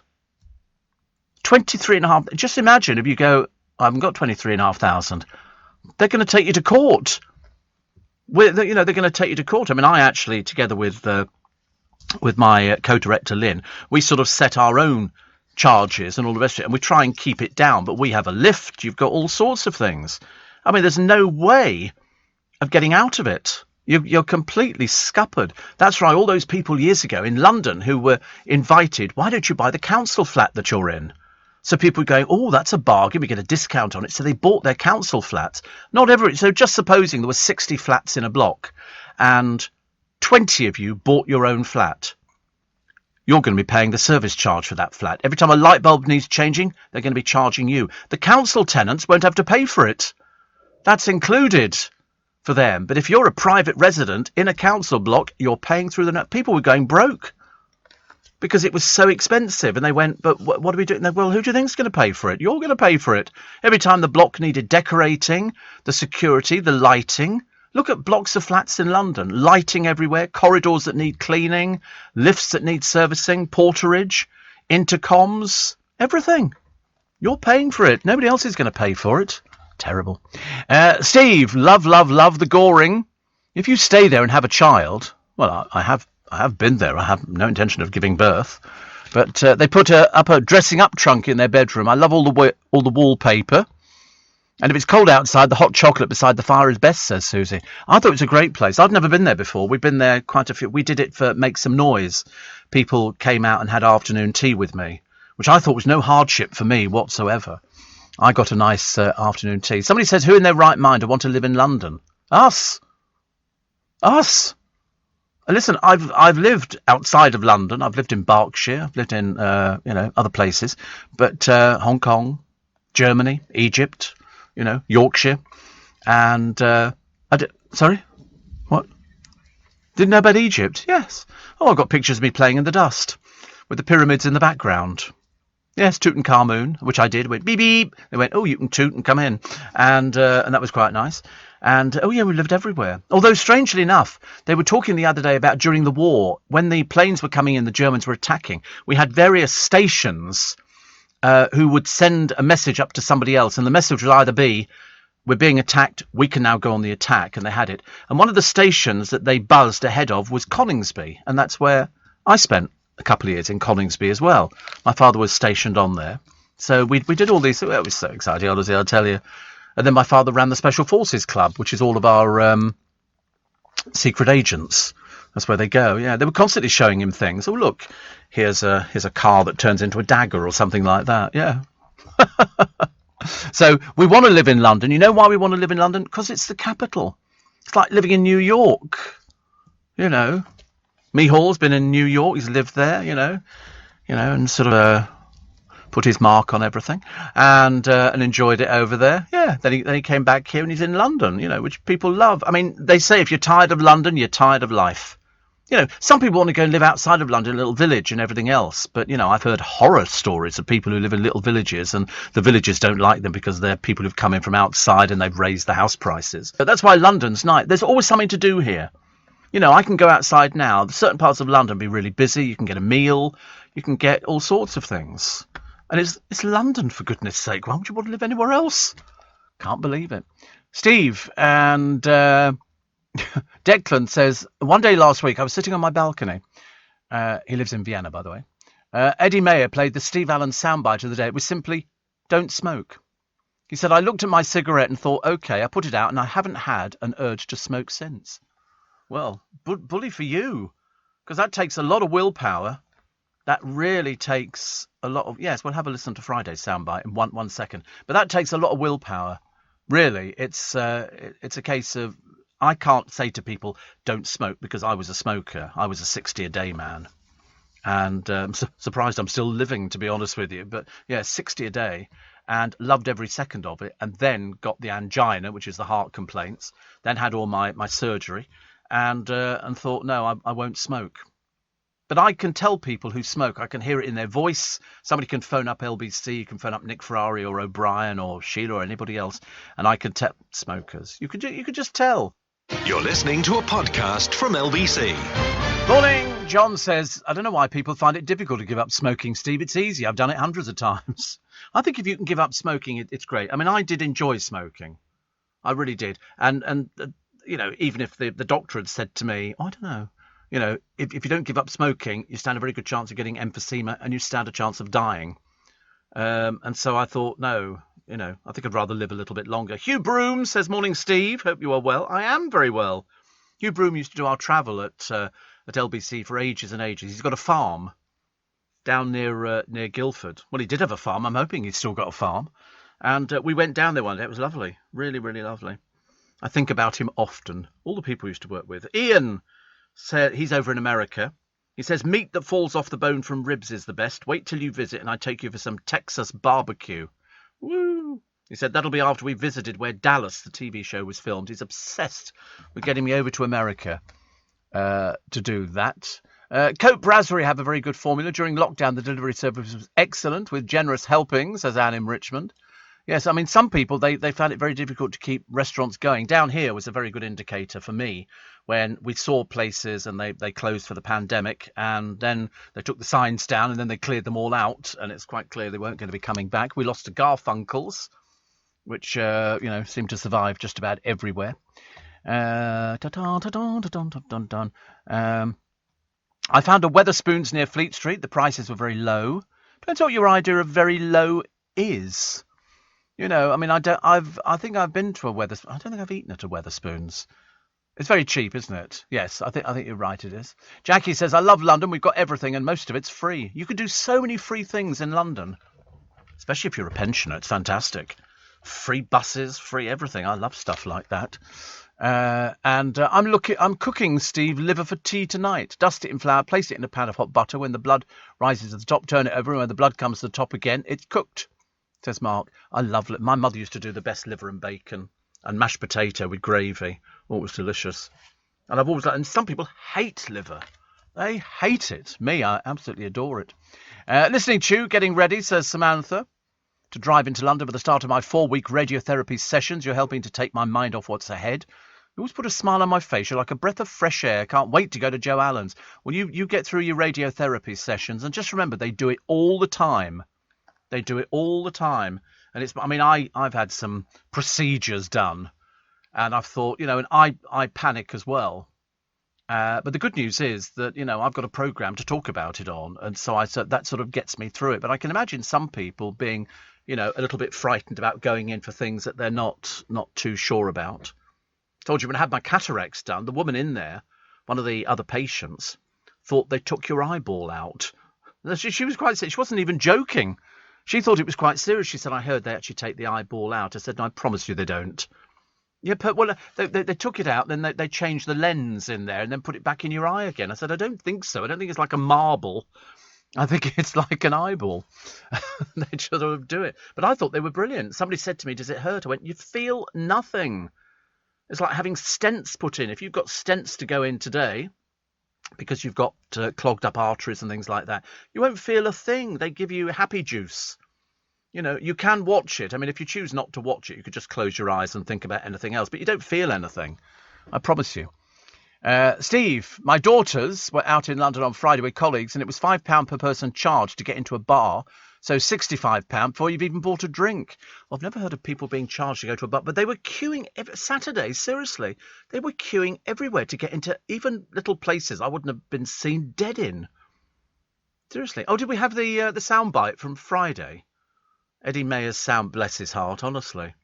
He always sort of plays a soundbite from this programme, and this was Fridays. It looks like a giant, thick church candle, but it's got water in the middle of it and a fountain. That was my water candle. I love my water candles. I really do like my water candles. I've got a thing about them. Because they're also very good, actually, for atmosphere at home. It keeps the air moist. And if your voice is your tool, then you need to sort of, keep it going.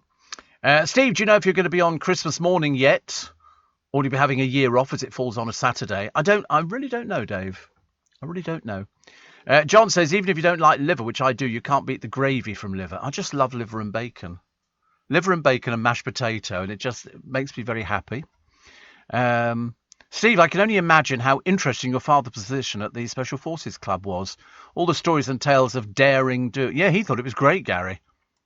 Seriously, I don't know the answer to that question, Joe. But no, he thought it was fantastic because it was people... because he'd been in the forces for such a long time, and this is it's in Knightsbridge, and the Queen Mother was their president, and it's a big building, it's an old building, and people can stay there as well, but they've got a bar, and my father was never a great drinker, and I think it was probably the drink which sort of saw the end of him, because he was sort of drinking most nights because it was very social, and all sorts of people, some famous people, from the forces days, and it was a Special Forces Club. I spoke to Bear Grylls about it because he knew all about it as well.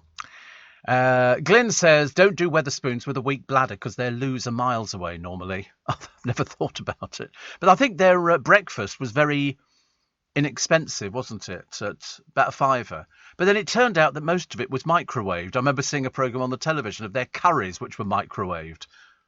No, they showed it on the television. They showed them microwaving them. And loads of stuff is in restaurants. I mean, have you not seen Gordon Ramsay's Kitchen Nightmares? They seem to live on a microwave, these people.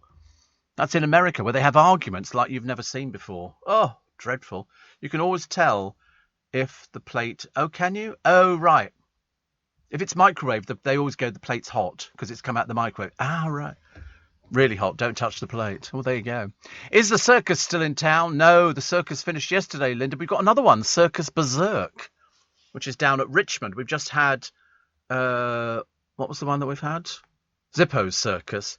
I didn't go. I didn't get a chance to go. I had so many bits and pieces to do. But they've got another one down at Richmond in Old Deer Park. Circus season, which is lovely.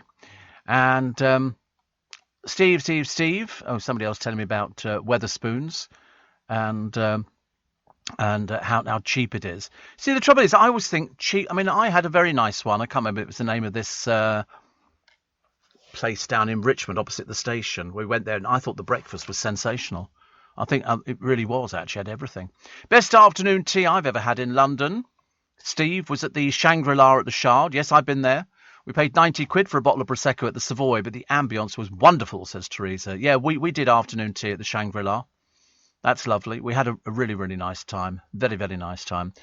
Steve, for Chinese food here in London, best to go to Chinatown. However, you find the best and the worst there. Well, always have a look in the actual restaurant. If it's full of Chinese people, eat there, because it'll be very, very good food. Very, very good food.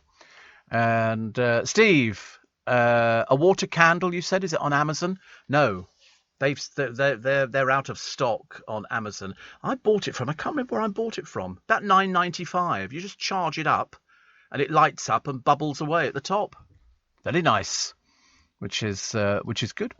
And Mark says, is Joe Allen's in Covent Garden? It is, yes.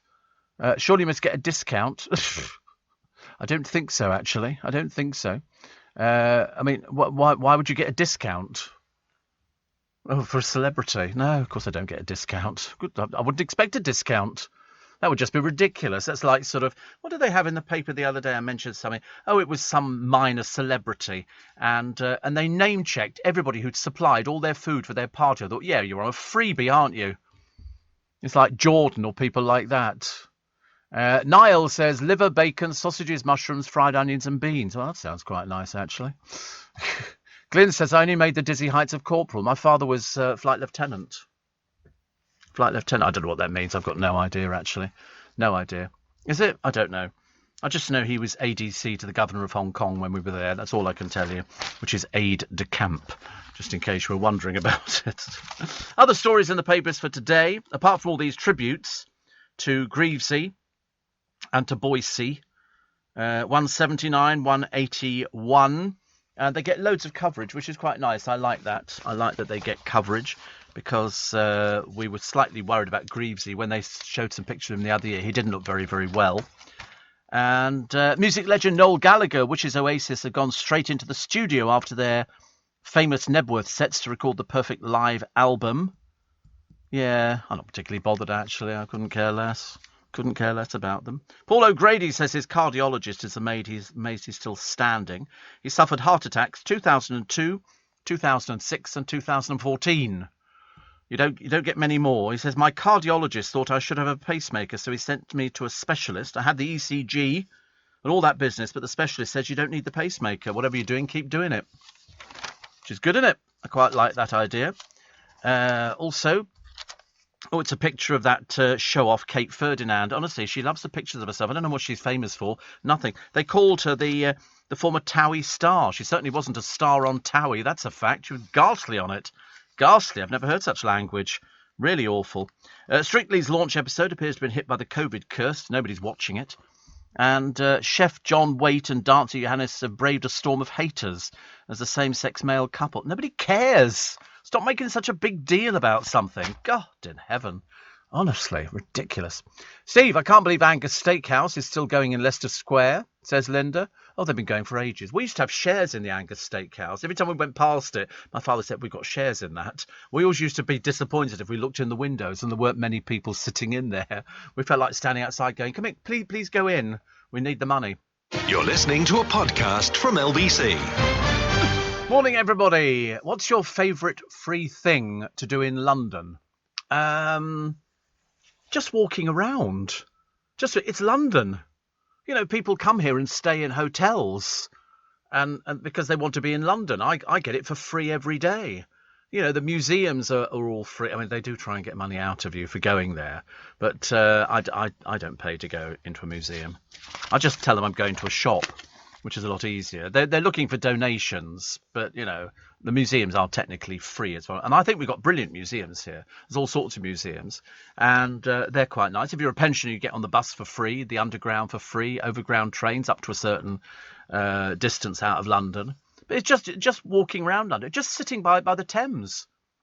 You know, it's quite a nice thing to do, getting a boat down the Thames, you know, but for free, it's just walking around because it's all within a very short area. You can do Covent Garden, you can do Buckingham Palace, the Mall, Whitehall, Parliament Square, Houses of Parliament, Big Ben, which is a clock, and you can walk up to Victoria. You can go loads of places. It's great fun. Come to Leicester Square.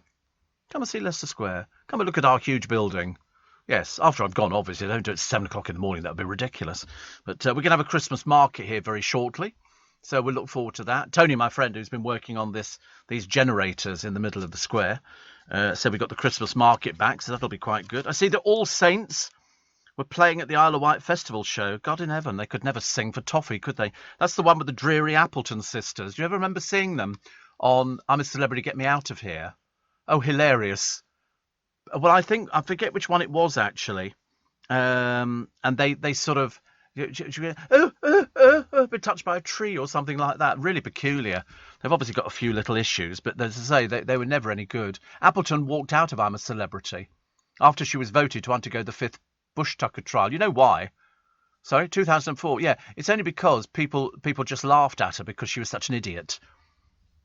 You know, and then also Brian Harvey quit following a row with Janet Street Porter over his flatulence. John Lydon walked out of the last series of the show, whilst Daniela Westbrook was the quitter in series 2. They're all the names, aren't they? It's names on the frames, scores on the doors. Here they are.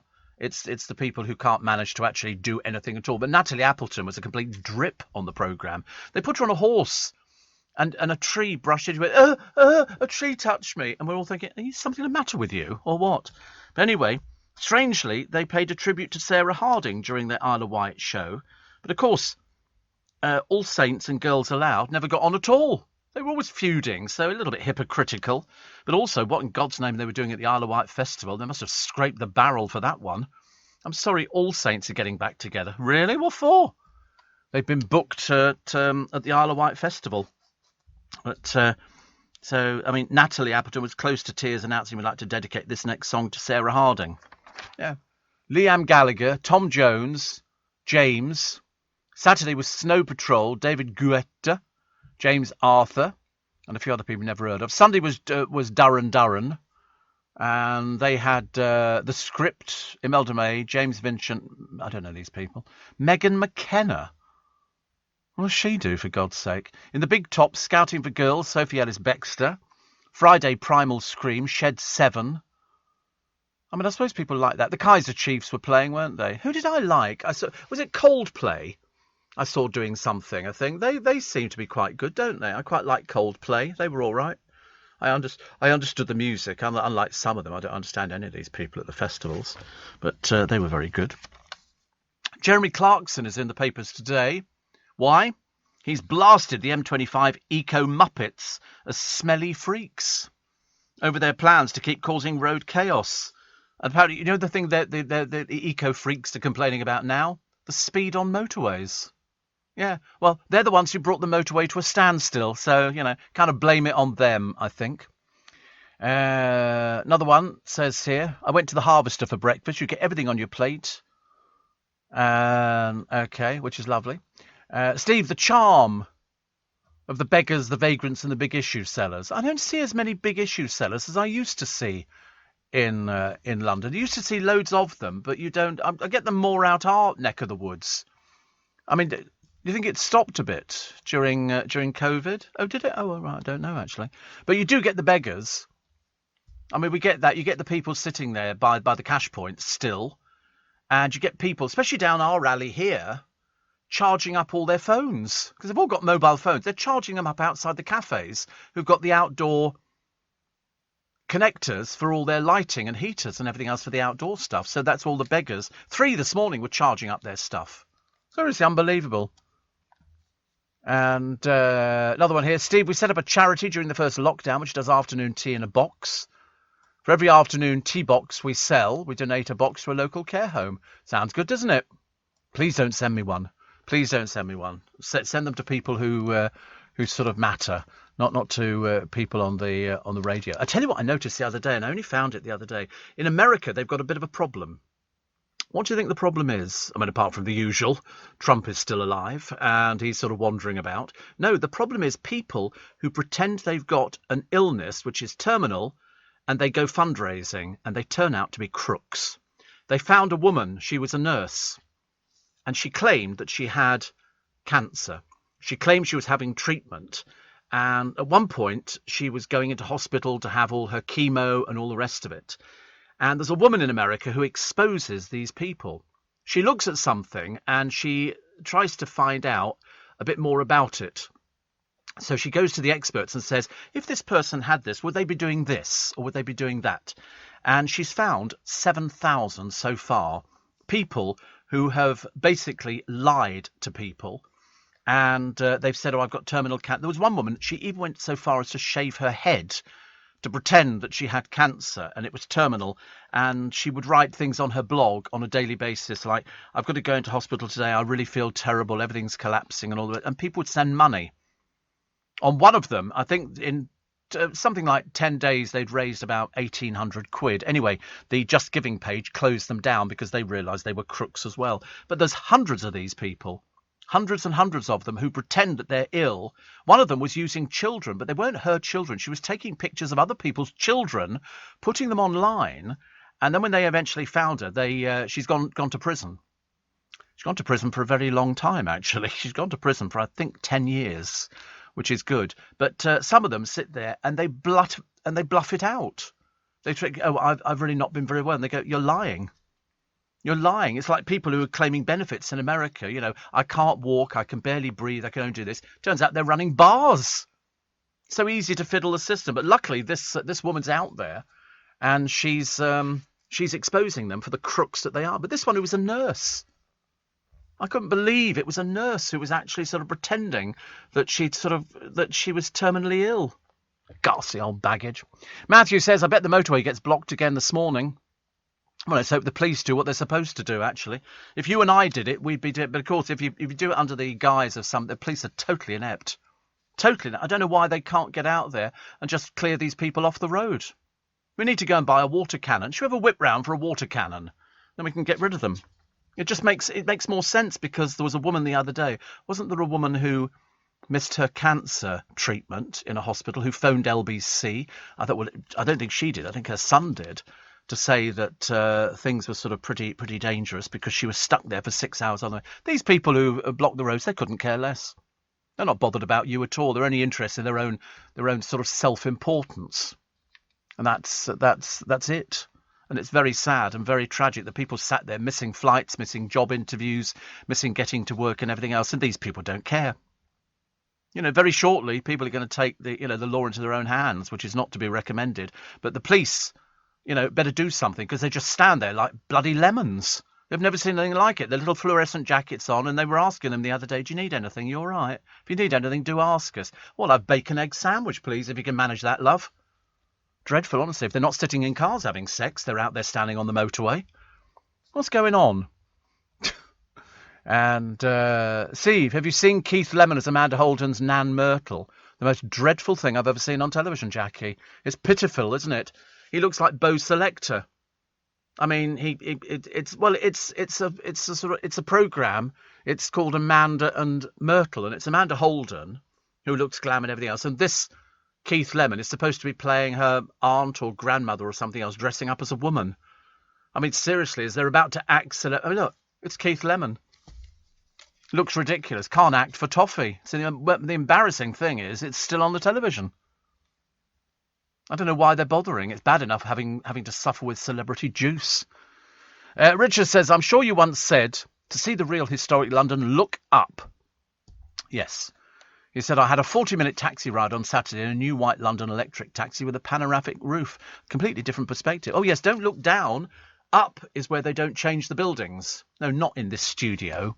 Looking up? Goodness sake, honestly, there's a roof. But if you go out in London, drive down the Strand, look up, and above, height, you'll see the original buildings. It's only the downstairs bits that they've, I love it. He looked up at the ceiling like he was expecting something to sort of drop in. Hopeless, isn't it? We do our best. We do our best. Other stories in the papers. Oh, this Amir Khan. I never liked him. Because didn't he have a wife who's called something who his parents didn't like or something? There was all sorts of some sort of tantrums going on with him. Anyway, so he was kicked off a flight because they didn't adhere to the policy they have in America, because they do kick people off. They are quite happy to turn a plane around and to go back to the gate and offload somebody who's being a bit of a pain. And Amir Khan is quite a bit of a pain, so they got him off the plane. And moany. Just as well they kicked you off. Perhaps you'll learn next time. But they've said, because he was then saying, oh, I'm now been barred from flying with them. They've said, no, he hasn't. No, he hasn't. They always say these things, don't they? Pampered pets are suffering painful and unnecessary treatment instead of being put to sleep, say vets. Oh, I don't like that idea. Ethics First, a campaign group of veterinary professionals, says it was concerned that dogs and cats were receiving over-diagnosis and unproven intervention. Costs an absolute fortune. Last year, pet insurers paid out £800 million, mainly to cover the cost of veterinary treatment. You can't, I mean, literally, you can't have a pet nowadays unless you've got insurance, because everything is so expensive. They've got to have inoculations, they've got to have deworming tablets, they've got to have this, they've got to have parvovirus things, you've got to have everything done. And as I say, never find a poor vet. You're listening to a podcast from LBC. Morning, 6:21. It's Monday morning. It's Yuck. It's a Monday morning Yuck day, apparently, because it's the beginning of the week. And normally by the time we get to Tuesday, Wednesday, people are feeling a little bit better about life and the weather has sort of perked up a little bit. Although the other day, apparently, we had rain all over the place. I mean, not down in London. We got a little bit of rain, but it was nothing too much to worry about. Good news on a new law, which is going to come in, finally, to stop restaurants taking waiters' tips after 6 years of Tory dithering. Business Secretary Kwasi Kwarteng is expected to unveil plans to prevent firms taking this 12.5% service levy if people pay by card. You see, that's always worried me. I like to knock it off the bill and give it to the actual waiter or waitress, you know, depending on who it is. And it's almost like, do you remember years ago when they were charging for carrier bags in all the supermarkets? They said the money was going to charity.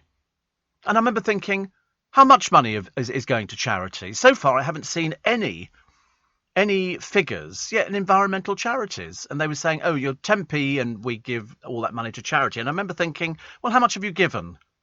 How much have you given? Because so far, I've heard no figures like this from anybody at all. But apparently plans were made for an overhaul after it emerged that Prezzo, Zizi and Pizza Express deducted between 8 and 10% of staff tips. All three chains have reversed the policy. There you go. Donations from 5p plastic bag charge. This is 2017-2018. It's apparently they expect retailers to donate the proceeds, but it's not compulsory. So in the past financial year, over 51 million was donated based on a government survey of 249 retailers. The biggest one is Tesco donating. One of the worst ones is Iceland. Sainsbury's, Waitrose, really? Morrison's, Co-op Group, they would go. Asda is the second. Nobody's outstripped Tesco, though, have they? I mean, they've done very well. Very, very well indeed. I often wondered, where the money's going. But have you noticed on this list here, what are we missing? Marks and Spencer's. How much have they donated to charity? How much have they donated? So it's some retailers apparently didn't respond to the survey because they'd stopped selling plastic bags altogether. Who? They've all got plastic bags. What are you on about? What a load of old rubbish. 14 of the 249 retailers held on to £1,000 or more of their plastic bag sales. Pound World, which has since gone into administration, has it? Honestly, I never know these things. Retained the most plastic bag revenue at just over £450,000. A note in the spreadsheet said it's still finalising its charity strategy. Strategy. Got to even get the words right, actually. Steve, I'd love to see you on I'm a Celebrity. Oh, what a show that would be. Oh, God, I can't think of anything worse. Honestly, I think the sort of people who go on I'm a Celebrity have to be desperate for the money. They have to be. I can't think of any other reason why you would want to go on there and be forced by the two ageing Lotharios, Anthony and Declan, to eat all sorts of bizarre things. No, thank you very much indeed. No amount of money would ever compensate me for that. Never. Absolutely not in a million years. Why would you want to do that? What, humiliate yourself? Bad enough seeing all those people. I wouldn't do Strictly. No, I'm not a celebrity. I'm a radio presenter. I can't think of anything worse. All these people seriously believe that they're celebrities. Louise Minchin probably thinks she's a celebrity. She just reads an auto cue, and at the moment she doesn't do anything. But she'll have woken up early this morning. Apparently the Met has a water cannon, but it affects human rights, so they don't use it, says Andrea. Listen, any other countries that have brought them out. Seriously, these sort of people, it's just terrible. Terrible, terrible, terrible. So the chance of seeing me on anything like that, Anne, would be just non-existent. No amount of money. People say, oh, no, you've definitely got no. No, absolutely not. Absolutely not. Because the worst thing would be to do something and then they go, of course, you've got the least amount of money. Because they bid 500,000 for whoever it happens to be. I don't know what's going to happen. We have no idea. Also, here we go. You're going to see loads of publicity about Strictly Come Dancing, and as I say, the audience falling off. Nobody's interested in it. I mean, I know it's still 7 million people, but that's way down on what it used to be. There's also a story of Sergeant John Scott. Sergeant John Scott, his bomber crashed during the Second World War. He was executed by the Nazis. Executed. And he parachuted from his burning plane in 1944. He's now been honoured in Germany. I'm tempted to use that well-known English phrase, bit bloody late. But, what can we say? Locals laid a memorial stone and a message from his family was read at the ceremony. It said, "We wish to thank the good people of Wiedenhausen." He said, "Some opposed the tribute after 400 people died in the raid involving 57 Squadron. He was shot after his Lancaster crashed. So in other words, he had to bail out of the plane. The Lancaster crashed and then they shot him." Really? The getaway move. John Warrington must be delighted, I should imagine, because Brits joining beach comas. Everybody's just forgotten about it. They all think that it's all finished now. It's amazing, isn't it, really? Sula says, Biggins won I'm a Celebrity, says he loved it. I know, turned his fortunes around. Biggins, I mean, absolutely.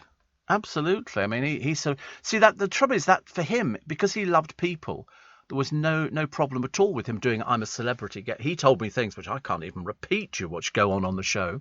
Holiday booking soaring to 3 times as normal as ministers axe the traffic light system for a single red list and to end the PCR test for double jabbed. So in other words, Turkey and the Maldives, both removed from the red list, are among the most sought after destinations. Scotland will not remove pre-departure tests for fully vaccinated people returning from red list countries, and ministers are now facing the backlash over allegedly U-turning on the pledge to halve the number of countries on the red list. But hopefully today they start sending out the phone messages for people to get jabbed again and to get your booster jab and your flu jab and stuff like that, because it should start going out now, which is very, very nice indeed. And Steve, only the money from the 5p bags went to charity. That's why the supermarkets started selling the 10p bags. Well, yeah, I've never found a 5p bag. Have you ever found a 5p? I've only ever found 10p. 10p or 15p. And the ones in Waitrose and John Lewis are 50p now. From next week, 50p. That's it. You don't get any of their strong carrier bags. It's just a load of old baloney, isn't it, really? It's just a way of making money out of us. Steve. Eco-campaigners. LBC are saying eco-campaigners will return to the M25 on Monday morning. Come on, police. You now know what's taking place. Can't you do something about it? No, just stand there. Would you like a piece of toast? Can we get you a blanket or something like that? And so all those people who've been saying to me, I bet the M25 gets blocked again this morning. Yep. Well, you know why? Because they don't work, these people. They're bone idle. They just want to sit in the road, mainly because they're ancient. And that's what people do. You just sit in the road. They don't know where they are. They've got not a clue. Trendy low-carb diets really are the key to losing weight. Swelling fat cells take up too many calories, leaving too few for the rest of the body, causing hunger. Oh, it's from Harvard. I never think if it's in America, I tend to sort of take it with a pinch of salt. But as a result, people may lose weight with less hunger. Yeah. I wonder how Gemma Collins is doing with her diet. One always worries about things like that. And married couples are increasingly mixing it up by meshing their surnames after tying the knot. So, so Dawn Porter is one of the most high-profile celebrities to have meshed her surname after tying the knot. The presenter and author took the O from her husband, actor Chris O'Dowd's surname, to become Dawn O. Porter. Lots of people do that, don't they? You know, they sort of add a little bit on. Mind you, a lot of them aren't even married in the first place. But that's not for me to criticise, is it? You're listening to a podcast from LBC. Morning, everybody. Nice to have your company. Welcome to Monday morning, 25 minutes to 7. So we're going to find out later what's happening with the Katie Price assault charge. The police have got somebody who's out on bail, but that finishes today, so we don't know what's going to be happening with it at all. We'll have to wait and see, because she was attacked in her own home, so much so she had to go to hospital. And since then, it's all gone a bit. It's gone a bit quiet. We don't know if it was somebody who broke into the house, somebody who was in the house. We don't know anything at all about it.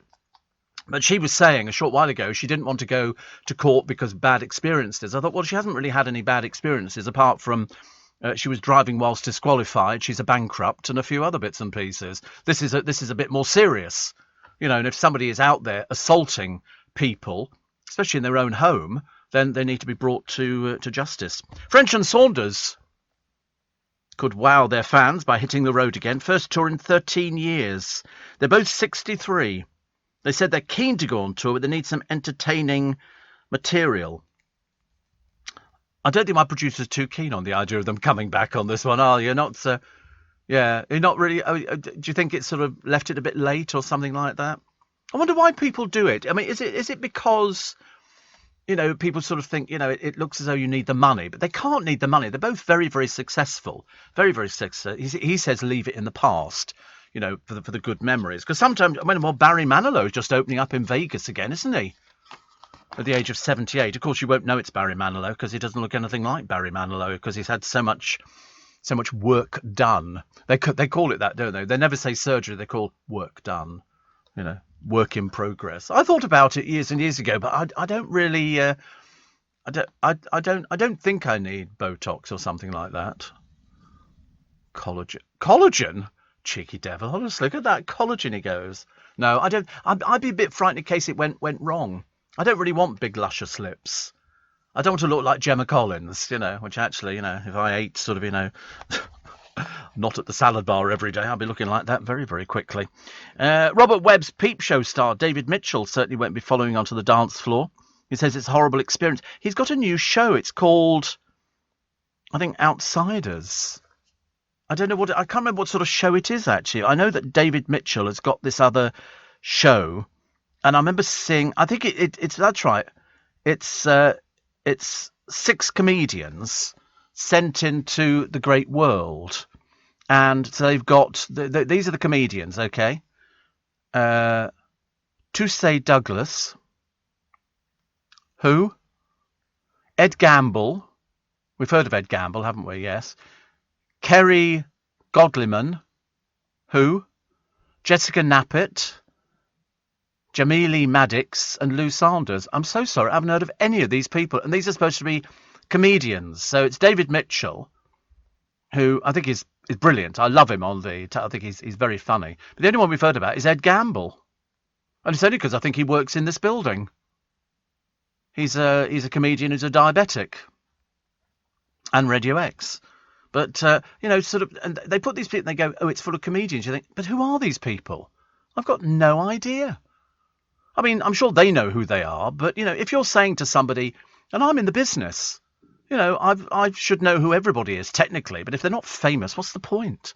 What is the point? Steve, what do you think John Bishop will be like in the new series of Doctor Who? Because I miss Bradley Walsh, says Steve. I've got no idea. You can't pre-guess all these things, can you, of what somebody's going to be like? So I've got no idea. And whilst listening to you, whilst getting ready for work, I poked myself in the eye. That's a bit silly, isn't it? What's the point of that? And any suggestions? Cold water, I should imagine. Can't think of anything else.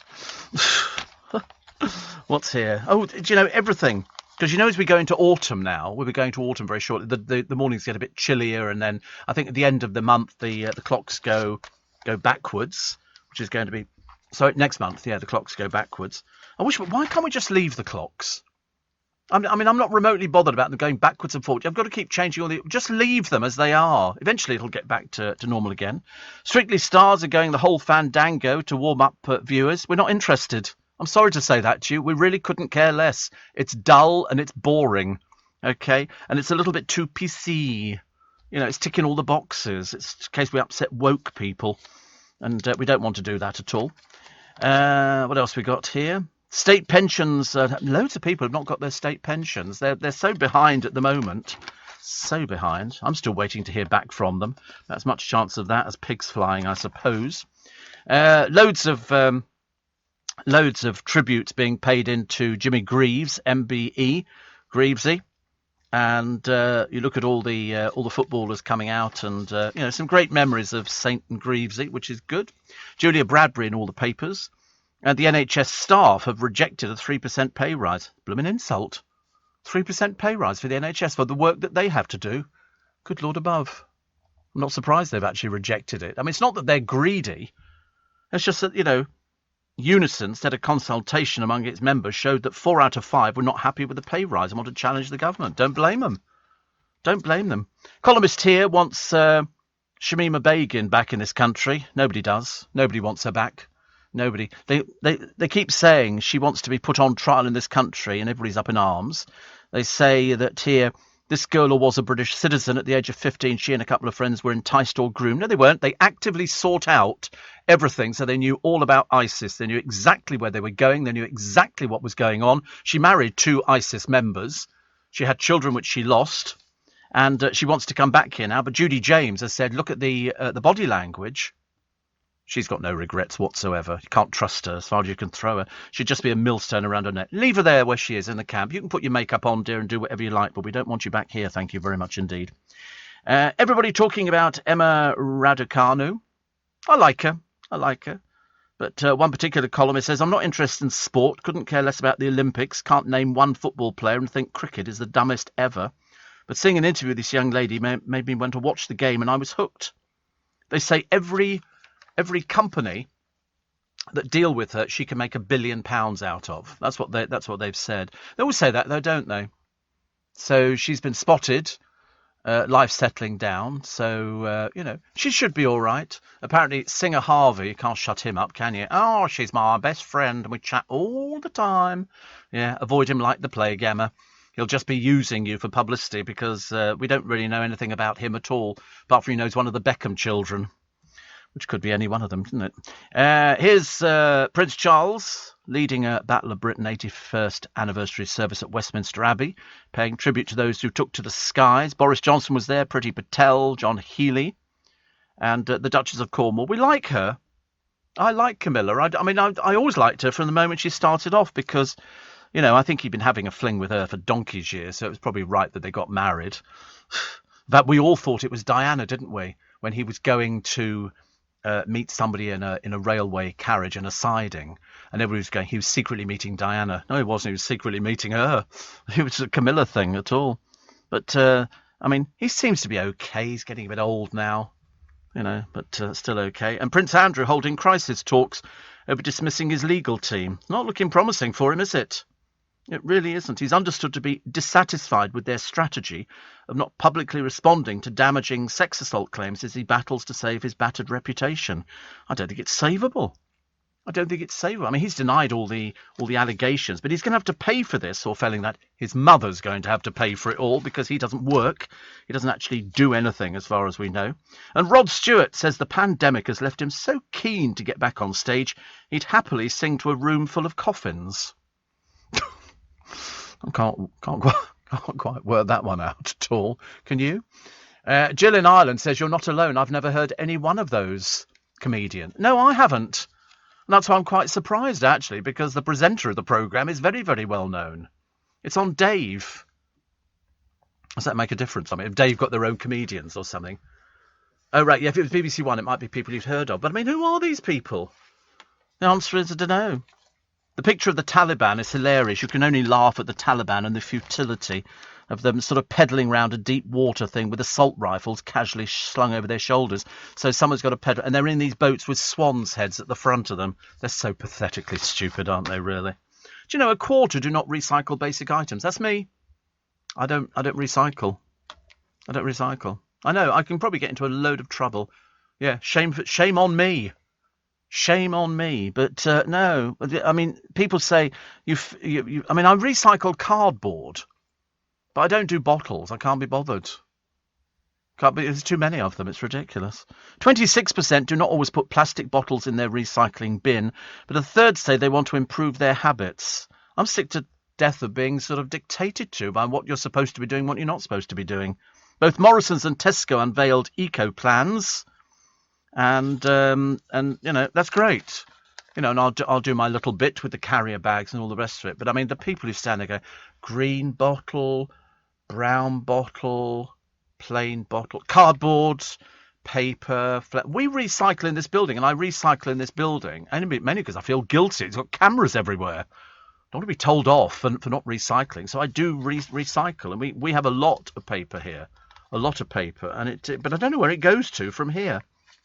I've really got no idea. I just know we've got different bins. They're on every floor, hundreds of them, hundreds and hundreds of bins, which is wonderful. So if you do it, well done you. You're listening to a podcast from LBC. Morning, everybody. David Jason leading the tribute to the Only Fools and Horses co-star John Challis, who played Boise after his death. It was only the 7th of this month that he went on tour, and he did the first date in quite a big sort of. Everybody's on tour at the moment. But he'd had a long battle with cancer, and they'd obviously decided that he became too ill, so they cancelled the remainder of the tour. And David Jason said he was a wonderful actor, a gentleman in the true sense of the word, and love and condolences to his wife, Carol. And American rapper Ice-T, who said Challis had somehow become a Twitter friend, also paid tribute. It's an odd one, isn't it? I'm sure that John Challis would be delighted. Sue Holderness, who played the on-screen wife, Marlene, says it's unthinkable. John Challis was my partner on screen and stage for 36 years. Vicky Michelle from A Lower Low said she was shocked and saddened. Sheila Ferguson from The 3 Degrees tweeted a picture of her and Challis and said she'd been waiting for this for a few days now. She said, I've been in touch with his wife. Carol is obviously heartbroken. He was 79. He had a good innings, but he was obviously very ill, but he passed away very peacefully. So, but at least we've got programs that we can watch. That's what we've got DVDs for. You can relive. As far as I'm concerned, the people who have passed away, as far as I'm concerned, they haven't passed away because you can still see them on DVD and they'll always be forever young. So that's why, as far as I'm concerned, Barbara Windsor's still around. Because every time I turn on the television... Actually, they were showing another Carry On was it London Live the other day? They show all these Carry On. And this one was Carry On Teacher. And that was a very good film. Always makes me feel a bit teary at the end of it. But if you haven't seen it, then you have to go and get it out. Because it's worth watching, I think. Adele showing off her new man. People insist on showing you. And then, of course, when it all goes pear-shaped, they then have to say, I never liked them, I never did this, or all the rest of it. It's a little bit embarrassing. Plus. Supermarket shelves may have gaps by the end of this week if shortages of carbon dioxide worsen. Why do you think that would be? Carbon dioxide. Do you know what that one is about? Carbon dioxide means because this is how they stun pigs and chickens before slaughter. Which I had no idea. Seriously, I had no idea. So 2 large fertiliser plants have been shut, hitting supplies to the food industry. Ian Wright of the industry body, the Food and Drink Federation, told the BBC yesterday, I think we will see gaps on shelves fairly soon. Ocado said its ability to deliver frozen food was also being affected. I had no idea. So that's how they stun pigs and chickens with carbon dioxide.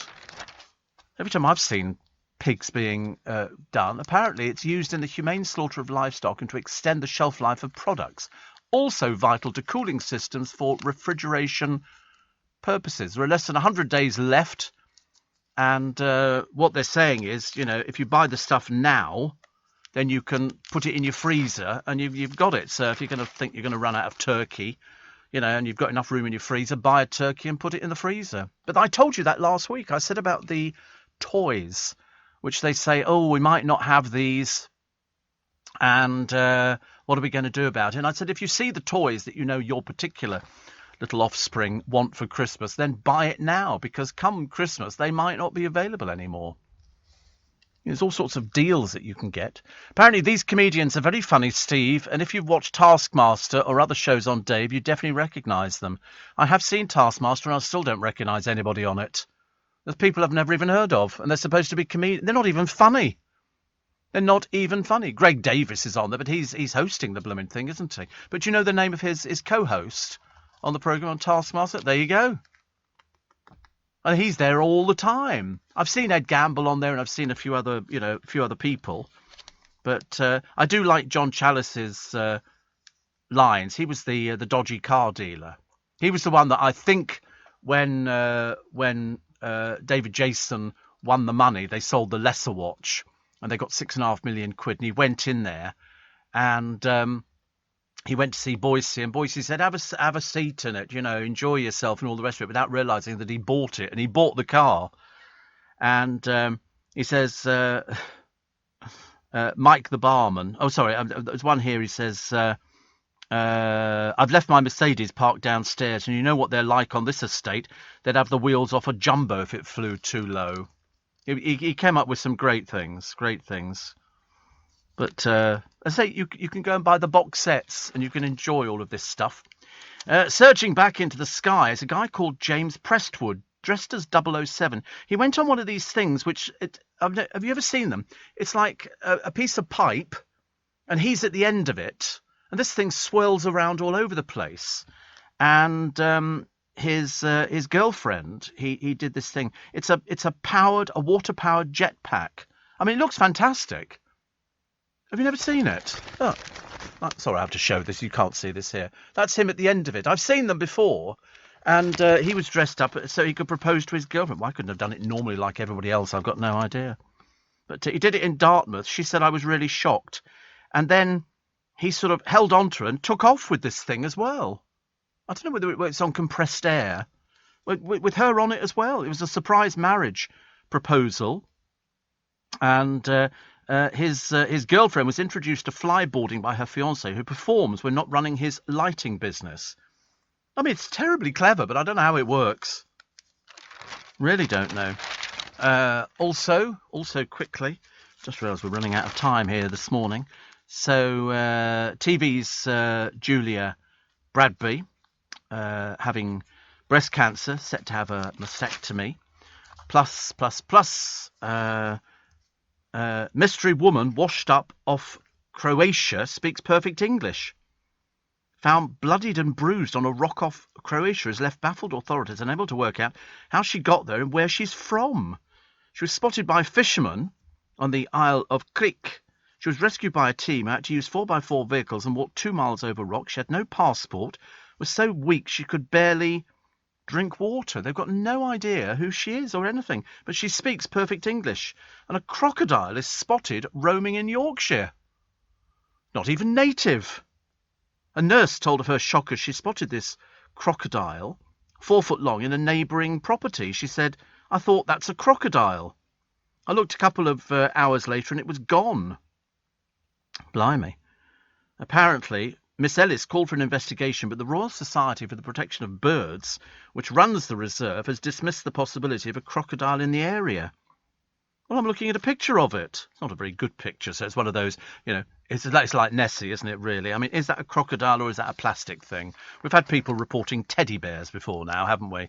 I think a teddy bear was, whatever. I've got to go. I just realised. It's Monday. Do you know, Monday has gone by so quickly. So you're going to have to start stockpiling the fridge, I think, and the freezer before we go any further. I have a free podcast for you today and my complete package, as they say, but on my little bit extra. Strictly's back, lowest ever viewing figures, because nobody knows who these people are. Stella McCartney charges people to attend her party. They got hotel bills. You'd have to pay me to go.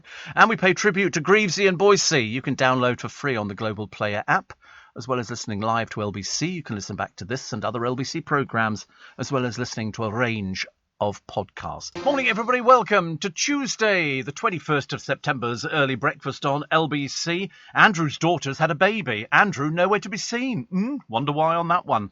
A third pro dancer on Strictly has refused to take the COVID vaccine. Well, they might as well close the programme down. How ridiculous. Never heard anything like it. And an insulation fitter who was who was sort of, put it this way, blocked from getting to where he wanted to go, told the activist, get out of the way, I'm trying to insulate people's houses. But of course they were a bit too thick for that. It was so nice to hear Nick Ferrari the other day finally saying what the entire country is thinking about these brain-dead people. Super glued to the road? I tell you what, let's leave you there. Stay there as long as you bloody well like. Nobody cares about you. Holiday Brits are among those evacuated, lava streaming from the Las Palmas volcanic island, and Gemma Collins looking like the last turkey in the shop at Christmas. I mean, seriously, what were you wearing, love? You looked ridiculous. Look in the mirror. Look in the mirror. I mean, honestly, you couldn't look worse if you tried. She was wearing what can only be described as some sort of throwaway Cinderella outfit for somebody who was about 4 times the size of Cinderella. Far be it from me to sort of... What was she doing at the Chelsea Flower Show anyway? Oh, I remember there was that fake story put out. I think I want to be a gardener on television. Darling, you've never managed a day's work in your entire life, but that outfit, hilarious. I saw it in black and white and then saw it in one of the papers in colour. I mean, really, honestly, how much material was in it? That's what I was wondering. What happened to the previous Bake Off winners? Who cares? More than 7,000 people in the UK currently need a transplant. Memories of PE lessons. I don't know whether or not you enjoyed PE. I quite liked it. I quite like PE lessons. Apparently 2/3 of us still squirm when we think about it. I thought it was great. We couldn't wait for it to rain outside, so we didn't have to go onto the playing fields or do anything, in the sandpit or anything else like jumping and running and relay race and things like that. But if it was in the gym, then they brought the ropes out and the boxes, and you could sort of have a game of pirates, which was great fun. The Pfizer jab is okay for the 5-year-olds, and low-calorie beer to be discontinued by Heineken, of all people. Harry and Meghan roasted over their Oprah Winfrey chat. Nobody likes them either. Not looking good for the royal family at the moment. Not looking good. I was talking to the producer this morning because we don't have Joe, so we wish him the best at the moment. There's all sorts of things going on. People have got illness and sickness and everything else, so we've moved people, all over the place, and it's all hands to the pump at the moment. Every time you walk in, you go, oh, so-and-so. In fact, yesterday, we didn't actually have a newsreader here. She was from home in Leeds. You'd never know now. The technology is phenomenal, absolutely phenomenal. As you know, I mean, I'm terrible. When people were working from home, not everybody, I actually didn't, because I couldn't work from home because I don't do the sort of program that means you can sit there and work from home. If you're reading the news, you can do it from home because nobody would know where you came from, because the quality is years ago. Nowadays, you can hear everything.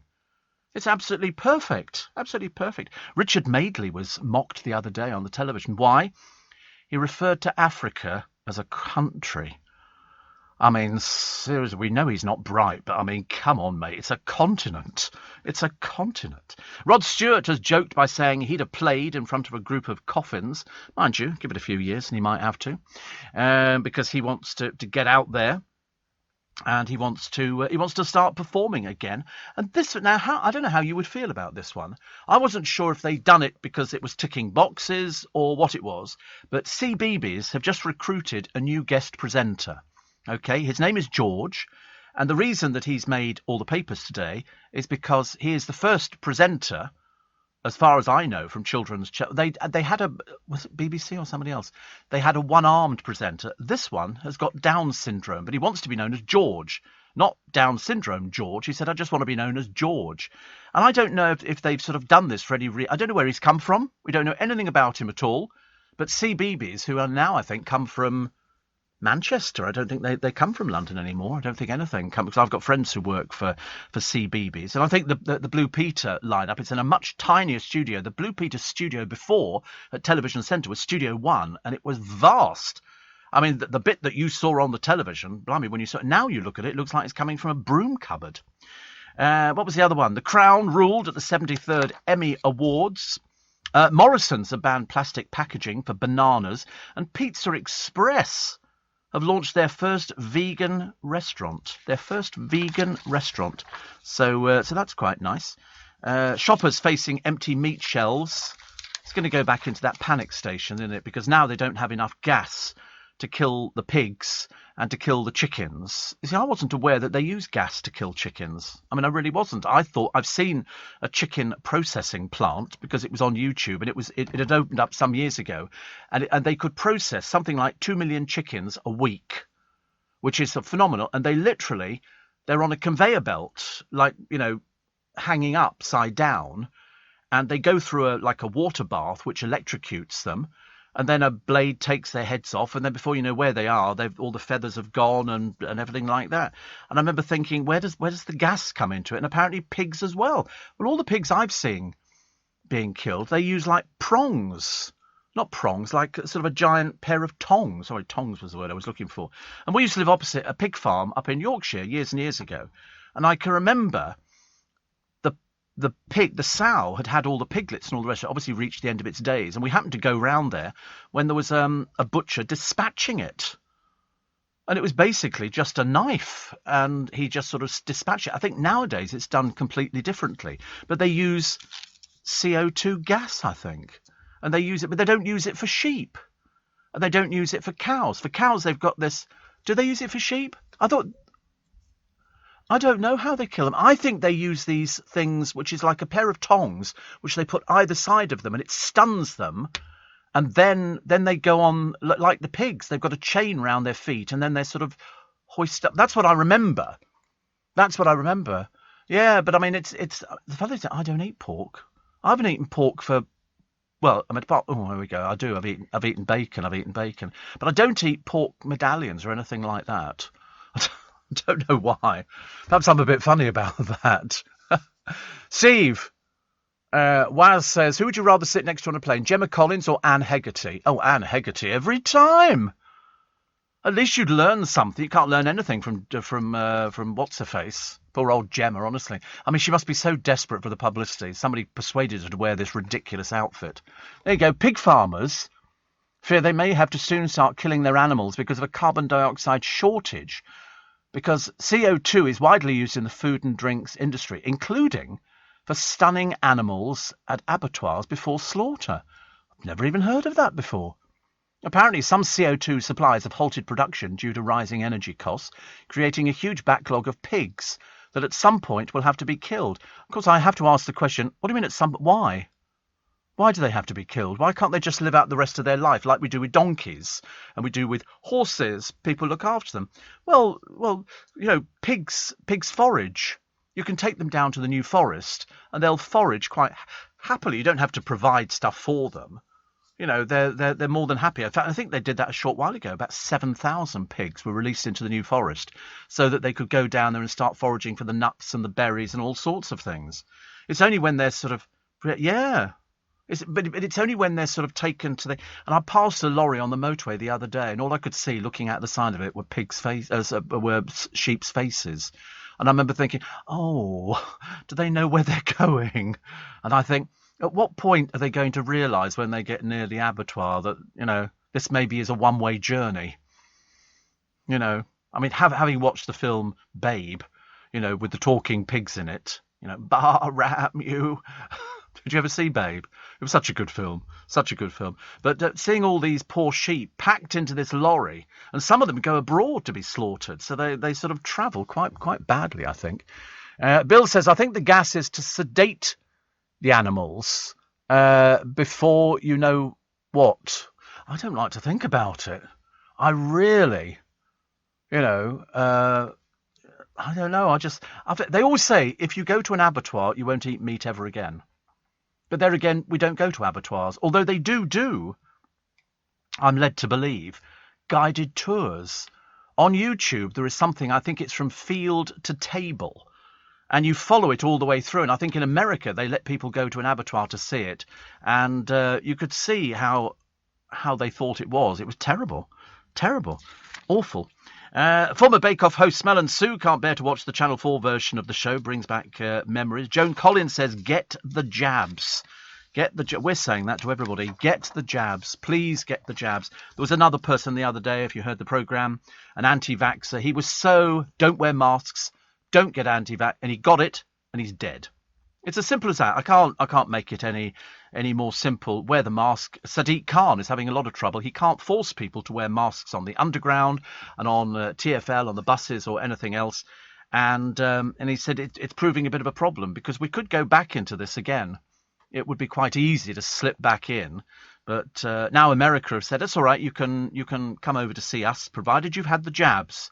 Don't have the jabs, they don't want you in. It's as simple as that. So that'll deny you access. Although I've got something a little bit later on for you this morning. You do not want to miss it.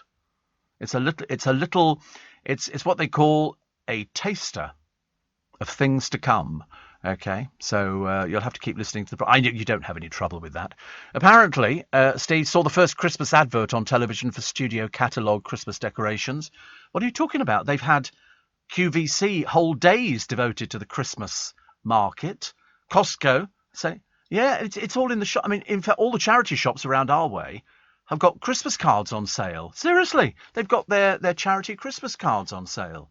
But I'm not sure if people send Christmas cards anymore. I used to send loads of Christmas cards. You send Christmas cards? What? But you send to family Christmas cards? You send to friends as well, do you?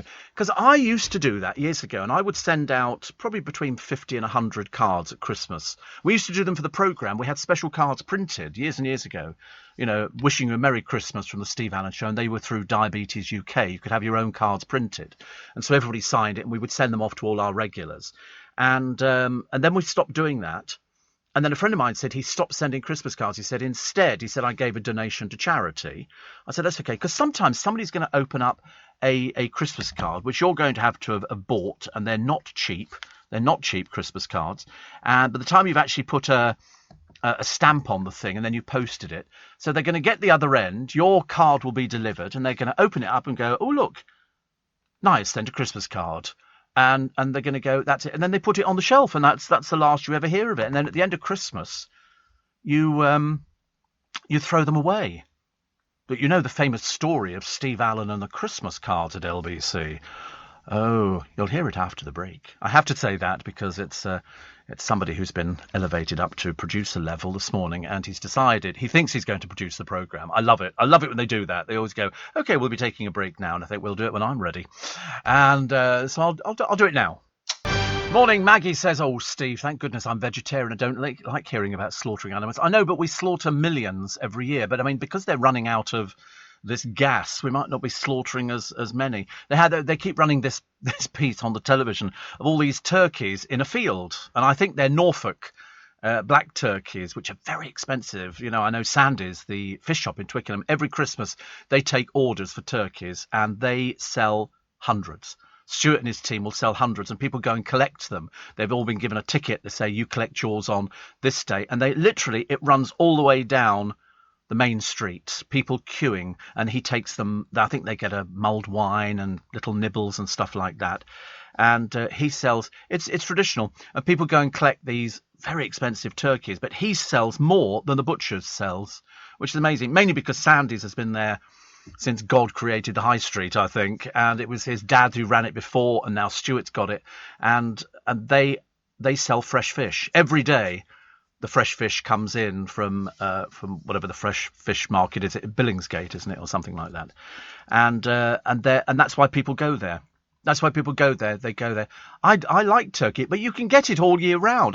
People just automatically think in this country we've got the mentality that it's only for Christmas, but it's not. You can go to Iceland and find turkey in the freezer all year, and it's healthier than chicken. Yeah, I don't know why people don't eat it all the same time. We never have a whole turkey because we always have turkey crown, and we'd rather have 2 or 3 turkey crowns than have the whole turkey because, you know, to have a big bird in the kitchen, a bit of a rarity these days, isn't it? Unless Gemma Collins is coming around, you wouldn't want to risk that, would you?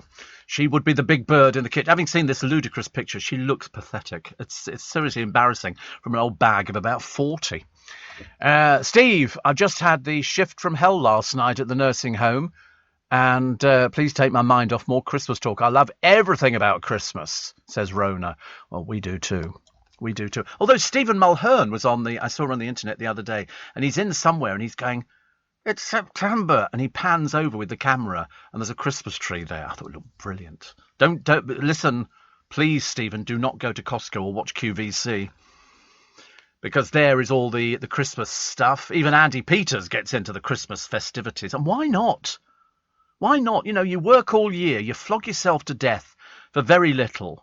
You know, and then at the end of the day, you think, listen, you know, the whole country gets some time off. I always work over Christmas. Why? Because I like working over Christmas. As far as I'm concerned, it's one of the nicest times to work. And so consequently, I do that. And I've done it for such a long time. I don't think about it. People say, oh, would you rather not be at home? And you go, no, not really, no. Because when I finish in the morning, I can just go off and go and have Christmas. And it's lovely. It really is nice. I enjoy it. I enjoy the food. I enjoy looking at people's trees. I enjoy the Christmas programs. Mainly they're recorded in October, November, but it doesn't matter.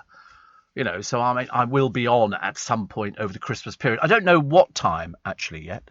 Steve, the gas goes inside the packaging to extend the shelf life of the food. Well, not all the time, but they use it in the abattoirs for stunning animals. If only it worked for producers. Can you imagine how much better my life would be?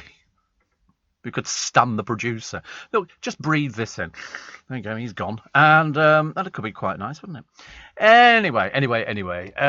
Steve, my wife and I have just had a wonderful long weekend in London, staying at the Tower Hotel.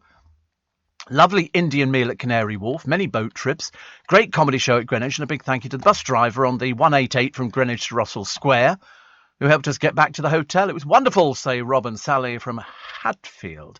Doncaster. Yes, I mean, the Tower Hotel's lovely. You get a lovely view, don't you, of Tower Bridge. I know exactly where it is.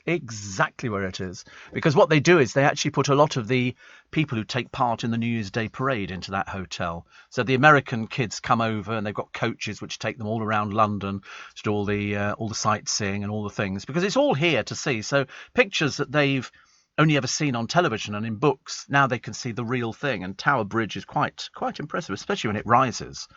You know, that's well worth watching. You know, it goes from sort of like there to up there, and it's quite something.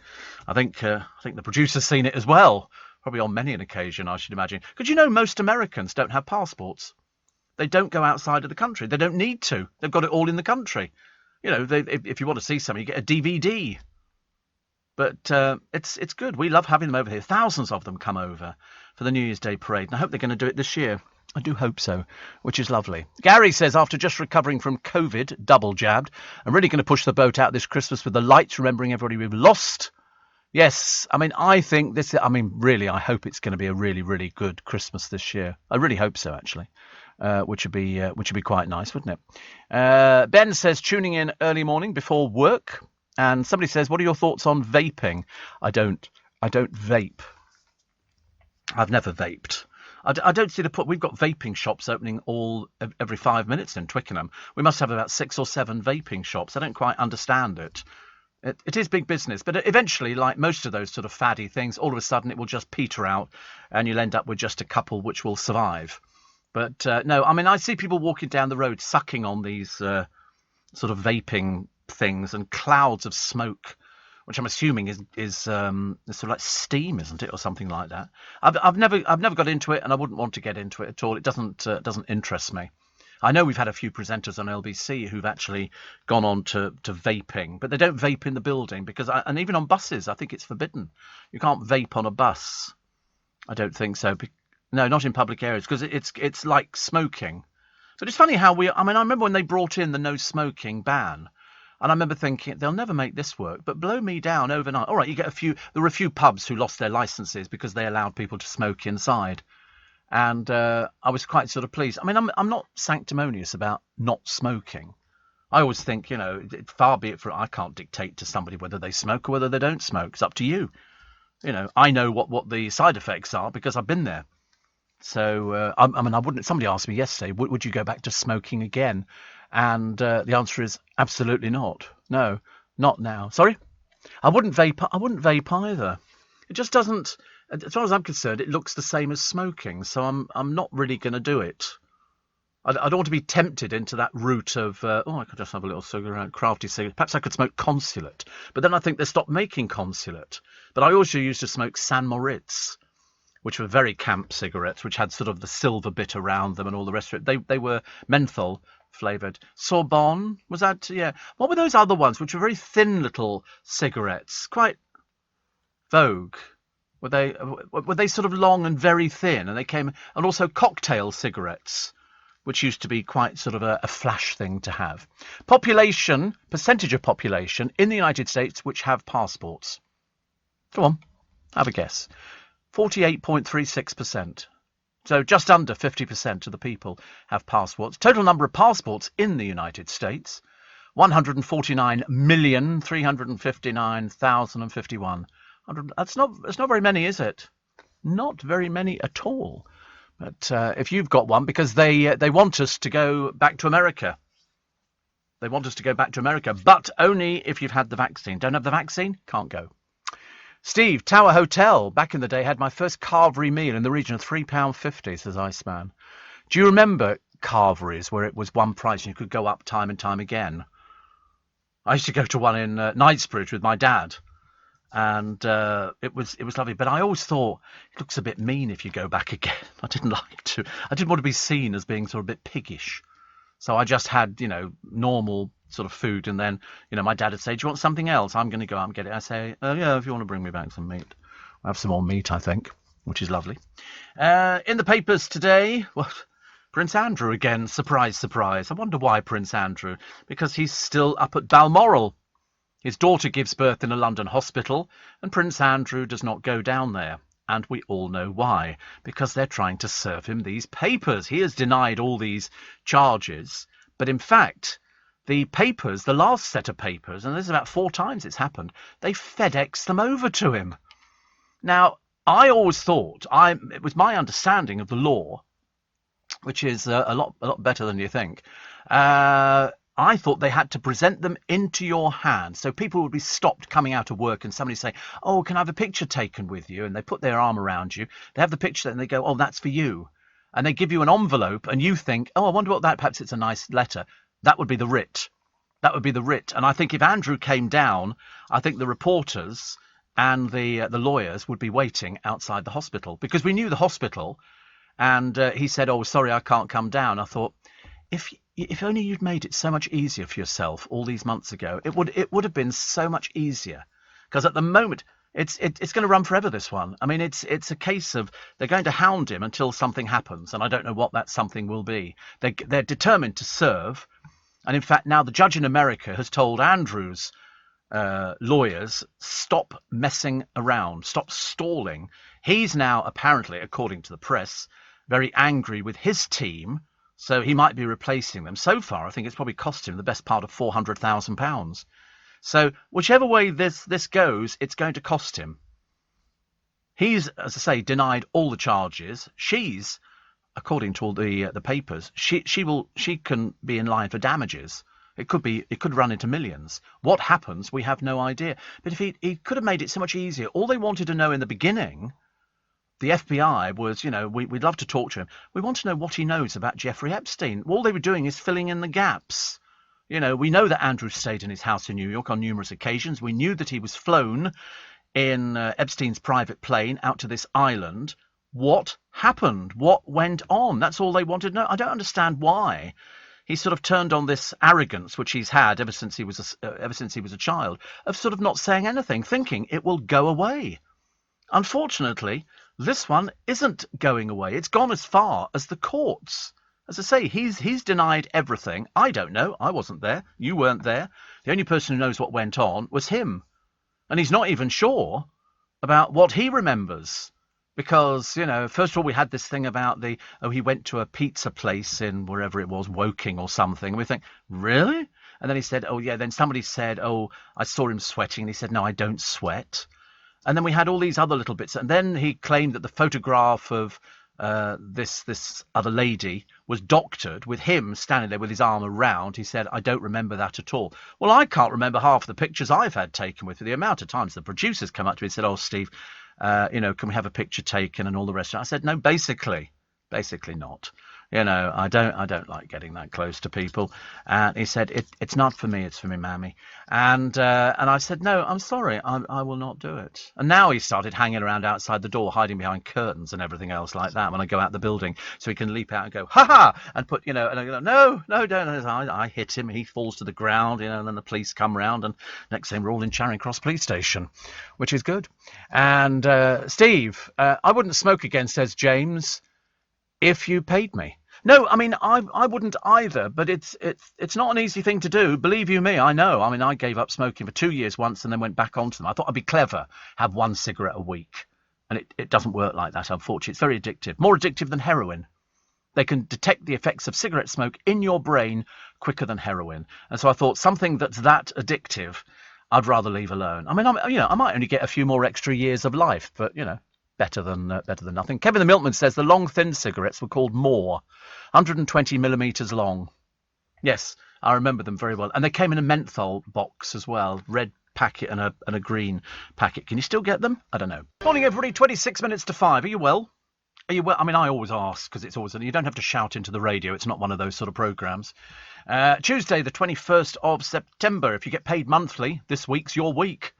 You get paid this week, which is very nice indeed.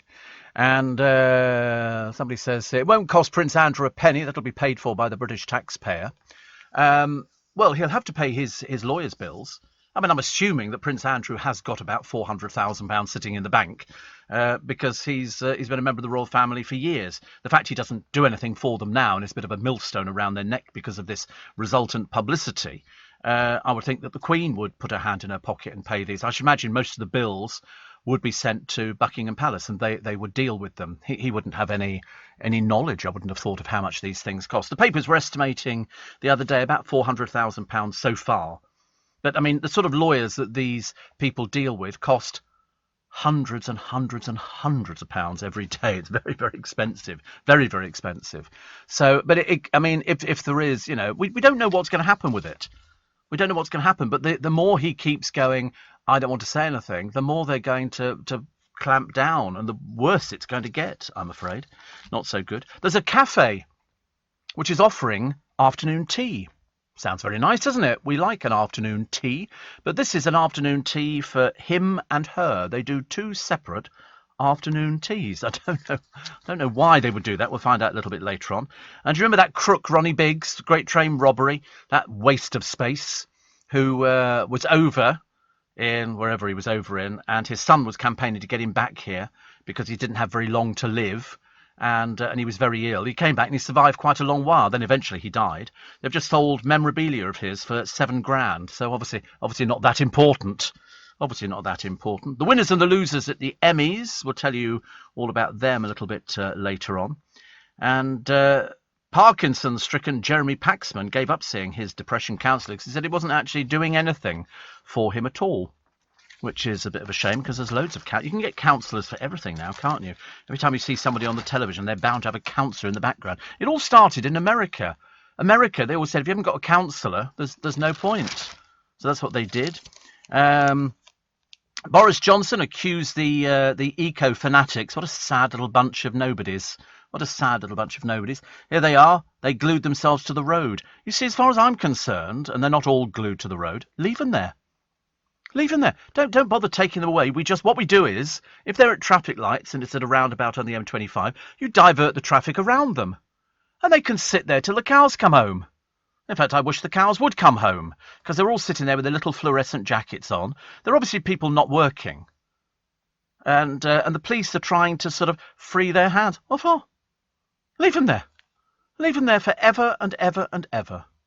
In fact, if anything, I would superglue their feet to the road as well. They could all stay there. I didn't realise that actually superglue was sort of that effective. But the sad thing is that Boris has said the fanatics harm the moral case for eco. Nobody likes them.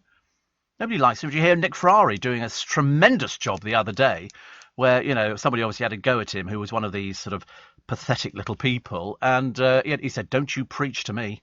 Did you hear about the caller, you know, whose wife faded away in front of him because of idiots like these ones here? But it's the fact the police have wasted their time. Standing there. I'm sorry, does anybody need a blanket? What are you on about? What sort of mamby-pamby police officers have we got down in Hertfordshire nowadays? Oh, so can we give anybody a lift home in a taxi? Is that okay for you? Wait a minute, I'll go and get the station to make you some bacon sandwiches so you don't starve. Oh, unfortunately, you can't eat them because your hands are super glued to the road. Leave the buggers there. That's what I say. Leave them there. We don't want to see them ever again. These people are rather stupid. I understand what they're doing, but as one of the lorry drivers got out the other day and said, why don't you go and do this at Downing Street in Parliament Square? Well, they won't do that, will they? Because they'll have to leave their very comfortable middle-class houses. I don't think, I don't know. Cynthia, should we go to London? I don't think. Who are these people? We know that most of them are a bit fraudulent, because there was a farmer down there who didn't have any insulation in his house at all, and he was telling you what to do. Ridiculous. Sandra says, going back to Rod Stewart and the coffins, he did start off as a grave digger. He did. That's what his job was, a grave digger. Nowadays, you don't need to dig a grave, do you? It's done.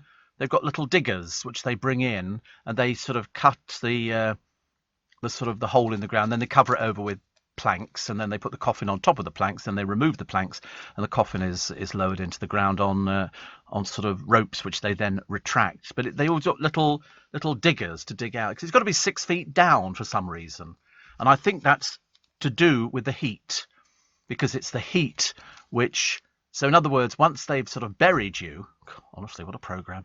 Once they've buried you, they then, after a while, and I think it's after about 4 months or something, the earth settles because the coffin then collapses with the heat. And then, the body starts sort of dissolving. And so then they have to come and top it all up again. And that's it. I've never been in favour of that. I quite like the cremation side of it. I don't know why, actually. Given the choice, it doesn't really make any difference, does it? But people need something. People need something.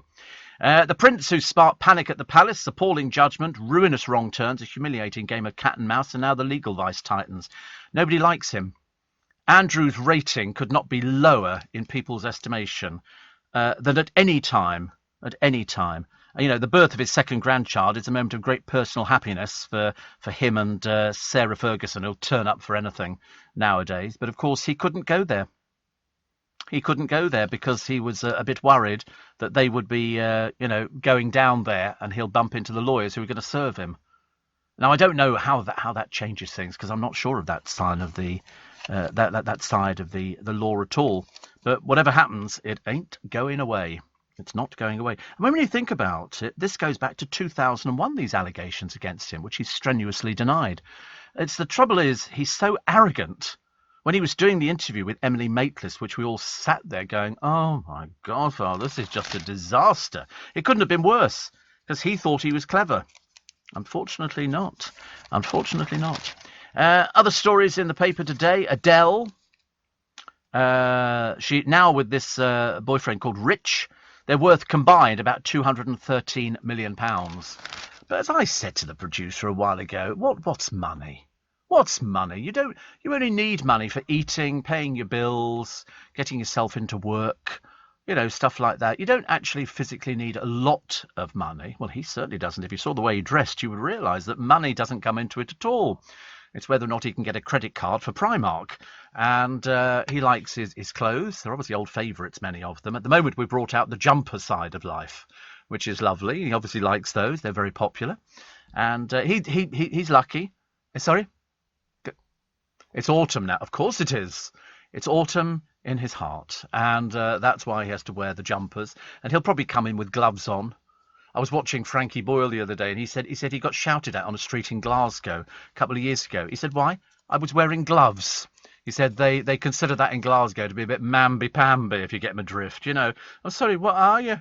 I'm wearing gloves because it's freezing cold. I like gloves.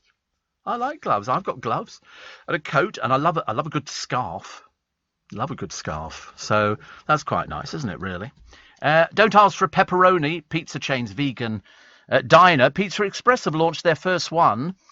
Will serve plant-based versions of its classic dishes, which is lovely. These include the American Jack with smoky jackfruit pepperoni and vegan mozzarella on a tomato base, and the vegan Ad Astra pizza, which contains corn pieces, sweet red peppers, Cajun spice, and vegan mozzarella. It's on the Strand. Oh, it's on the Strand. Oh, down the road from here. There you go. Apparently, Pizza Express said their sloppy vegan pizza, an alternative to the sloppy Giuseppe, was a huge hit this summer, and so they've added all the other ones. And they can also launch their first ever vegan burger. I mean, are there enough vegans in the country to keep it going, or are people just going to try it as it's a sort of a new experience? I think they actually could do, actually. Don't you think so? I think I'd go and try it just to see what it tastes like. Just to see what it tastes like. Pumpkins, ripe fruit, very bizarre spectacles, and not a spring bud in sight. The verdict, Chelsea leaves it too late, and I love it. And they've got all sorts of people. Daisy, the drag queen, they invited all sorts of old balls down there. And also Prince Edward and his wife admired the autumn. Huge pumpkins. And then just to sort of cheapen it, Gemma Collins. I mean, how to cheap it, poor old soul, honestly. She hasn't really got anything going, has she? I don't know what we can do with her, really. Also, Henry Gibson died on this day in 2009. He found fame on Rowan Martin's Laugh-In, which I loved. Also, Joe Wicks, the fitness trainer, said to be worth $14.5 million, is 35 today. He's just got a funny little voice. And Picasso heirs donate works to pay a tax bill.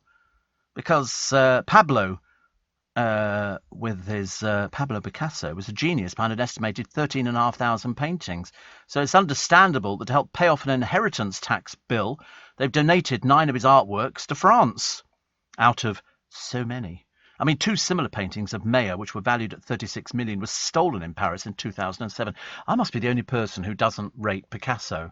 I thought it looked like a 3-year-old had done it. Seriously, I really didn't get it at all. I'm a bit funny on art. If I see a picture of somebody, I want to see a picture of somebody, not something that's cubist or any of these other. I can't do this. It doesn't look. I'm sure it's all lovely. If you go to Vegas, they've got a Picasso restaurant, and the walls are lined with original Picassos. You know, which is sort of great. But I mean, you know, I don't appreciate things like that. Steve, why is it almost every airport around London charges anything from 3 to 10 quid to drop somebody off because they've found a way of teasing more money out of the clients, out of the customers? That's what it is. I mean, to be honest with you, I just literally drive very slowly, open the back door, shove your granny out, throw the suitcases on the pavement and drive off. Then you could save yourself 3 or 10 quid. It's very expensive now to park at and most people, they're not there very long. It's just get out the car, here's your luggage, and off they go. But they've got traffic wardens. Nick. It's dreadful, isn't it? I mean, it really, it's so embarrassing. You want to see somebody off at the airport, not chuck them out the back of your car. Here we go, auntie. Okay, cling on. Whoa. If you fit roller skates to them, they could probably skate inside the terminal as well. But you're right, you have to pay a lot for it. And it's like the congestion charge. It's just a way of teasing the motorist out of yet more money for nothing at all. Still got to pay to park. How much for 4 hours in Covent Garden? 16 to 18 quid. 16 to 18 quid. Where do they think money grows on trees? Dreadful. I always ask, because it's always, you don't have to shout into the radio. It's not one of those sort of programmes. Tuesday, the 21st of September. If you get paid monthly, this week's your week. You get paid this week, which is very nice indeed. And somebody says, it won't cost Prince Andrew a penny. That'll be paid for by the British taxpayer. Well, he'll have to pay his lawyer's bills. I mean, I'm assuming that Prince Andrew has got about £400,000 sitting in the bank because he's been a member of the royal family for years. The fact he doesn't do anything for them now, and it's a bit of a millstone around their neck because of this resultant publicity, I would think that the Queen would put her hand in her pocket and pay these. I should imagine most of the bills would be sent to Buckingham Palace and they would deal with them. He wouldn't have any knowledge. I wouldn't have thought of how much these things cost. The papers were estimating the other day about £400,000 so far. But, I mean, the sort of lawyers that these people deal with cost hundreds and hundreds and hundreds of pounds every day. It's very, very expensive. Very, very expensive. So, but, if there is, we don't know what's going to happen with it. We don't know what's going to happen. But the more he keeps going, I don't want to say anything, the more they're going to clamp down and the worse it's going to get, I'm afraid. Not so good. There's a cafe which is offering afternoon tea. Sounds very nice, doesn't it? We like an afternoon tea, but this is an afternoon tea for him and her. They do 2 separate afternoon teas. I don't know why they would do that. We'll find out a little bit later on. And do you remember that crook, Ronnie Biggs, Great Train Robbery, that waste of space, who was over in wherever he was over in, and his son was campaigning to get him back here because he didn't have very long to live, and he was very ill. He came back and he survived quite a long while. Then eventually he died. They've just sold memorabilia of his for $7,000. So obviously not that important. Obviously not that important. The winners and the losers at the Emmys, we'll tell you all about them a little bit later on. And Parkinson's-stricken Jeremy Paxman gave up seeing his depression counsellor because he said it wasn't actually doing anything for him at all, which is a bit of a shame because there's loads of you can get counsellors for everything now, can't you? Every time you see somebody on the television, they're bound to have a counsellor in the background. It all started in America. They always said, if you haven't got a counsellor, there's no point. So that's what they did. Boris Johnson accused the eco-fanatics. What a sad little bunch of nobodies. What a sad little bunch of nobodies. Here they are. They glued themselves to the road. You see, as far as I'm concerned, and they're not all glued to the road, leave them there. Leave them there. Don't bother taking them away. What we do is, if they're at traffic lights and it's at a roundabout on the M25, you divert the traffic around them. And they can sit there till the cows come home. In fact, I wish the cows would come home, because they're all sitting there with their little fluorescent jackets on. They're obviously people not working. And the police are trying to sort of free their hands. What for? Leave them there. Leave them there forever and ever and ever. In fact, if anything, I would superglue their feet to the road as well. They could all stay there. I didn't realise that actually superglue was sort of that effective. But the sad thing is that Boris has said the fanatics harm the moral case for eco. Nobody likes them. Nobody likes them. Did you hear Nick Ferrari doing a tremendous job the other day where, somebody obviously had a go at him who was one of these sort of pathetic little people. And he said, don't you preach to me. Did you hear about the caller, whose wife faded away in front of him because of idiots like these ones here? But it's the fact the police have wasted their time. Standing there. I'm sorry, does anybody need a blanket? What are you on about? What sort of mamby-pamby police officers have we got down in Hertfordshire nowadays? Oh, so can we give anybody a lift home in a taxi? Is that okay for you? Wait a minute, I'll go and get the station to make you some bacon sandwiches so you don't starve. Oh, unfortunately, you can't eat them because your hands are super glued to the road. Leave the buggers there. That's what I say. Leave them there. We don't want to see them ever again. These people are rather stupid. I understand what they're doing, but as one of the lorry drivers got out the other day and said, why don't you go and do this at Downing Street in Parliament Square? Well, they won't do that, will they? Because they'll have to leave their very comfortable middle-class houses. I don't think, I don't know. Cynthia, should we go to London? I don't think. Who are these people? We know that most of them are a bit fraudulent because there was a farmer down there who didn't have any insulation in his house at all, and he was he was telling you what to do. Ridiculous.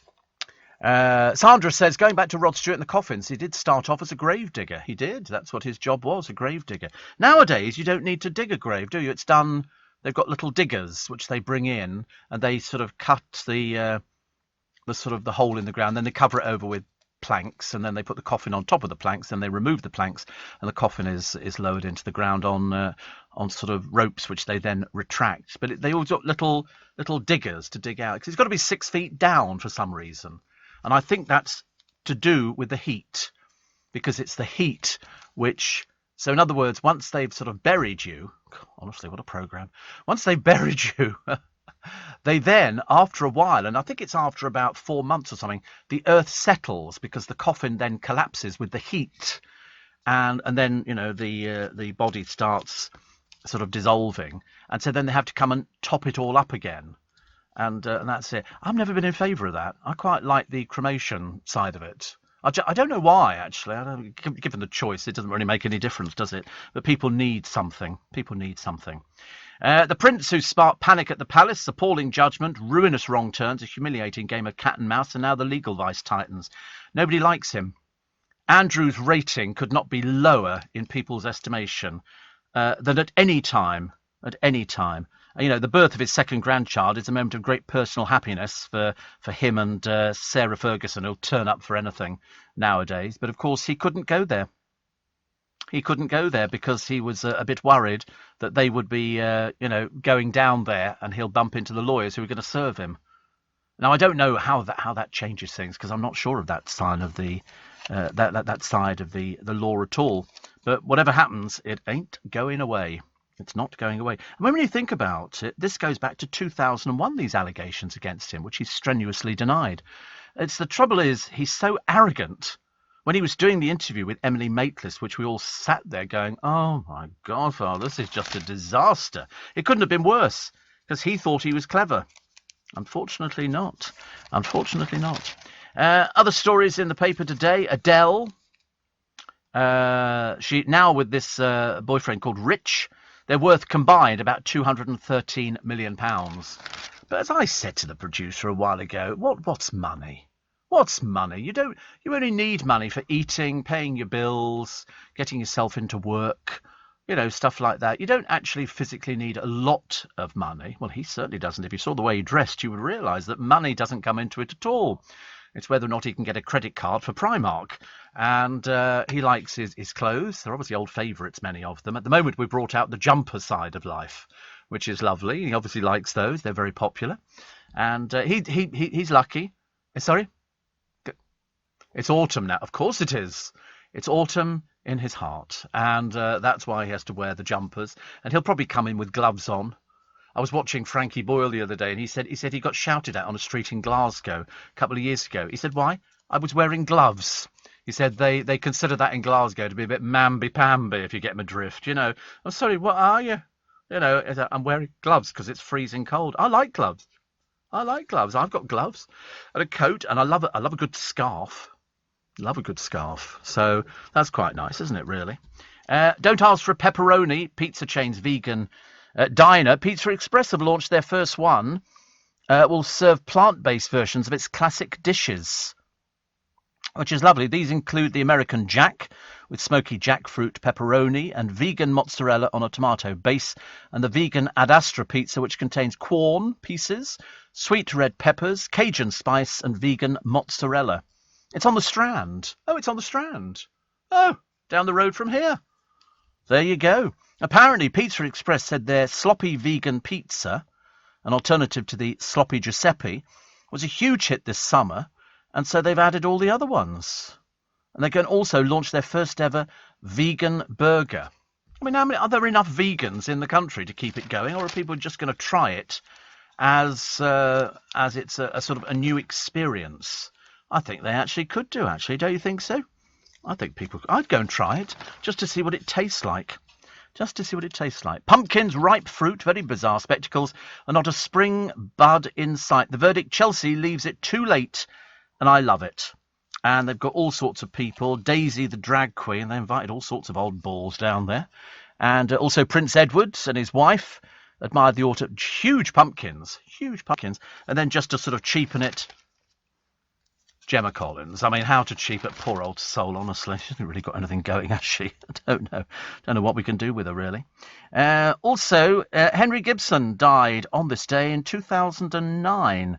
He found fame on Rowan and Martin's Laugh-In, which I loved. Also, Joe Wicks, the fitness trainer, said to be worth $14.5 million, is 35 today. He's just got a funny little voice. And Picasso heirs donate works to pay a tax bill. Because Pablo Picasso was a genius behind an estimated 13,500 paintings. So it's understandable that to help pay off an inheritance tax bill, they've donated 9 of his artworks to France, out of so many. I mean, 2 similar paintings of Mayer, which were valued at 36 million, were stolen in Paris in 2007. I must be the only person who doesn't rate Picasso. I thought it looked like a 3-year-old had done it. Seriously, I really didn't get it at all. I'm a bit funny on art. If I see a picture of somebody, I want to see a picture of somebody, not something that's cubist or any of these others. I can't do this. It doesn't look... I'm sure it's all lovely. If you go to Vegas, they've got a Picasso restaurant, and the walls are lined with original Picassos. Which is sort of great. But, I mean, I don't appreciate things like that. Steve, why is it almost every airport around London charges anything from 3 to 10 quid to drop somebody off? Because they've found a way of teasing more money out of the clients, out of the customers. That's what it is. I mean, to be honest with you, I just literally drive very slowly, open the back door, shove your granny out, throw the suitcases on the pavement and drive off. And you could save yourself 3 or 10 quid. It's very expensive now to park at and most people, they're not there very long. It's just get out the car, here's your luggage, and off they go. But they've got traffic wardens. Nick. It's dreadful, isn't it? I mean, it really, it's so embarrassing. You want to see somebody off at the airport, not chuck them out the back of your car. Here we go, auntie. Okay, cling on. Whoa. If you fit roller skates to them, they could probably skate inside the terminal as well.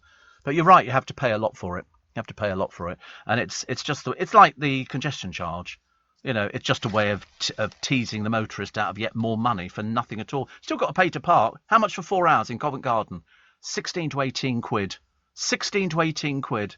Where do they think money grows on trees? Dreadful. It's Tuesday, 21st of September at Steve Allen's Early Breakfast. This is where everybody comes out to play. In response to Nick in Brighton, and as I say, I mean, the only answer I can give you, it sounds very cryptic, is not with a 5-year contract. Okay, I'll just tell you that. I'll just tell you that. That'll wander about in your small mind, I should imagine. Steve. Art is inherently pretentious. Go to any art gallery, get your trainers off and lean them up against the wall. Stand at a distance and observe these pretentious fools looking intensely at smelly trainers. Well, we had the unmade bed, didn't we? Tracy Emin's unmade bed, which, I mean, to be honest with you, some people called art. I just called it a piece of old rubbish. You can go and see anybody's.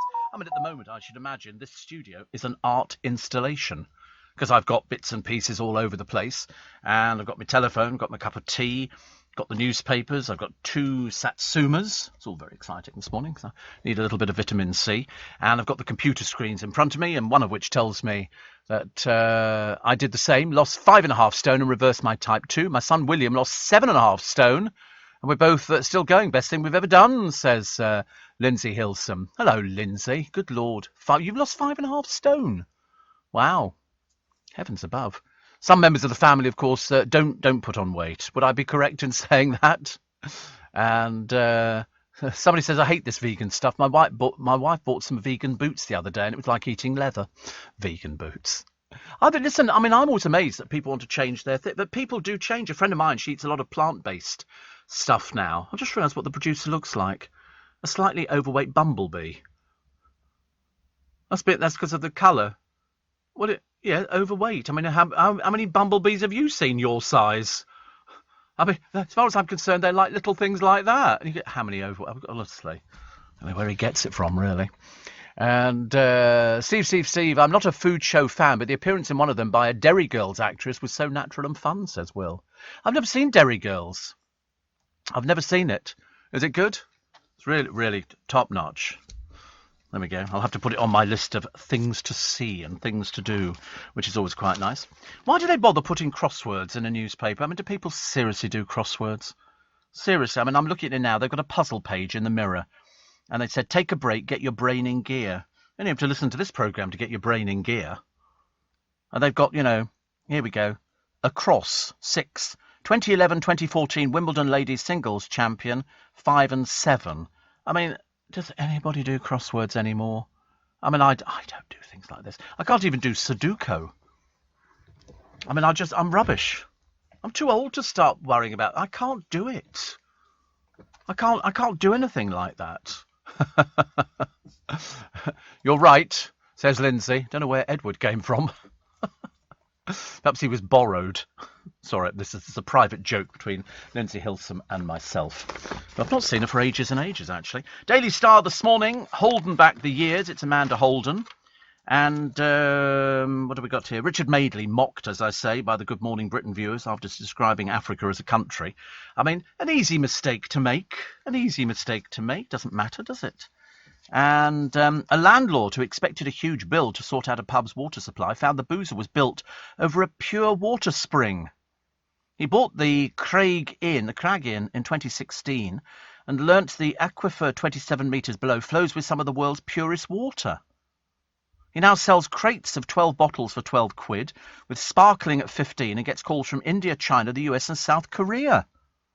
Oh, I like that idea. A friend of mine's got a spring in his garden, and so they're not connected to the water supply. They've just got this water from their spring.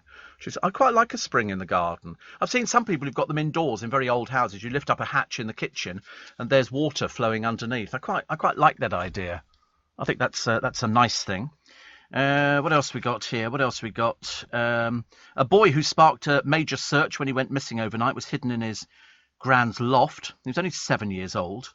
His mum said it's a massive relief. Yeah, I mean, reminds me of that joke, doesn't it? Of the bloke who comes round and knocks on the house door.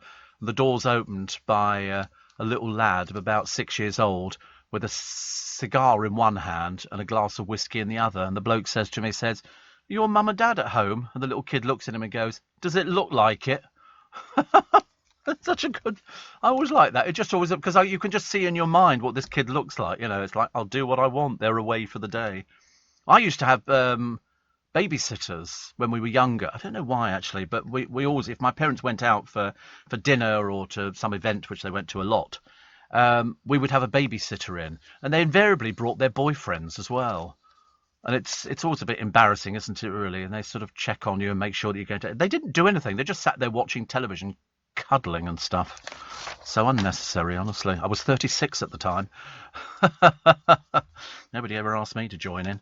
Other stories which are in the papers. This is Michelle Keegan getting up close and personal with Joe Gilgan on the set of Brassic, which I've never seen.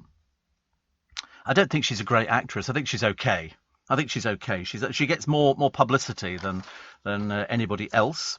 And M25 Eco Nuts, that's what they call them in the paper, vow to carry on blocking roads. Oh, you sad little people. Honestly, the sooner the police cart you off... I'll tell you what would be really funny.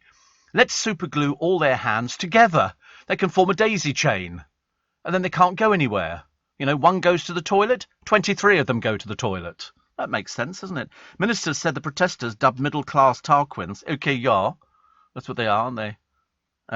Who glued themselves to highways, were creating massive queues, pumping out. But they don't understand that. They're too stupid. They're too stupid. They don't understand it. And Foreign Office Minister James Cleverly said it's a completely inappropriate way of making the point. Well, get the police to arrest them and throw them in the slammer. Why are we mamby-pambying around? One motorist confronts the protesters, then there's another buffoon here who glued herself to a slip road, is carted off by the cops. I mean, she looks a bit thick to start with. What's the matter with these people? You know, can't you think of anything better to do than sit in the road? God in heaven. You do lose this. I mean, I feel sorry for people who've sat there for 6 hours, some of them. I'm afraid I'd have lost my temper long before that one. Long before. After weeks of doing Little Mix promo by herself, Jade Thirlwell is glad to have company in the form of her boyfriend, who's called Jordan Stevens. They attended the Richard Malone and Mulberry show for London Fashion Week. I didn't even know we had London Fashion Week. What fashion? Definitely, I've got no idea. And here is Boris Becker. My God, he's aged, hasn't he?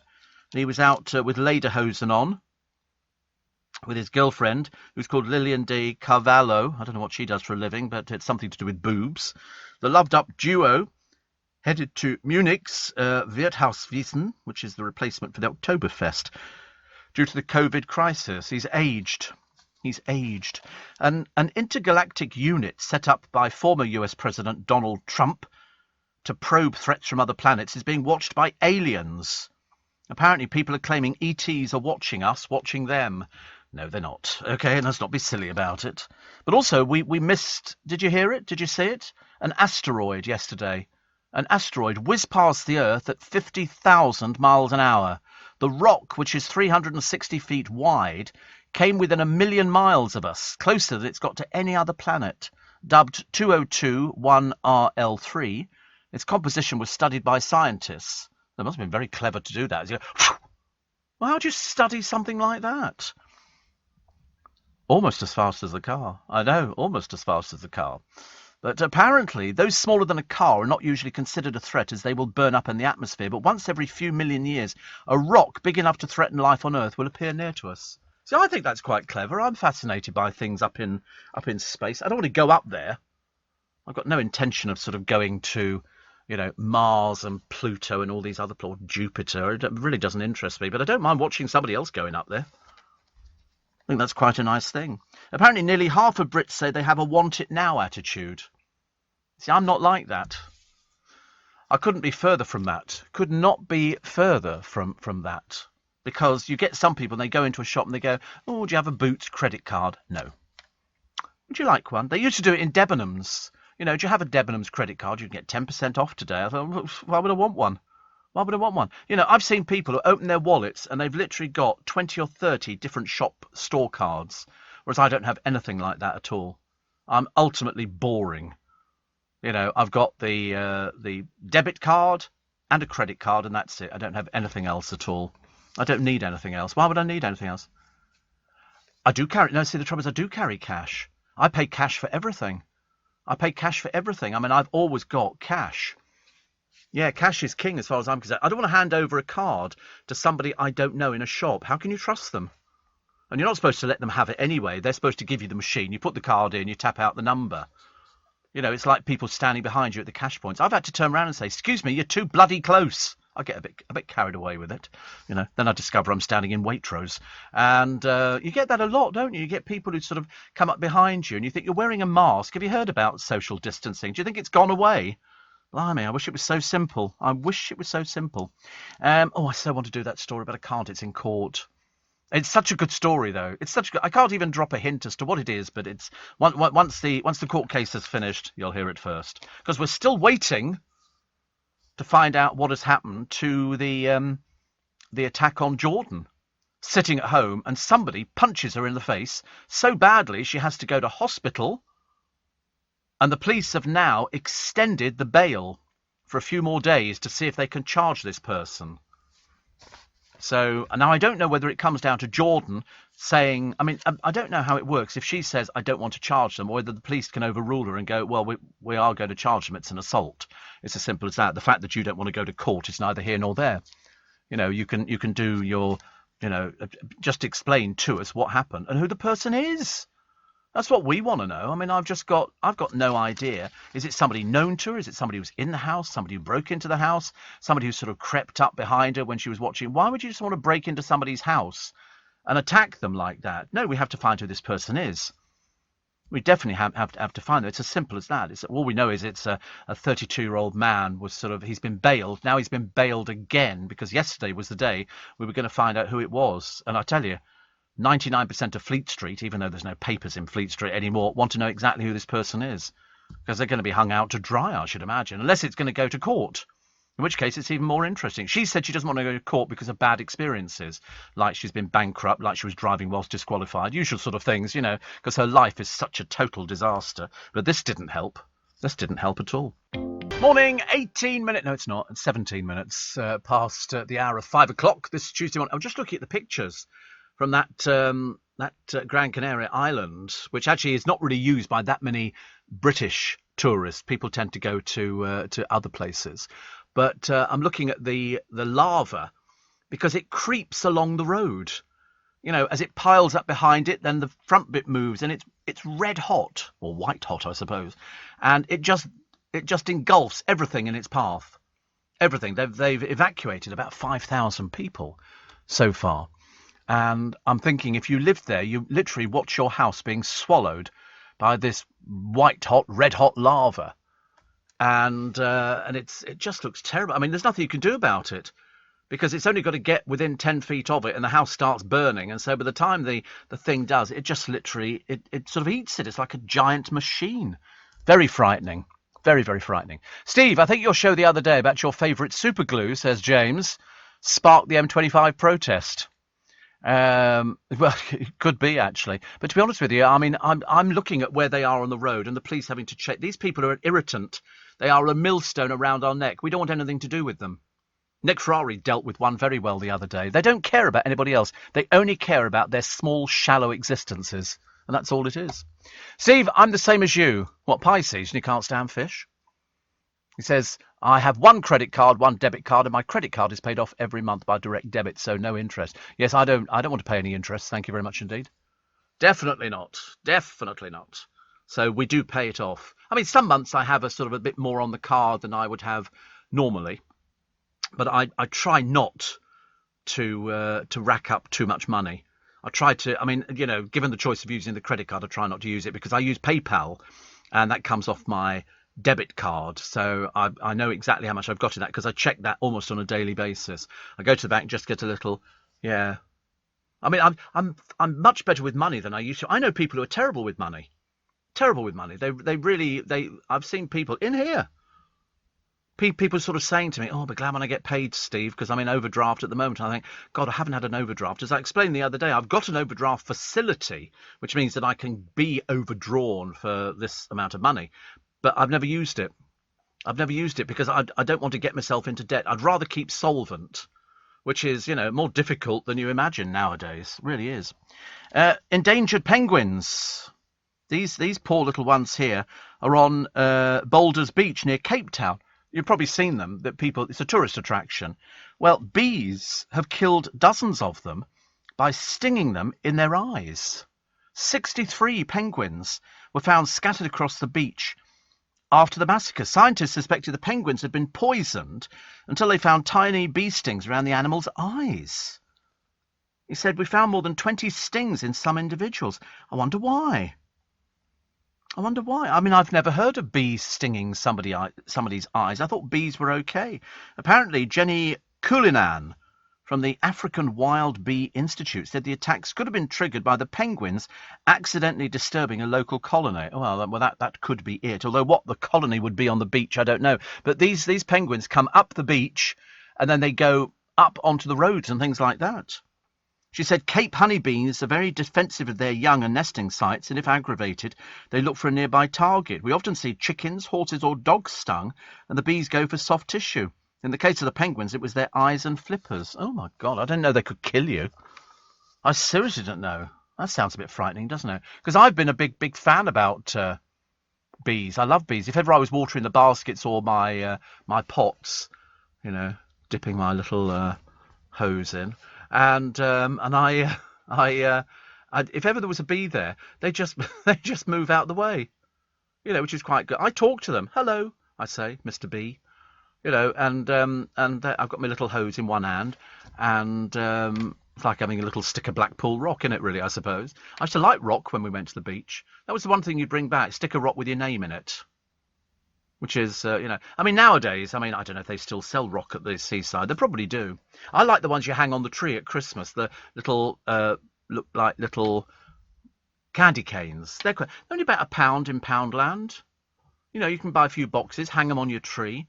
I used to hang chocolate decorations on the tree, but then I couldn't work out which were real and which were the chocolate decorations. And they were quite nice. We used to have chocolate umbrellas when we were in Hong Kong.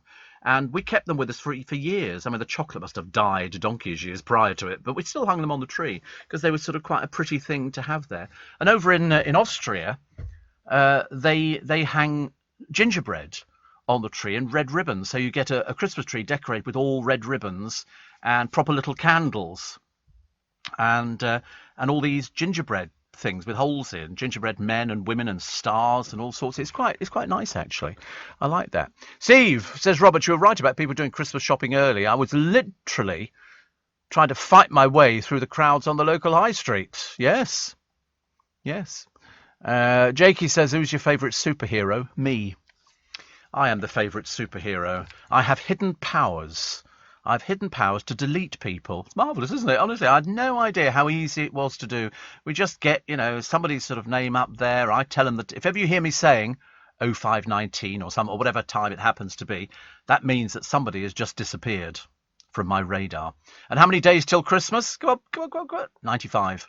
95 days to Christmas, which is not very long at all, is it? I'm determined. I'm sure that during the combined efforts of all of our family and my godchildren and everything else, we will be getting turkey at Christmas. There won't be any way that we won't be having turkey. And if we don't have turkey, we'll have chicken. I don't care what it is, as long as it comes with pigs in blankets and roast potatoes. I'm really not bothered. But I normally get about 3 Christmas dinners in each year: godchildren, family, and Joe Allen's, and that's how it normally works for me. Because I just like a roast dinner. I don't have roast dinners. If you're in a family, then you probably have roast dinners every single week. Well, I haven't had that since I've left at home because I can't be bothered to do it, which is, one of those sort of things, actually.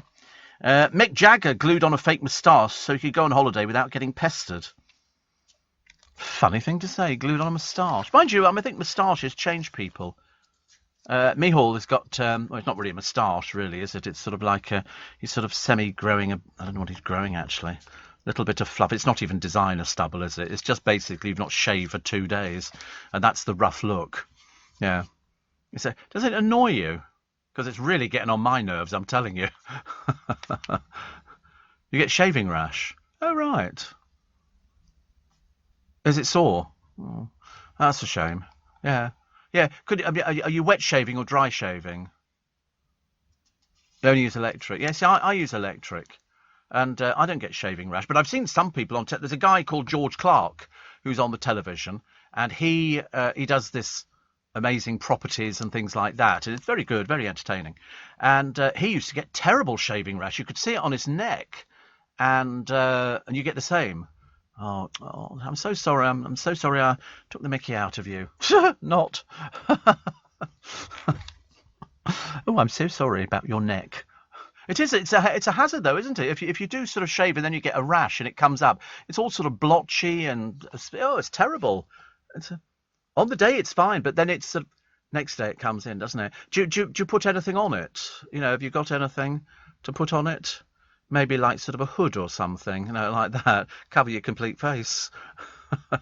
A helmet. Yeah.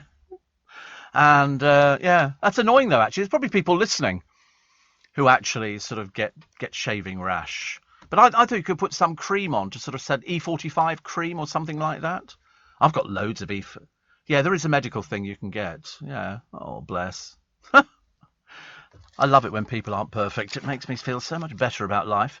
Noel Fielding, the unfunny one, I mean deeply unfunny, and Paul Hollywood dressing up as country singers on Bake Off to perform Don't Overbake My Tart.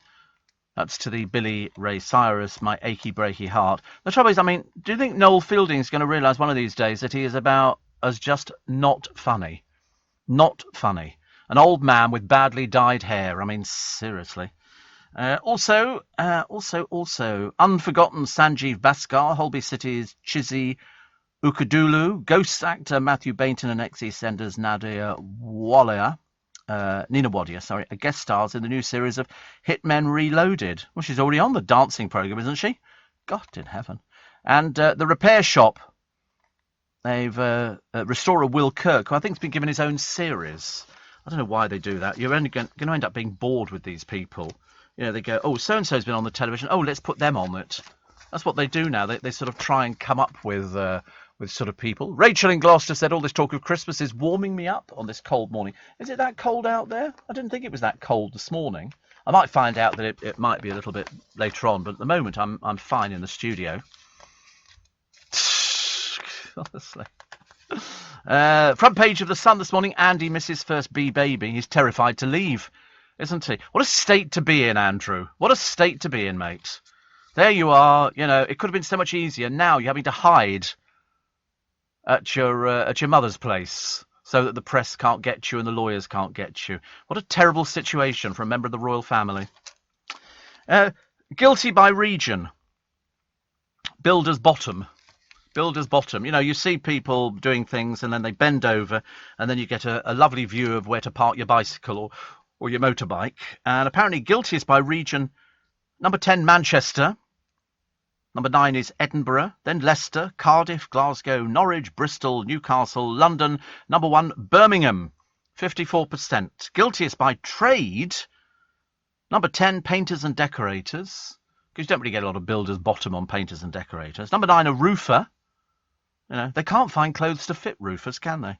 Electricians, number 8. Plasterers at number 7. Carpenters, 6. Gardeners, number 5. Carpet fitters, 4. 3 plumbers, 2 builders, and number 1, bricklayers, 74% guilty of sort of showing bottom off. Perhaps they can't afford to buy clothes that fit or something. I don't know. It's a very odd thing. You see it all the time. Oh, look, a picture of the Royal Communication, the birth of Princess Beatrice and Mr. Edoardo Mapelli Mozzi's baby. Who cares? Another ghastly picture of Sarah Ferguson. My God, she's got a face on her like a squashed lemon. Never looks happy, but that was at a bash last year, keeping apart Andrew and Sarah. She's so desperate to crawl back into the royal family, it's getting embarrassing. But now Andrew had to send his apologies to avoid the lawyers slapping him with a sex claim. Can you imagine? That's my father. What's he known for? They're trying to get a writ to him. Doesn't look good. But Andrew has barely spoken in public since his car crash Newsnight interview. That was almost 2 years ago. 2 years ago. He's talking about Prince Philip, but as I say, nobody cares about him. Not Prince Philip. Andrew. And Harry and Meghan were roasted over their bombshell Oprah Winfrey chat. Emmy's host, Cedric the Entertainer, drew comparisons between their behaviour and Netflix's award-winning royal drama, The Crown. He said, as great as The Crown is, it pales in comparison to the real monarchy. I like stuff like that. Oh dear, honestly. And now Jonathan Shalit has actually got one.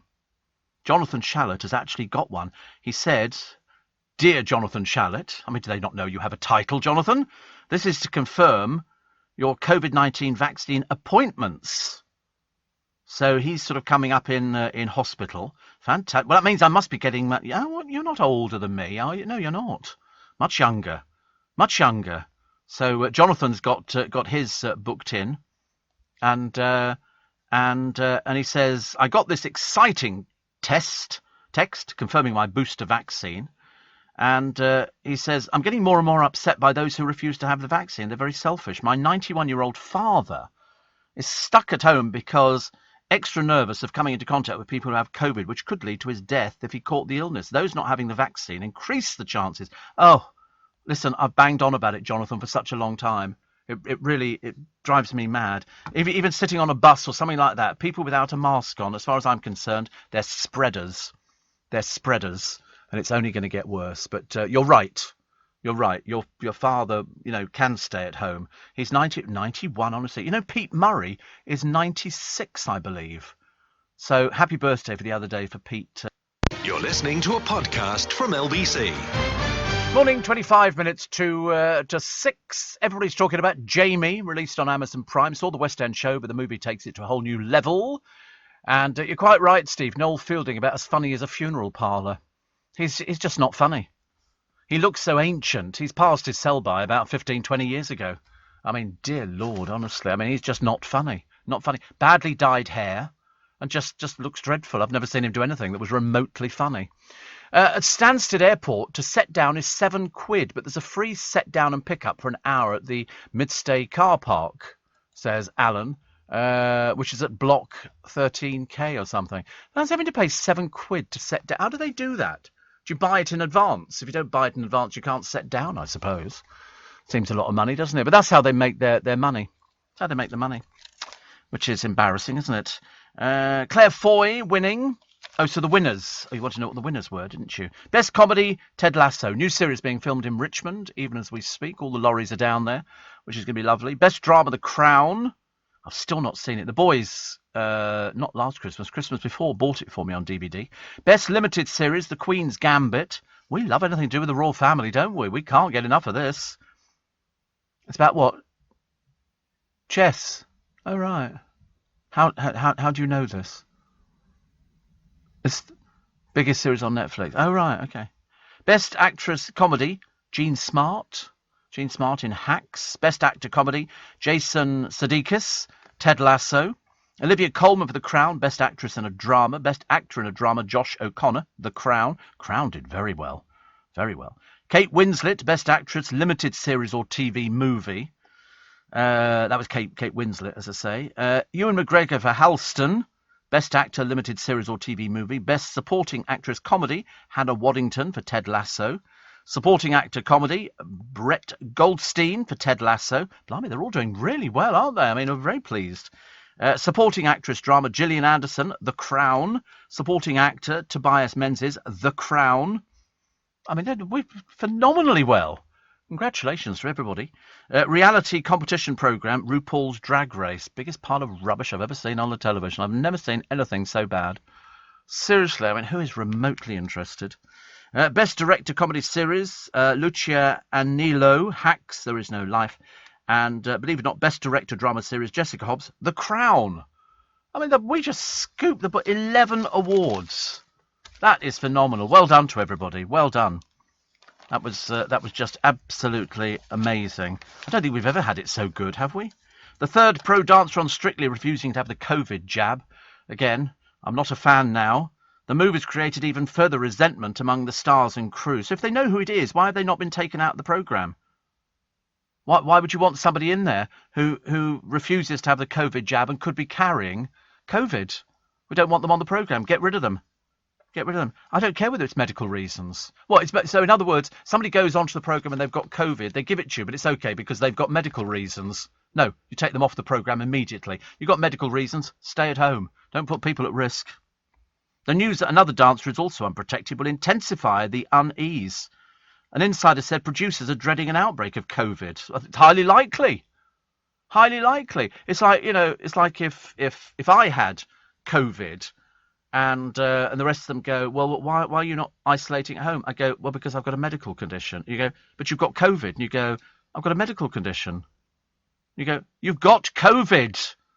Go home, isolate. These people are stupid. I see the BBC last night. They've always got some buffoon. They never tell you who it is. It's just a BBC spokesperson. Said Strictly Production has and will continue to follow strict government guidelines to ensure the safety of all on the show. Yeah, oh good. Well, we're delighted to hear it.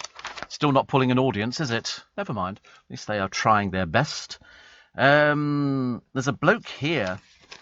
He was on a ski lift. He's a renowned sailor.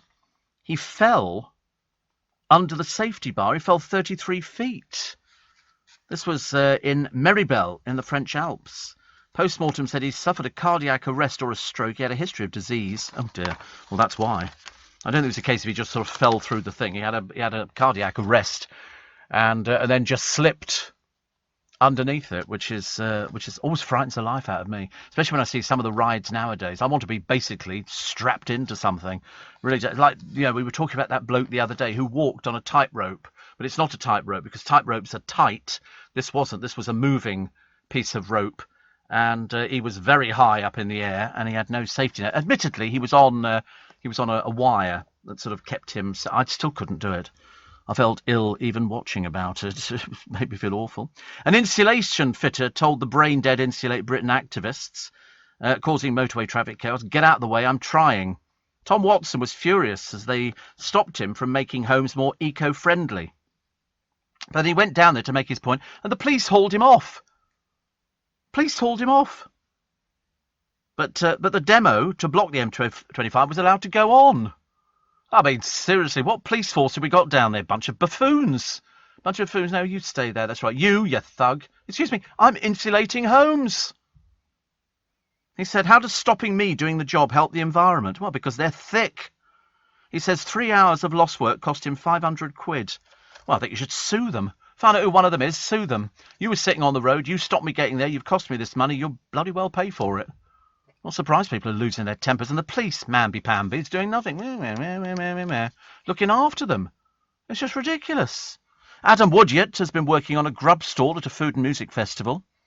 He was very happy. He's touring the country in a play, Looking Dead Good. But he had a day off, so he helped a mate out. He was serving food on a stall. I think that's quite a good idea, isn't it? I thought he'd left. But obviously not, which is lovely. I can't do that one either. Here's the picture of this volcano, molten lava streaming. I mean, it looks beautiful at night. Molten lava is that's under the earth. That's all coming out. It's like somebody being permanently sick, isn't it? It's like a volcano being ill, and it goes, and out comes all this lava, and it just swallows up all these abandoned homes. And there's nothing you can do about it. You can't halt it, because whatever you put in front of it, I mean, I suppose in theory you could probably get hoses onto it, but you'd never cool it down enough. There's so much of it coming out, and they never know how much is coming out. So this volcano could run for weeks, or it could run for months. We don't know. There's something that, years. I mean, it just constantly triggers it, doesn't it? And this stuff which is pouring up from the middle of the earth. I mean, how exciting is that, honestly? The middle of the earth. I love it. Another ridiculous picture of poor old Gemma Collins. The last turkey in the shop. You look ridiculous, actually, dear, but there again, you've always looked ridiculous. And she wandered through the displays, rubbing shoulders with Nick Grimshaw and Alexandra Burke. Well, Alexandra Burke I can understand, but nothing else. They say she was more Alan Twitmarsh than Titmarsh. She looks ridiculous. It's an outfit. She's got trainers on. I mean, seriously. An old woman of that age. Desperately clinging on to some sort of career. What it is, I've got no idea. The Sun Snapper awarded top honour. This will be Arthur Edwards, a very jolly good fellow. Very good. I mean, he's done very well. He's got some fantastic pictures, and obviously loves his job. Loves his job. So well done to him. And he's got an exhibition out, and he gets a scroll as well. Because, not everybody gets sort of good marks, do they, for taking photographs? But he's been known for taking some good ones to the royal family, especially. An RAF veteran was banned from Facebook for sharing a Viagra advert that had been approved by Facebook. Peter Picknell, 85, spotted the plug on the site and shared it with the harmless pun, "Anyone up for it?" And that was it. Anyway, it was meant to give former military pals in a Facebook group a giggle, but the site's censor bots spotted it and outlawed former Corporal Peter over the abusive comment. It was initially barred for 3 days, later extended to 30. No reason was given at all. Grandad Peter said, "It's ridiculous. How could what I posted be considered offensive? All I did was add 4 words to an advert. It's innocuous stuff. You see far worse." So there you go. They are a bit funny, aren't they? They allow loads of other stuff, but yet something like that. Oh no, definitely not. A gang tried to smuggle illegal immigrants into the UK in a refrigerated fish truck. Ari Abdullah arranged for them to be transported from France but dropped at service stations in the northeast. Anyway, he's been sent to prison for 6 years. Won't be much business going on inside there, I should imagine. And here we go. This is the Sun Sexpert judges a beauty pageant. I didn't know they were still going. Beauty pageants. Also, it was a lot of bleach blonde hair and sort of people who look sort of wafer thin, I suppose. I thought people actually hate it. Miss Great Britain 2020 is Jen Atkins. Her crown slipped as she snogged a photographer. Oh dear, it's all gone off the boil, isn't it, a little bit? We don't want things like that. Not on this programme. You're listening to a podcast from LBC. Morning, my friend Ian is over in America and he says, "I do miss roast dinners. There is a British pub that does them in Texas, but it's about 40 minutes drive away. The last proper one I had was at Christmas. I've attempted some myself, but they're not the same." I wonder why that is, because, I mean, surely, putting roast potatoes in the oven and cooking the chicken or the turkey or whatever, I mean, that must be fairly easy, I should imagine. And David in Sunderland said, "I noticed when I was on the bus the other day, a lot of people not wearing masks. What's wrong with them? God knows. I suppose they'll always come up with excuses that they're exempt or they just couldn't be bothered." And Steve had a few days in London, stayed at Lancaster Gate Hotel at Hyde Park. Fab location. It is a good location. Very good. And Mark in Shoreham says, "Clearly those members of Stupid Go Dancing without the vaccine should be sacked, but the BBC will protect their human rights. Clowns." Yes, I agree with you. Absolutely. I'm not buying into this. Oh, they're exempt from it. They could be carrying the virus and spread it to just about everybody. I got a delivery the other day. I got a beautiful wicker basket, and it was full of all goodies, which were lovely, courtesy of my friends at Freud's, and it was from my friends at Warburton's. And I got a loaf of bread, and I got some pockets and things like that. It was all very nice. All very nice. I like it when people will be fighting over the wicker basket, because it's the sort of thing you put in a bathroom afterwards when you've taken all the goodies out, and you can use it for keeping your shower gels in and all sorts of things. So that was lovely. And it's I think because Warburton's do these 2 different pockets, white bread and then mixture as well, and their loaves of bread are exactly the same, because I like pockets because I finally managed to master them. I can't do pita bread, but I can do pockets. And then I found some pita bread the other day, but it had already been ready sliced. It still comes out the toaster and you burn your fingers on it. I don't know how they do it in the kebab shops. No idea. But no, it's a lovely little surprise. So thank you very much indeed. I was very grateful. Very, very grateful. Jill says, "Pete Murray and I went out for a while in my misspent youth. I had no idea he was 16 years older. He was such a gentleman. He took me to a vegan restaurant in Leicester Square and we had dandelion salad." 96, Peters. 96. Lovely man. Lovely, lovely man. But very fit. He was playing tennis for years. Whether he still plays tennis now, I've got no idea, but he's very good. Also, the stars are lined up for I'm a Celebrity, getting very excited about heading to that castle in Wales, but Christopher Biggins is not impressed. He said of the post-COVID venue, there was too much space. The enclosed thing creates problems. People react strangely to it. But no, Biggins, of course, is lovely. He must be doing Panto this year. Must be doing Panto. And Graham Norton really should have forewarned Fern Cotton. Remember her? She used to be around years and years ago. She's, I don't think people know Fern Cotton. I don't think people know who she is now. But she invited Miriam Margolyes onto her Happy Place podcast. Anyway, Graham is well aware of her unpredictability after interviewing her before. She's not unpredictable at all. She's hilarious. Fern got more than she bargained for when Miriam asked her, "Did you used to be fat?" She politely replied, No, I had lots of eating disorders growing up, but I've never been big. They eventually found out why Miriam had asked the question. She got her mixed up with Fern Britton. She thought she was... what a disappointment. You're expecting Fern Britton and you get Fern Cotton. I mean, really, we've seen some disasters with Fern Cotton on the television. Definite disasters. Also, there's mums fury at online insults aimed at their innocent tots. Somebody put it on TikTok, and people were writing and going, oh, it's dreadful, it's this and that. You report it to the police, okay? This is a hate crime, and if you report it to the police will deal with it. They will deal with it, and they will make sure that the person is brought to justice. It's as simple as that. There you are. What star sign are you, Mihal? What are you? Libra. You're Libra too. Well, here we go. With a strong relationship-centered moon, you're ready to work at love and make unexpected concessions. The upshot is a surprise yes. If you're single, a face that feels familiar from the first hello is a major love marker. Mars makes you more selfish at work, a positive if the boss tries to push you too far. Wow. My one says, because it's Pisces, money is not your main driver in life. Yeah, right, whatever. And this is something to remember when you face two very different options in work or love. Wow. A strong son of compromise can bring back a B friend you assumed had gone for good.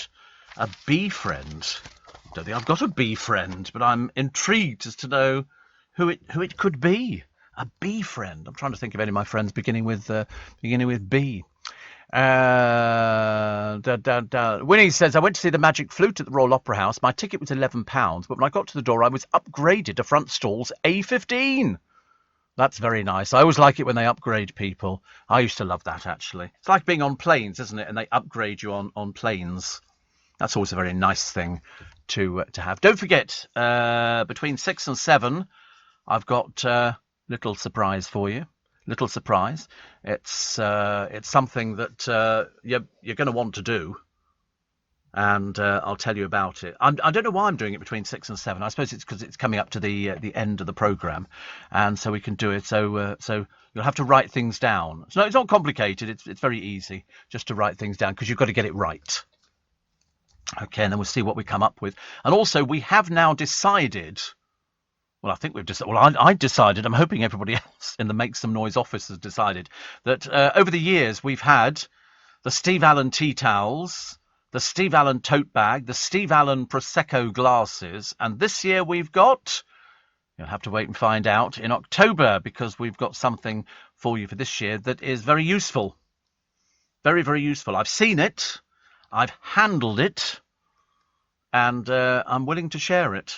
But you'll have to wait for a little bit longer. Not too much longer, but a little bit longer. And then you will know exactly what it is. And you can add it to the collection, which is very nice. But the thing today is very unusual.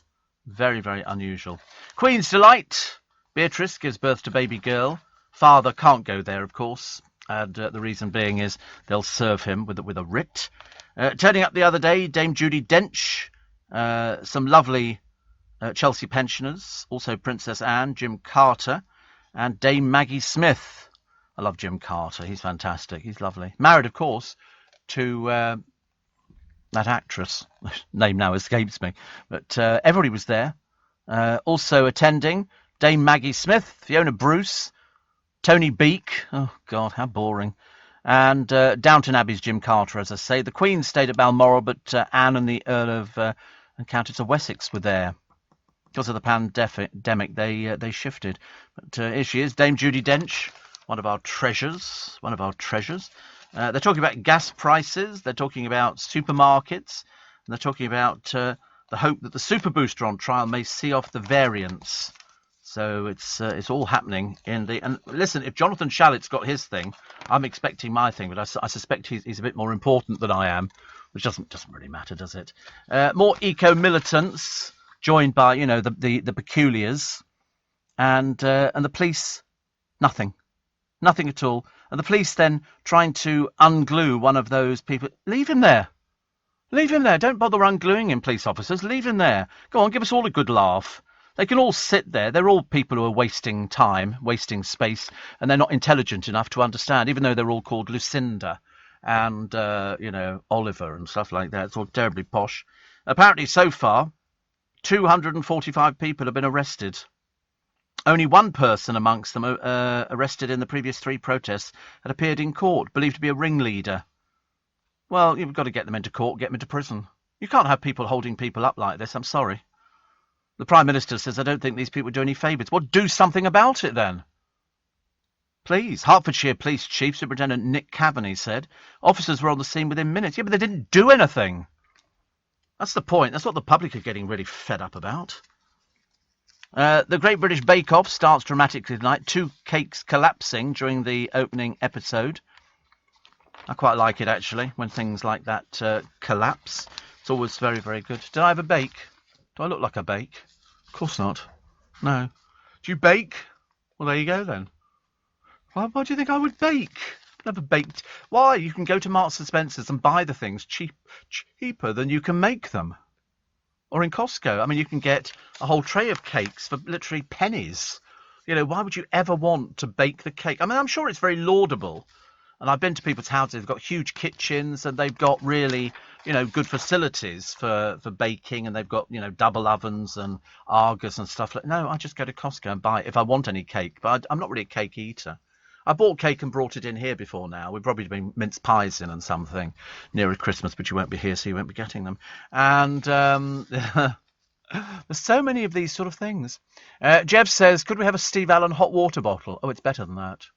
Jim Carter, thank you. Carol is married to Imelda Staunton. I saw them walking through Regent's Park one morning, which I loved. I remember saying to a friend of mine, there was only about 4 or 5 of us in the park. It was lovely. Apparently calling women birds is sexist. I work with some great birds. Who says that anymore? Nobody. But anyway, it's been ruled it's as sexist, even when used jokingly. So there you go. Apparently, Anka Lakatos told a tribunal that a manager kept using the term even after she told him to stop. She was an analyst. It was her first investment banking job. She was on £46,000. And Miss Lakatos said her boss referred to a woman employee as a bird. She immediately chided him. I've never heard of that. I mean, nobody says that. Even in this office, Hello, how many birds you got in your office? Nobody ever says that. What they like, the birds in your office, Steve? I don't know. Don't have any birds. We've got ladies and women and things. We don't have birds. God, that's so old-fashioned. So old-fashioned. What else we got? We got the news, which is very nice indeed. So we'll take that. And another story, again, I can't do because it's in court, just about to go into court, which is a shame. And, oh dear, this is an NHS scientist.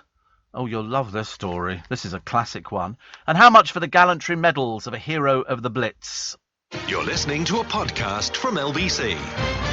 Morning, nice to have your company. It's Tuesday, the 21st of... I've just bumped into a friend of mine, Jenny Faulkner, who I've not seen for ages, and she said to me, you look so well.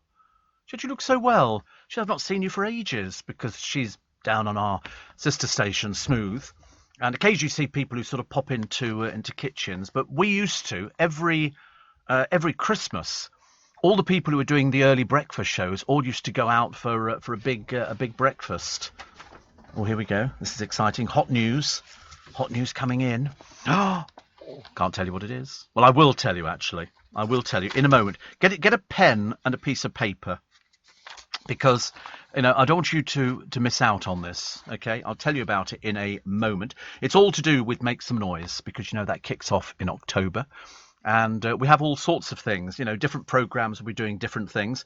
I have another item. I'm not going to tell you what it is yet. A lot of people are guessing what it is, but I'm not going to tell you, but I've got something else for you before that. But before that, here is the George Medal awarded to a firefighter who ran through a wall of flames during a rescue in the Blitz. Is for sale at £4,000. To be honest with you, I think it's cheap. This man died in Rhyl in North Wales.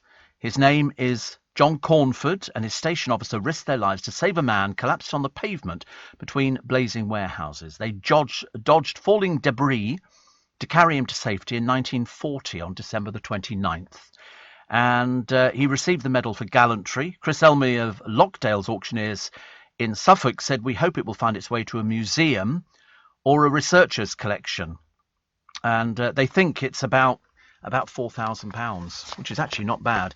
But a terrible story. I mean, it only goes to prove that people who thieve, they come from all walks of society. You can't just say, oh, somebody thieves because of this or because of that. It's because they come from different things. And this is an NHS scientist, if you please. An NHS scientist has been suspended after carrying out a sophisticated scam to defraud John Lewis of more than £1,600, which actually doesn't sound an awful lot, but she was so devious, this Maureen Benny.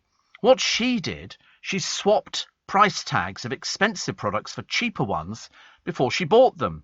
She also returned a watch bought in an online sale in the box of a more expensive one and was refunded double what she paid. A disciplinary panel heard that Miss Benny swapped the labels of clothes and an artwork for those of less expensive items during a 3-month spree at the store in Buchanan Galleries, Glasgow. This is in 2017. She was caught after an investigation by the high street giant and pleaded guilty to fraud. She had paid back some of the money she'd taken. She's now admitted misconduct. She's been suspended for 12 months and banned from shopping in John Lewis. How they're going to recognise her every time, I don't know. The remotely held hearing was told she worked as a biomedical scientist in the haematology department for Greater Glasgow and Clyde NHS. In her defence, it was claimed she was not herself. No, she was very sophisticated. She's basically an out-and-out crook. Maureen Benny. I mean, honestly, fancy sort of jacking in or being suspended from your job for doing something like that. It's only worth £1,600. You can understand if they said it was for £1 million, but £1,600 hardly worth bothering, is it? You sort of look back on some of these people and you think, I think you've done it the wrong way round. Anyway, as you know, ladies and gentlemen, two things. First of all, every year we raise a lot of money, and it runs into millions, for Make Some Noise. It's our charity at Global, and we offer you all sorts of exciting events. Some to take part in, some to bid on. This particular one is because, as you've heard on the news this morning, the USA will soon be opening up again to fully vaccinated UK travellers. Okay, and that means that if you're fully vaccinated, you can go to New York. Now, I'd love to send you to New York, an amazing 3-night trip for 2. We'll put you up in a boutique hotel. We'll give you a private helicopter flight, a fine dining experience, and £1,000 to spend. You'll win flights to and from New York, conveniently travel from your closest international airport that operates direct flights to New York. You'll have 3 nights to relax in your bronze king room at the Dream Downtown Hotel. Enjoy the 4-star hotel's heated outdoor pool, which has a glass bottom that makes up the ceiling to the lobby below. The hotel is fantastically located, close to the High Line, Chelsea Market and Greenwich Village. You even get private transfers to and from the airport in New York, taking you straight to your accommodation. You will fly over Manhattan in a private helicopter for up to 15 minutes, taking in the sights of the city from above. You're also in for a treat one evening when you get to dine at Cosme, devoted to Mexican-inspired dishes. You get a 3-course dinner for 2 from their a la carte menu, including a bottle of house wine to share. Finally, New York City, one of the best shopping destinations in the world. So as an extra treat, we'll give you £1,000 spending money so you can well and truly treat yourself. Fancy it? Go for it. For your chance to win, thanks to the NDL group, text NYC to 84850. So it's NYC to 84850. A voluntary donation of just £3 from every text supports Global's Make Some Noise. You've got until 5 p.m. on the 8th of October to enter. Keep the phone handy, because if we call you, you'll need to answer it. Standard network rates apply. You need to be 21 or over, and you're playing across participating radio stations and regions. Rules are at makesomenoise.com. So why not do something really nice today? Donate to the Make Some Noise charity and put yourself in line for a fantastic 3-night trip for 2 to New York City, staying in a boutique hotel with a private helicopter flight, a fine dining experience, and £1,000 to spend. Text NYC to 84850. And on behalf of everybody on the Steve Allen Show, good luck, because it could be you We could be phoning you on the 8th and going, congratulations, you've got a 3-night trip for 2 to New York with a boutique hotel, a private helicopter flight, a fine dining experience, and £1,000 to go and spend on some lovely goodies. All you have to do is text NYC and send it to 84850. And good luck. We all hope that somebody listening at this precise, because we've been really lucky on this programme. We've had actually a few winners over the years, and let's hope that this is another one, which will be very nice. So good luck. 6:10 is the time. And also, Steve, superb show, yes. I've just seen on TV Bradley Walsh is doing a new series of Blankety Blank. Is he? Blimey. He can't be doing anything. I don't think he's got enough time left in his life, has he? He's got loads of things he's doing at the moment, in between The Chase, in between all these other little bits and pieces. No, definitely not. He can't be doing Blankety Blank as well, can he? I think it needs somebody who's sort of a bit more sort of, I nearly said camp, because most of the people who do sort of Blankety Blank have had that sort of campness around them, even from Les Dawson. I loved, of course, Lily Savage doing it, and the outtakes of that one, you have to see, it's an absolute delight and a treasure, because he uses every word under the sun. Paul O'Grady was very good at that, and it worked very well. So if they bring back Blankety Blank, are they thinking it's going to be Bradley? Are they really? Good luck. Honestly, he must be minted this year. Your tax bill, Bradley, is going to be enormous, which is always a good indication, isn't it, really? And it'll be good. So that's something else that he's managed to cross over, hasn't he, from sort of ITV over to the BBC, although it's probably made by an outside company, I should imagine. So good for him. There you go. It follows the success of a festive special with him last year, and it will see celebrities help contest it. Well, I don't think they've got enough celebrities. I mean, before there was a good run of them, because it went from 79 to 1990. Terry Wogan did it, and then Les Dawson, and the old Wogan. And so it's Blankety Blank, what? Steve Blank. And then you had to write down, and somebody in the celebrities, you pick a celebrity. I'll go for Mihal, and he can sort of, and if he matches with you, Steve, then you win the prize. They were naff prizes, but you could get a Blankety Blank checkbook and pen. And it won't be as good as that, but it won't be as good as the New York prize. That'd be lovely, won't it? £1,000 as well. Do you think it's cash? I like the idea of it being cash. I love the idea. Also, I'm thinking about the swimming pool, the floor of which is glass, and over the main hotel reception, they can see you swimming about. I'd make sure my swimming trunks fell off, just to add to the interest.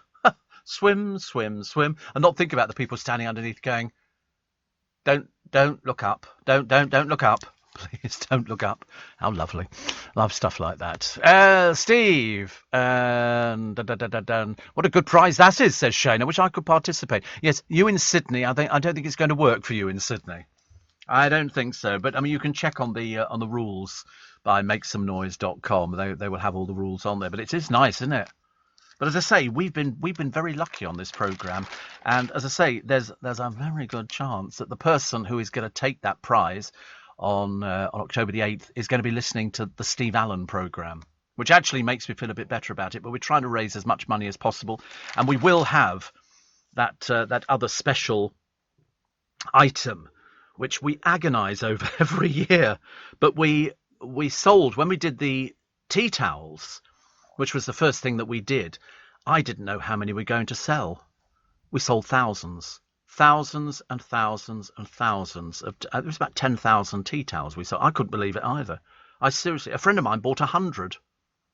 I couldn't believe that either, and that was lovely. Well, I don't know. I mean, they were lovely, and because we'd never done anything like it before, it was unique for people who not only listen to the programme, but people who are LBC addicts. And over the years and years, we've known many, many thousands and thousands of addicts.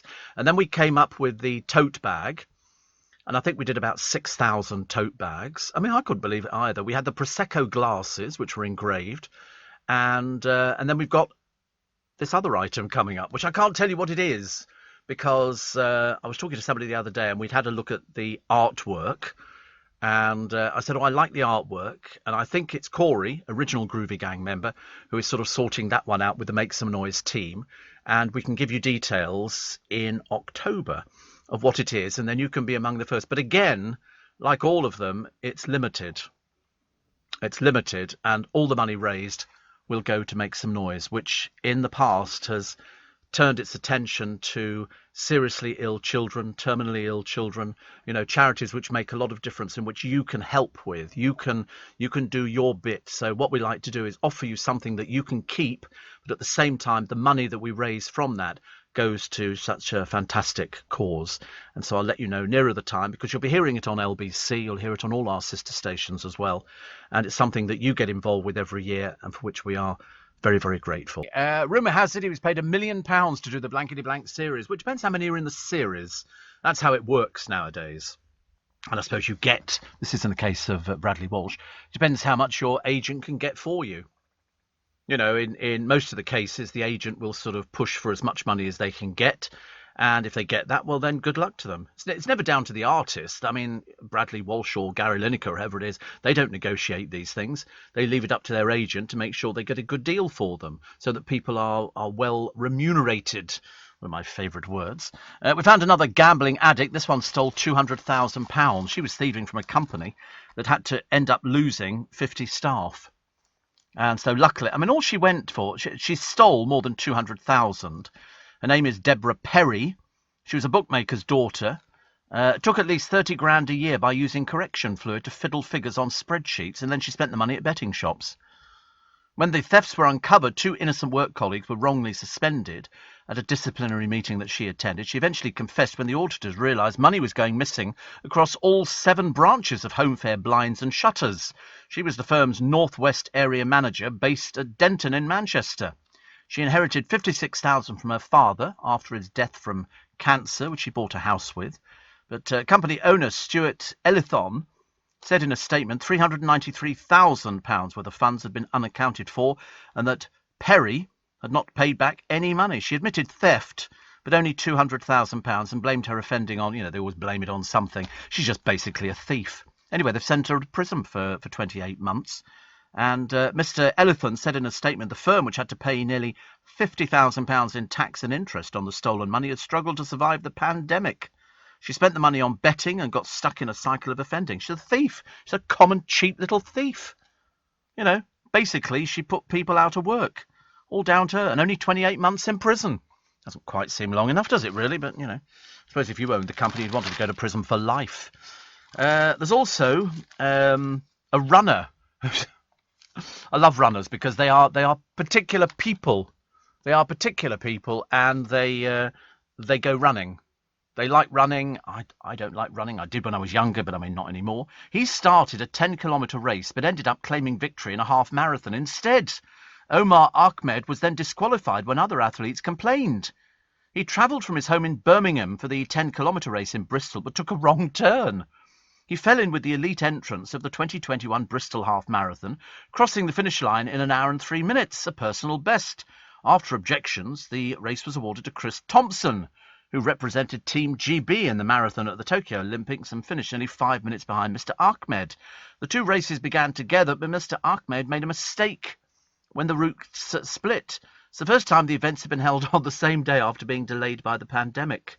Paul Foster, chief executive of the Great Run Company, praised Mr. Ahmed's run, but said he had to be disqualified as rules are rules. You can imagine starting one race but finishing in another one, so he obviously had loads of energy, hence being able to do it quicker than anybody else.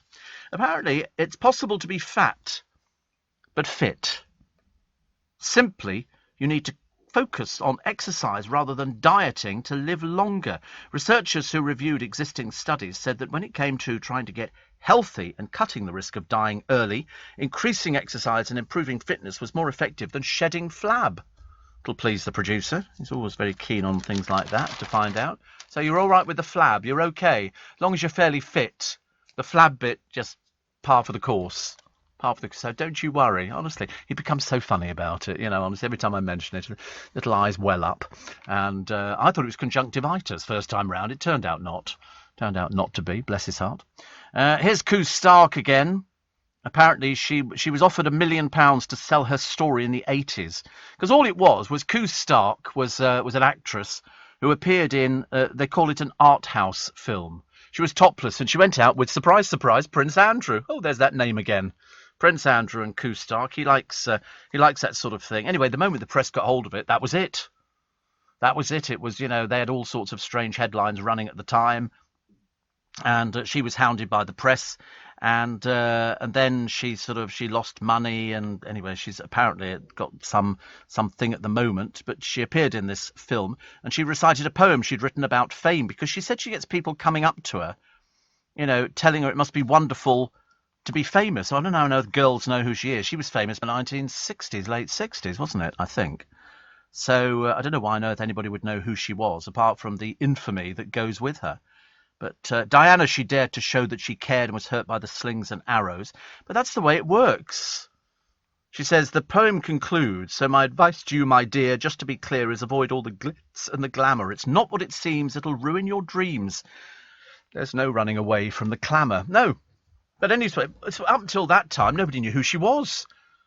Only because she got her boobs out that people knew who she was. And there were lots of pictures, of her in all the newspapers, of this sort of soft, they call it art house now. I mean, it was just soft porn. It was just sort of booby pictures. It wasn't, anything further than that. But at that time, it was considered a disaster. And Prince Andrew, who sort of just, I don't know what he did about it. To be honest with you, I can't remember anything that he ever did. And care precious little, I'm afraid. Could instant noodle pots really count as one of your 5 a day? I have had noodle pots before. I quite like them.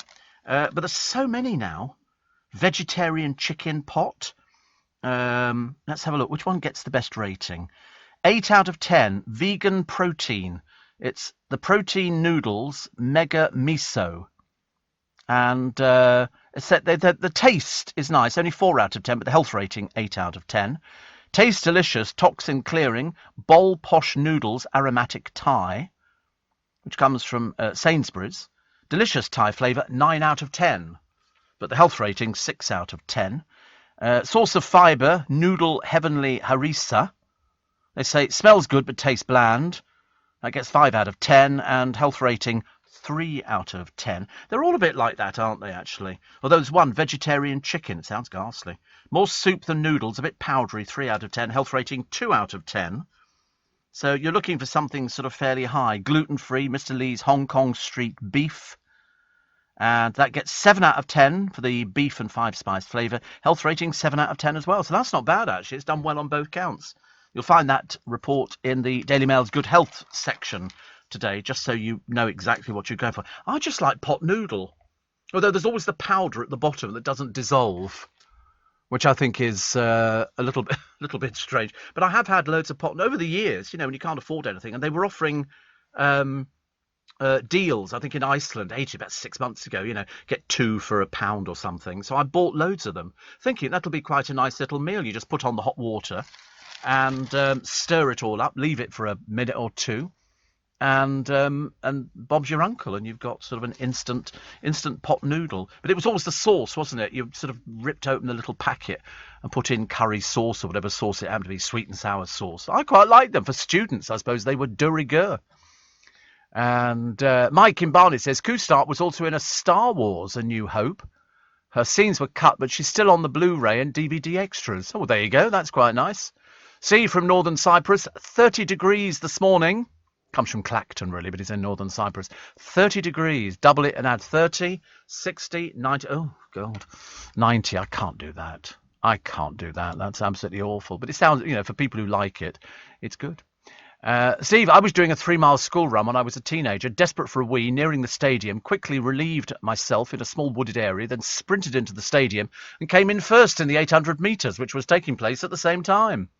Oh, we used to do it. We had lots of races at school. I never won. But I was quite good at running.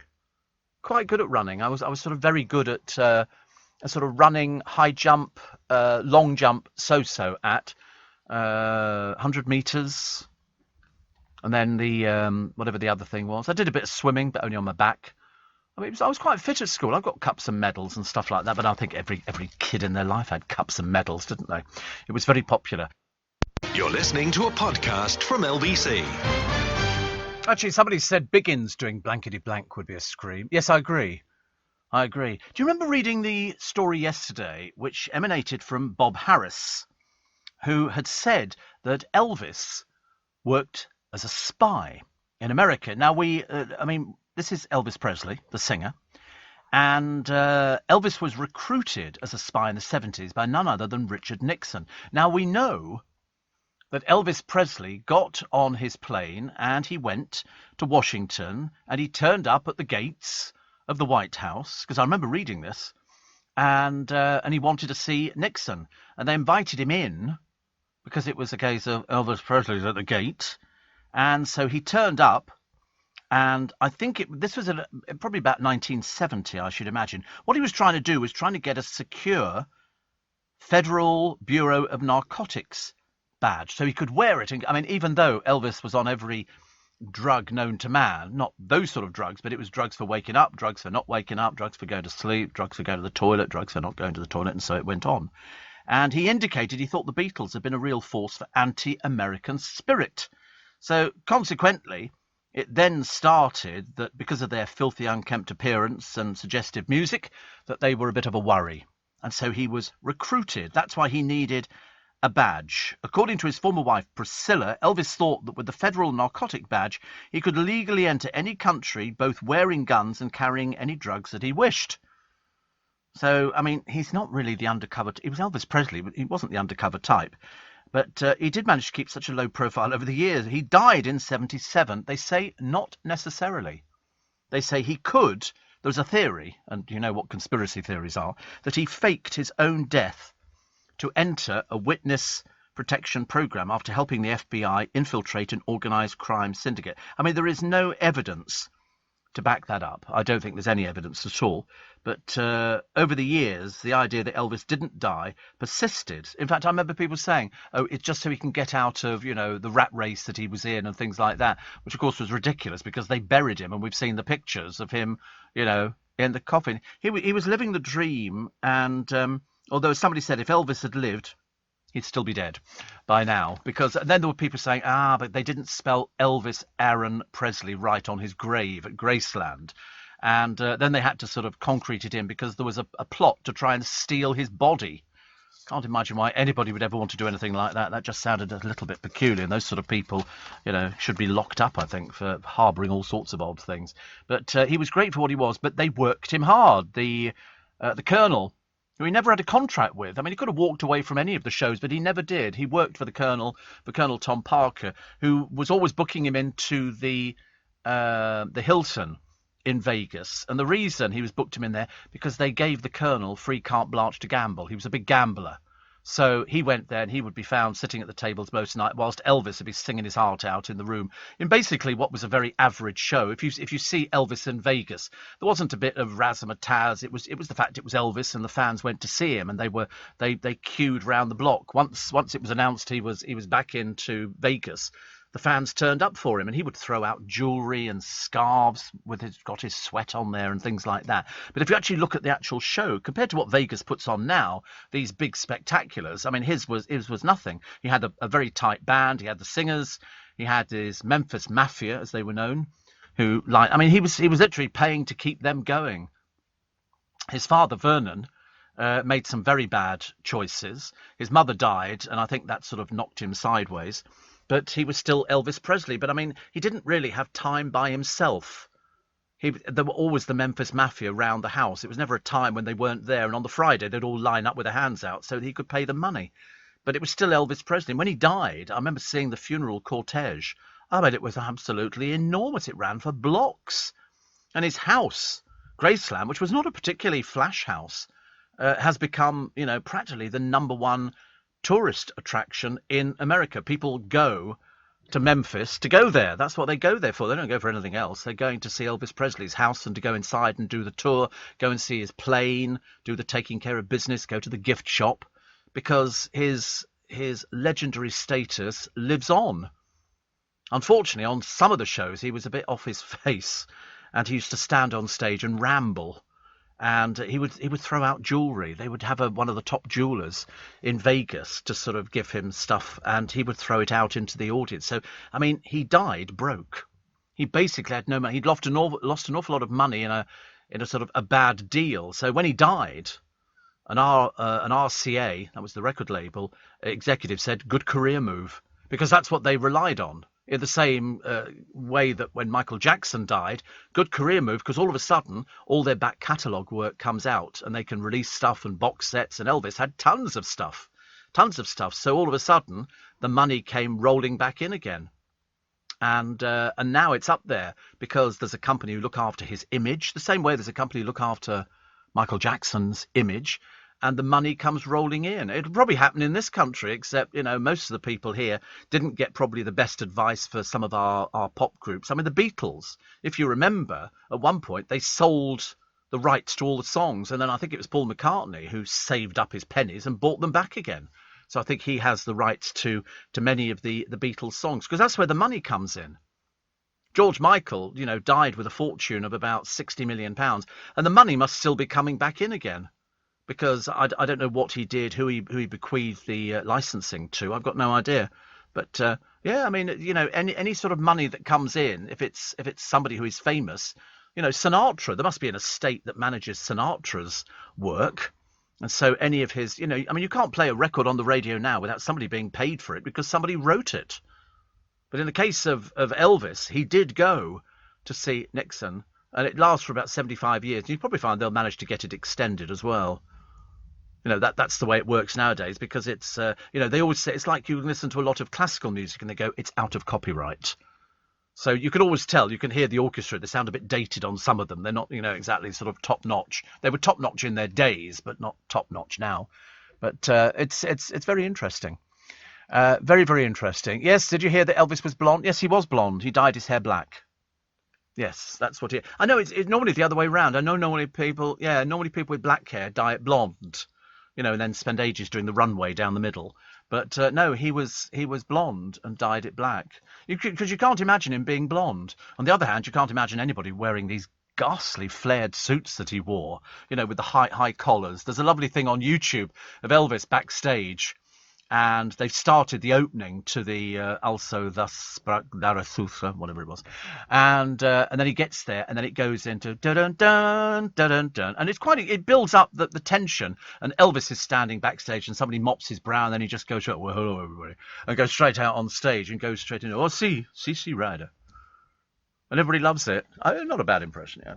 I was a big fan of Elvis. I loved some of his stuff. On some of the albums, you can hear different versions of songs that he recorded and hear him talking in between the tracks in the recording sessions. And Tom Jones told me, I can't believe I said that. That sounds so naff, doesn't it? But when Tom Jones came in, they both were playing Vegas at the same time. And whoever finished first, the other would go to their show, and they would do a jamming session in the hotel rooms afterwards. You imagine sitting down there, having a few bevies, late at night, perhaps some vol au vents or something, and Elvis Presley and Tom Jones are jamming with a piano and a few guitars, and you go, life doesn't get any better.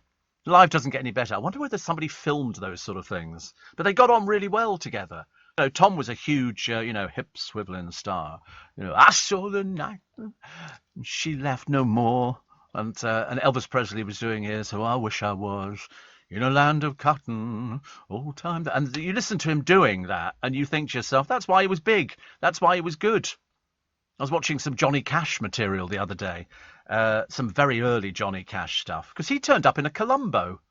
They did a Columbo with Johnny Cash in it, and I remember thinking, that's cool. That's cool. And I think Elvis Presley made a few films. Everybody hated them. Elvis Presley fans loved them. Everybody else thought they were ghastly. I thought they were okay. They were the same rough story all the time, but it was still Elvis Presley. Still Elvis Presley, and it's still the house, as I say, is like one of the biggest tourist attractions. People love stuff like that. You're listening to a podcast from LBC. Morning, everybody. Nice to have your company. Apparently, Steve, if you'd thrown it out to me for the 6:45 news headlines after the Elvis chat, I'd have started with it. Thank you very much, says Graham. It's amazing, isn't it, the stuff that you read about Elvis Presley. But we did know, didn't we, that he did go to the White House, and they were as surprised as anybody else when he turned up. They weren't really expecting him. I don't think he announced it. He just wanted this badge because he saw himself as a law enforcer, even though probably some of the things that he actually got up to would be a little bit, little bit on the suspect side, which was a shame. Anyway, empty shelves warning on food supplies. They're now saying food supplies will be under threat in the run-up to Christmas if the carbon dioxide shortage continues. This is what the boss of Iceland has said.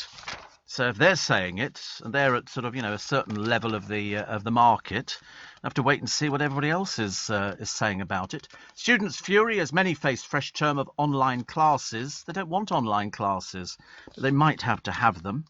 And there was a lovely story of a lady called Sophie Farrell. Sophie was a schoolgirl cancer patient who fulfilled her final wish to cook with Gordon Ramsay, and she got support from various celebrities as well. She was only 10. She comes from Stubbington. I know Stubbington very well, down in Hanson. She was diagnosed with this rare tissue cancer last September. She got messages from Anton Deck, from Jack Grealish, Mason Mount.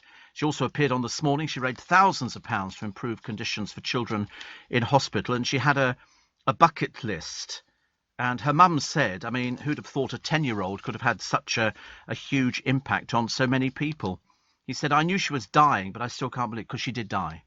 She was the most beautiful, funny, caring, strongest girl ever. That's when people question, isn't it? Is there a God?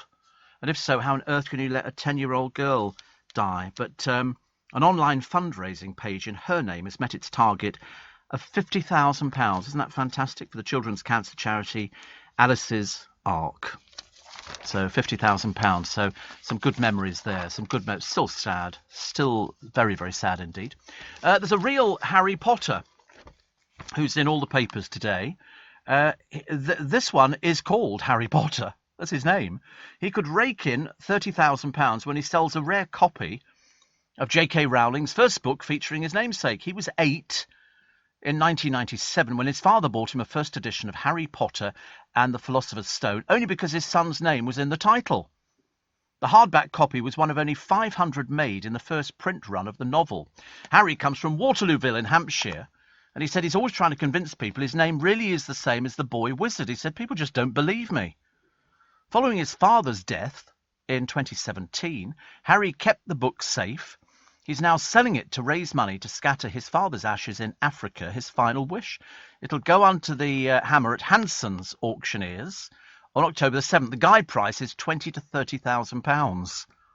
They go for a lot of money, these things. I mean, I think £30,000 will be enough to scatter your dad's ashes in Africa. But fancy having to convince people, yes, my name really is Harry Potter. My name really is Harry. But they go, oh, they named a book after you. So his father very wisely bought the book and managed to get one of the first 500 that came in on the print run, and he's kept it safe. I mean, thank God he kept it safe. So much, so much better. 84850 steve@lbc.co.uk. Angela says he had $5 million when he died. I don't think he did. He just lost everything. He'd lost everything. He was brassic. And Tony says, I saw him in Vegas when I was running Warner Brothers Music in London. He was great. I had a stage side table. You're misinformed. He didn't die broke. Not mega rich like the Beatles, but nowhere near broke. Well, that's what RCA said. They said after he died, good career move. And he didn't write his own song. I don't think he wrote anything, did he? I don't think he ever wrote anything at all. And it's amazing. Both Elvis and Johnny Cash came out of the Sun recording studios, along with Jerry Lee Lewis, Carl Perkins and others. Became known as the $1 Million Quartet, said Phil.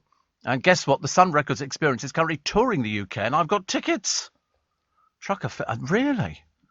So how are they managing that? The Sun Records Experience. I mean, have they got film? Are they showing film and stuff like that?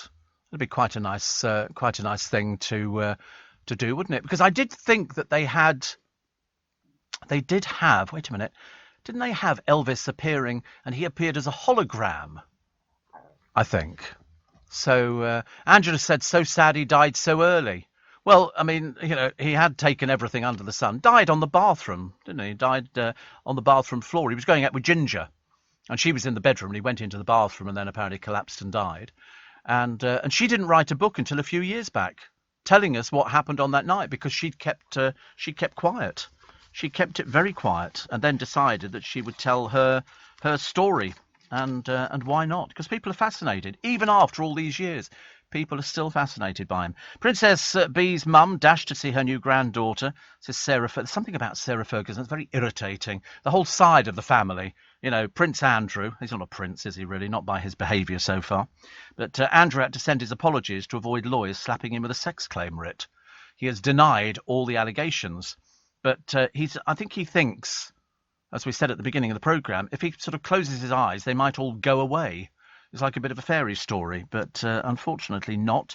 It's thought he's going to remain at Balmoral for 3 weeks as the wrangling continues. The High Court on Friday gave his legal team £1,000 a day. They didn't give it. That's what they charge to challenge its decision, giving itself jurisdiction to serve the papers.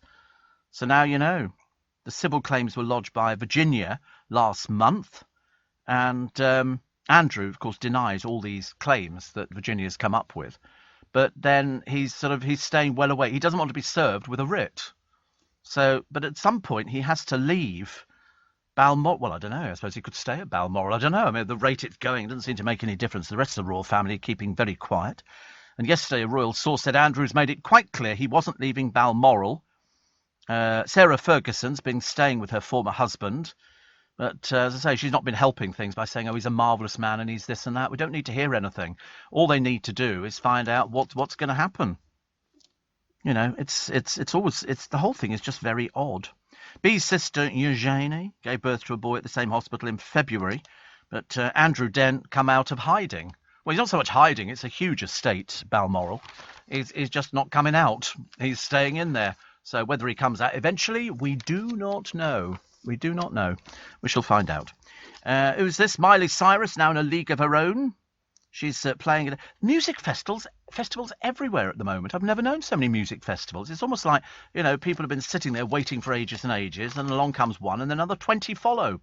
A great tribute. Yeah, people, if you can't go away on holiday, you go to a music festival. I've never been to a music festival in my entire life. Never been. David Jason pays a tearful tribute to the late John Challis, his Only Fools and Horses co-star, for more than 20 years.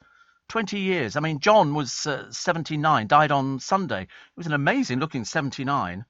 And there's a lovely piece in The Sun today with David Jason talking about, you know, how they got on, and the scripts were fabulous, and it was a good programme, and we all loved it. And you can buy the box sets, and you can get all of it now. There's nothing you can't get. That's what I love. The one I haven't infiltrated is the National Theatre one. I think the Royal Film Society, the British Film, anyway, whatever it is, they've got loads of films which I've been chasing for ages and ages. Which I no doubt we will talk about because we have our podcast. We have 2 podcasts every day on the programme. One is My Little Bit Extra. The other is the full programme, which we take out the adverts, the travel and the news, and you just get the programme. They're all available. And it's free, absolutely free. You just go to the LBC website, which is lbc.co.uk,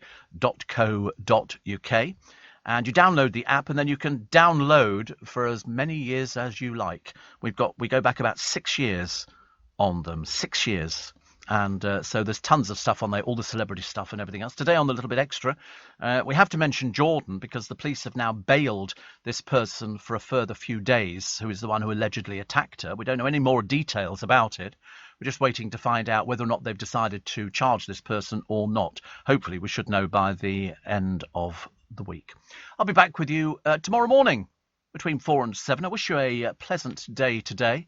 I think it's £42 million on the Euro Millions tonight. That'd be sort out Christmas for you, wouldn't it, really? Which is very nice indeed. Have a good day. Look after yourselves. Back with you tomorrow morning.